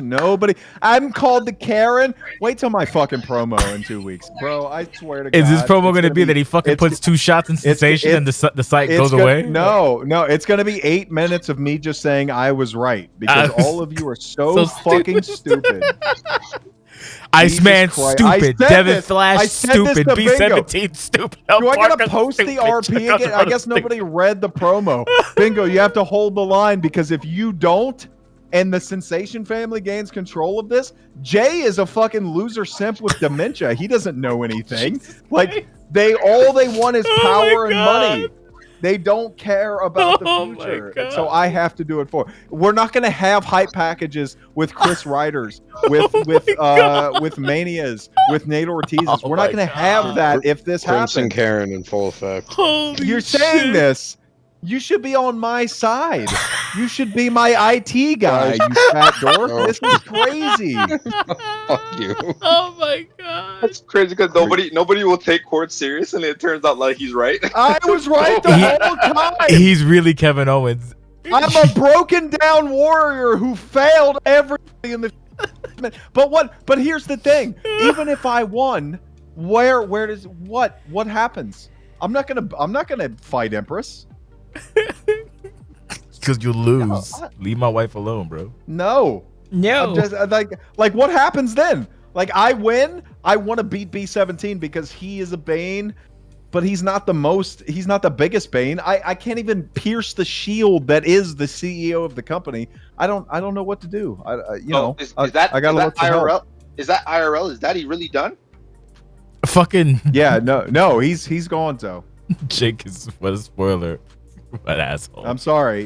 We'll see. We'll see what happens on screen. I don't think he's gone. I don't think he's gone. We'll see what. Well, I've worked you before, right, Yeah, Jay? you did. Fuck you, Jake. 901, pussy. Fuck you. It's so Damn, toxic. it's almost You know what? I'm excited to not that picture and just worry about beating the fuck out of Junko at Summerside and then taking. Oh the my women's God! world Enough! championship. Enough! Let's You're do that. Let's the do that. past. You're the past. Anyway. You say enough. I haven't focused on it Enough. until the last 15 Enough. seconds. It was like Enough. 15. The last 15 seconds of what I've said is the only time I've focused on it. You're not your problem. See, you already messed up because you came out and you made it about the title. You're not seeing a fucking title ever again. You're not. Is that right? You're not. Iceman. It's- Iceman, you the are fact that you're harassing bugging, me- Iceman. The fact that you're harassing me, you harassed me for almost four or 5 weeks. Harassing. You harassed me digitally. You harassed You me. drove a woman into a river. Iceman to talk about like You tried to B17 kill took her. a dive. I know. I can't, bro. tried to take you. I tried to take you to the hospital, and I lost control of the vehicle. That's what happened. That's Is what that happened. what happened? Deep down inside, I wanted you to swim out. I wanted you. I You just are can't hurting swim, me. so I didn't save you. Yeah, I have to just grab insane. my chest. But again, I'm laughing you so are- hard at you are- hurting me. You are a pillar. You are a pillar of the women's division. This needs to happen. I was hoping you were back, and now that you're That's back, on my it's resume. great. Don't be talking about no women's title. Focus on Junko. I That's said all- that to that's all you Target. do. I said that to Target. There was a line at the bottom. It's I'm a pillar of women's division. I They can't did tell not you hire me. 100%. fucking Iceman's There's killing five. me. There's five pillars. No, I'm not drunk. I'm not drunk, Jargo.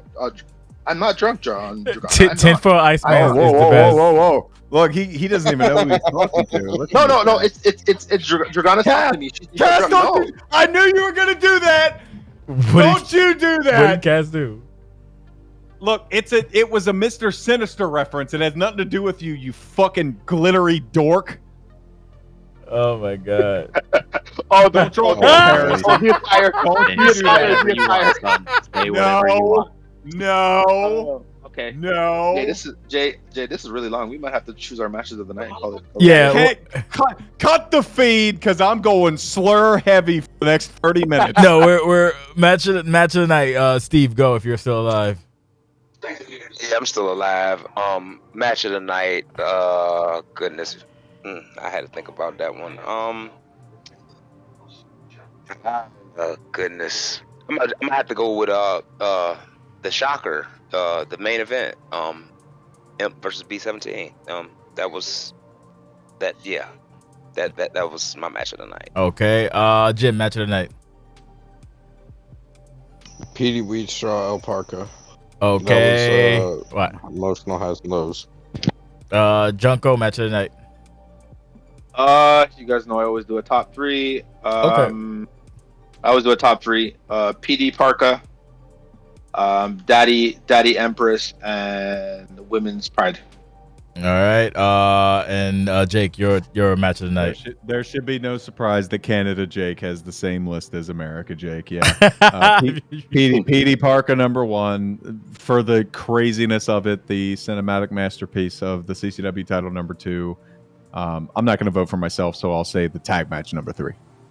Mine is between the women's triple threat and CCW B17 title. So if we do top three, Number then one, we'll CCW. put. No one asked you. I don't care. What are you on? Are you on Team Sensation? You fucking God! I hate all of you. He doesn't even have his guy upload. He doesn't even have anything didn't ready. Exist, but if he did, yeah, he would have punched B17 in the balls. I need Oh my soldiers. Somebody help! Help! Jay's gonna want to put two in me on like the show. Nobody The helps show you. back. Listen, That's You crazy. should have been wouldn't nicer want to me on me. your side anyway. It's just I you. should've It's on just your you side. and Baker. You would have flipped It's side just you and helped Baker. them.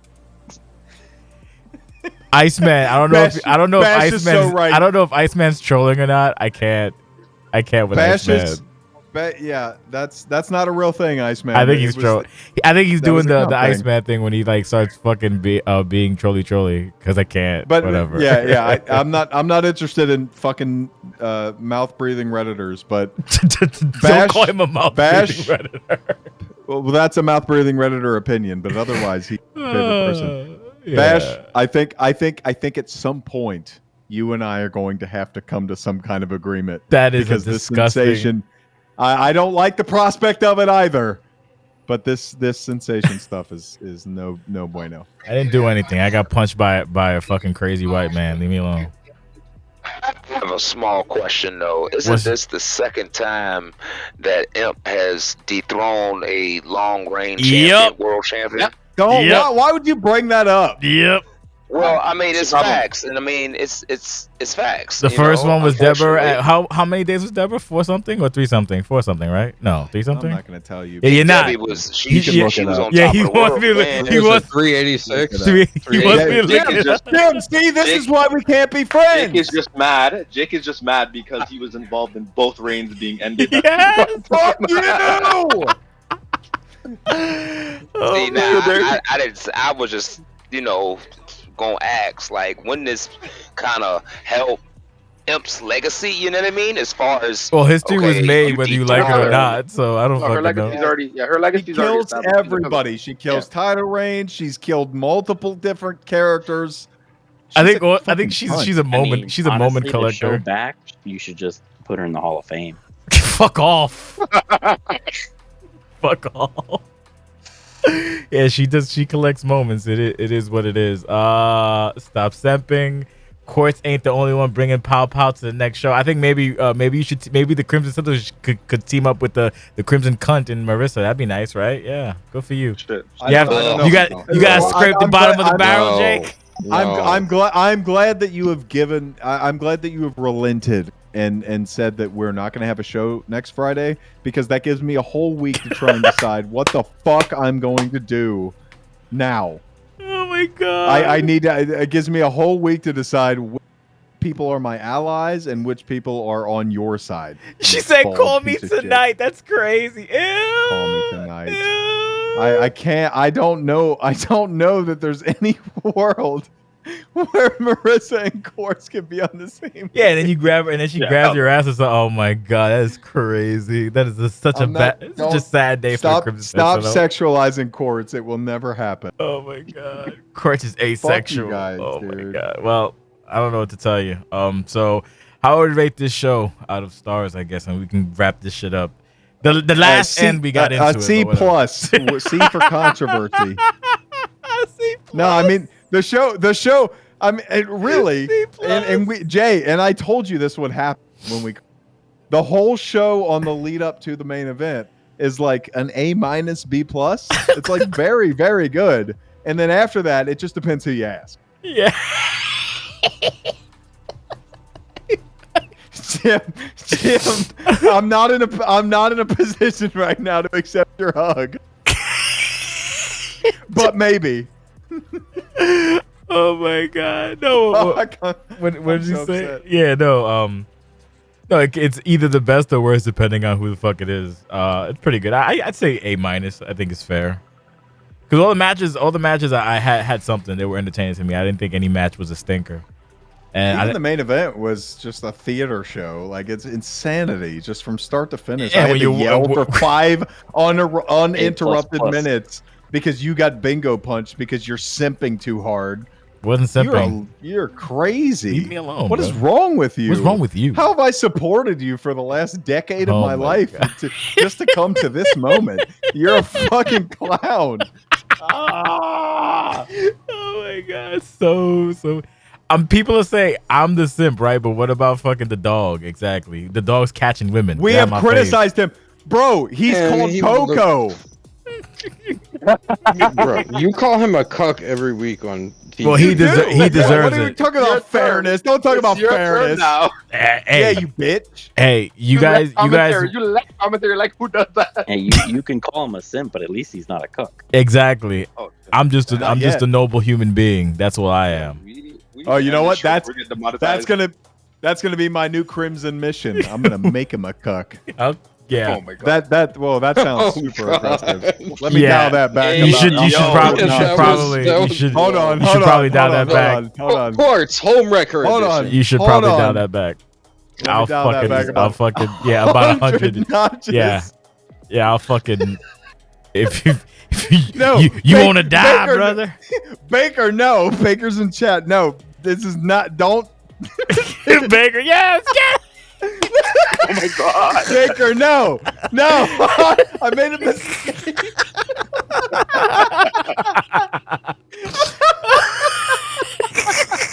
No, Baker, stop. We have to meet later. Oh my I don't God. know what happens now. I This is legitimately. like a video game where you play and they're early going.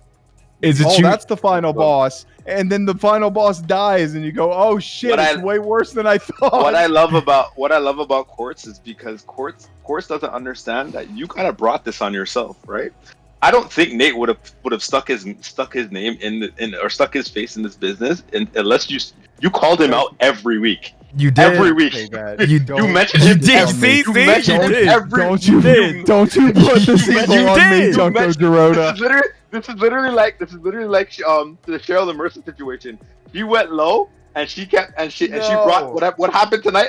Is entirely her fault. If Whatever Nate was happened- an honorable man, he wouldn't have come out to begin No. with. It doesn't matter. You Nate literally. Oh my God.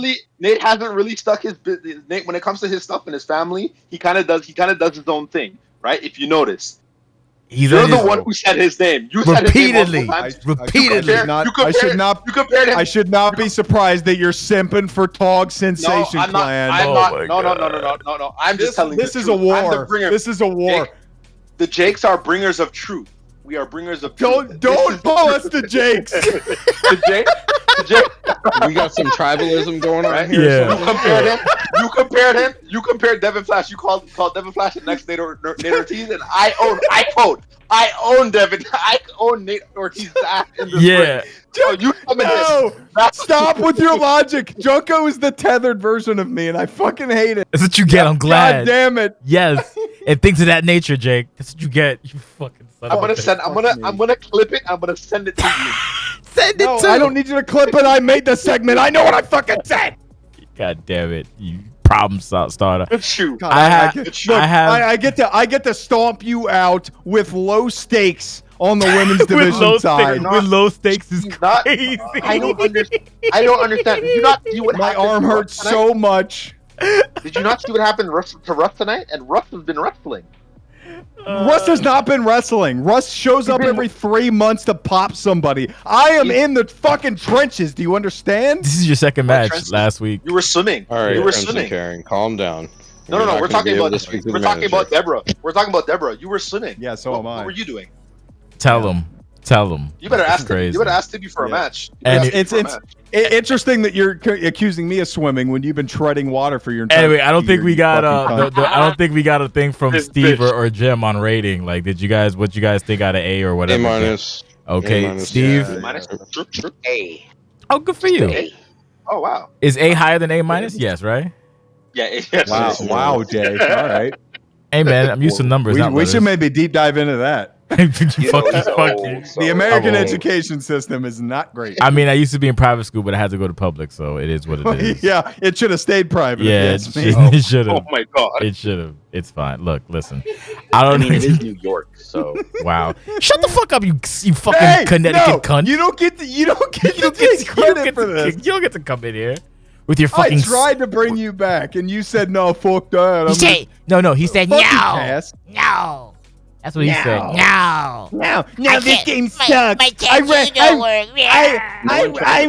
I ran into the most minor inconvenience there is, and I'm gonna throw a fucking temper tantrum. Wah. Yeah, that's Before we- accurate. no one You wanna- asked me to be a you part wanna of hear- anything. I don't know what you're talking Do you about. want to hear what? Do you want to hear what I thought was going to happen? What? I thought she was going to win and hand the title to Cass. Oh, and then I would have God. of course mentally. Why? I don't know why. I don't know why everybody Yeah. thought. And you know, I don't know this why, is yeah. just. It's a privilege for me from being around the entire like evolution of this cash-in angle. That everybody's like, "Oh, Cash is just going to show up." I'm like, "No, bro. If you guys think that Imp wasn't the end boss from the beginning, Cass was a fucking figurehead. That's all he ever was, and that's all he ever will be. No one believes that. It's true. It is true. Cass- And he's my dad. Cass always been the guy about what is it? I'm trying to uplift women. It's like, yeah. Yeah. Does that make Empress my grandmother? I don't know what's happening. You attacked your nana, you sick fuck. God damn I it. hate By that you. logic, it makes JCS your grandfather. Yeah, too. you. No! Can we talk about real quick before we go how we fucking argued off mic? Which one? No, I we mean, argue. it happens No, every single time we boot up. I mean in the match. Stupid. Oh yeah. Yeah, it was fun. Fuck you. I thought. Yeah, you, I told you to. Because I told you to sit. That was another. The CCW the main event because the first time you had to crawl back to the desk and we're like, that's super stupid. Yeah, that's very dumb. I was only doing it shouldn't do because your that. collarbone's broken. I heard you exasperated. I felt like, oh shit. I know you kept doing that. I'm like, I can yell without moving my left arm. It's totally fine. But the reason for me was you had to crawl back because we had to call the future investment. Yeah, match that after, too. which was so stupid, so dumb. It would have been way worse if we kept it as originally planned. Yeah, I mean it worked out, I guess, the whatever. But no, it was fun. I have no idea what the fuck happened. And Cass didn't show up, so it's a win. Yeah. Fuck Cass. The beauty of hi, Melon. Jesus Christ, everybody's here. The beauty of OCW is like anything can happen, so that's fun. So I guess we'll see what happens. And shout out to everybody for VP for the better than Cock. better than Cock. I don't know why Mac is talking like he wasn't cucked also at one point. Like I don't. What do you mean true? Bolek is still here. Yeah. Well, hey, what was the fuck my point? Oh yeah, no, I would say that for the most part, Who knows? Everyone was pretty much tip top for like 98% of the fucking show. So shout out to that. I like that moving into season 20, everyone's kind of just like, hey, enjoy the show. If you got something to say, you can, be like an adult and get your idea out, or you can be a fucking idiot, but whatever. So shout out to everybody else. So I think that's gonna do it for us. We actually had made good time, and then as usual we lost it because I don't fucking know. It always happens. But this is what I'll tell shows. you why. Passion. I was gonna say that. Yeah, everyone's passionate about CW. I'm like legitimately proud of everybody. More specifically, proud of Boo. No, I'm just kidding. But no, she did do a lot of work on the back end. Okay, Like so I get dibs, right? Yes. What you laughing about? Yes, you got it. Yeah. Oh my God, I'm so glad that he is here. Oh my God. I think I should get Set dibs, the record to be straight. honest. Yes. You should get dibs. Oh, you know what? Dibs. You know what? Dibs. First segment, May 23rd. You better fucking watch. The first time you will see Quartz, I'm walking into the dojo and I'm gonna go, hey, I need some help. Nothing is working. I need help. I can't hit it. Listen, up, she's Steve? beaten like everyone, come right? back. And then the one person she hasn't, blacked out there. What were we saying? You all right, Bill? Look, see, listen, that's the humility. Every time I that's try to lacking out. say that, I don't know. Oh my God. Drago, this is the situation I put myself into. She never beat me, and now I am tired. Well, Steven has something to say. What's up, Steve? When we come back that Friday, that'll be my 42nd birthday. You want a cookie? You're booked. I think you're gonna be booked for that show. So happy birthday. Yeah. You get. Hey, you get to tell all your friends that you get to aggressively handle Peter on your 42nd Peter's birthday. dead. No, we got a hardcore match. We got a hardcore match. Peter's right there. Peter's right there next to Devin Flash. Like same. Yes. Same. I'll have Roman wheel him out to the ring. Don't worry. They're in the same fucking. They're in dual hospital beds just next to each other with the fucking. Like, what happened to you? Rive on you, Steven. Okay, Sarah. But no. Baker wheels me out. Just like Fucking yeah, no, really good show. Everybody submitted some good shit. It was a fun time. I enjoyed myself. It's a lot of work, but like having the community and everything makes it fun. Again, shout out to fucking Boo for a lot of work that did not need to be done, but still did. So appreciate that. And that had nothing to do with CCW. That's just how she is. Unfortunately, for like asking me questions, don't ever do that. I will make you do stuff. So yeah, no, shout out to everybody, and I think that's it. Thank you very much for joining us. I'm gonna actually eat dinner now, I think. And thank you, Jake. Thank you, Junko. Thank you, Steven, for just accidentally being here, but still was a pleasure. And Melon is here too. So hi, Melon, and fuck Hi, you, Jake. Cass, and your stupid swings. And I think that's pretty much all I got left. Hey, whoa! There was what? no need to mention that on broadcast. Okay. Fuck you, nasty man. Nasty man. That's why you got pink eye. Eating ass. Anyway, this is insane. I had something. You deserve the civil war that's launched on. Oh boy. There's no war. There's no war coming. Well, if there wasn't, then there is now. Well, we'll see. Someone better get the script, I suppose. Not like Kanye, Mac. That's not the dear. kind of war Oh, I'm dear. talking No. about. I don't know Hey, why Mac is mentioning cucking, but he was literally a cuck for like most of his career with. Never mind. He said no. Did you see? He said in the chat. He said he's not a cuck. He never watched. Oh, he never watched. He just he had his he turned around. He's like, ooh, quietly sobbing. Never watched. Look at him. He's warrior. Yo, did you see what a cuck is? I was definitely cheated on for most of my life. I just never I looked. never watched. I never He looked. was. He just sit. The chair is facing the wall, and he's just quietly sobbing. Ooh, dig it. He's missing the point. Sad on a monumental level. Sad diggets. Very sad diggets. Anyway, fuck you, Marissa. I don't care. Not digging it. Anyway, not digging it. I don't dig this. I don't dig this at all. All right, I'm done. Thank you for coming out. God bless, and we'll be back. We'll be back. I'll tell you what day we come back. We come back. The show will be posted. So yeah, quick note: the 12th will be the posting for Turmoil. That will be done by Piff, and then the subsequently the postings for 19th or the booking. The matches that go out on Turmoil for the 26th, I believe, and moving forward for the next 4 weeks, those will be the guest booker bullshit when we bring that back. So yeah, our next show back should be the 24th. 23rd. Sorry. Yeah. So that's pretty much it. We need a break. I'm taking a break. Shout out to Jake, fucking powerful man, Junko, everybody else. Thank you. God bless. Have a good night. Bye.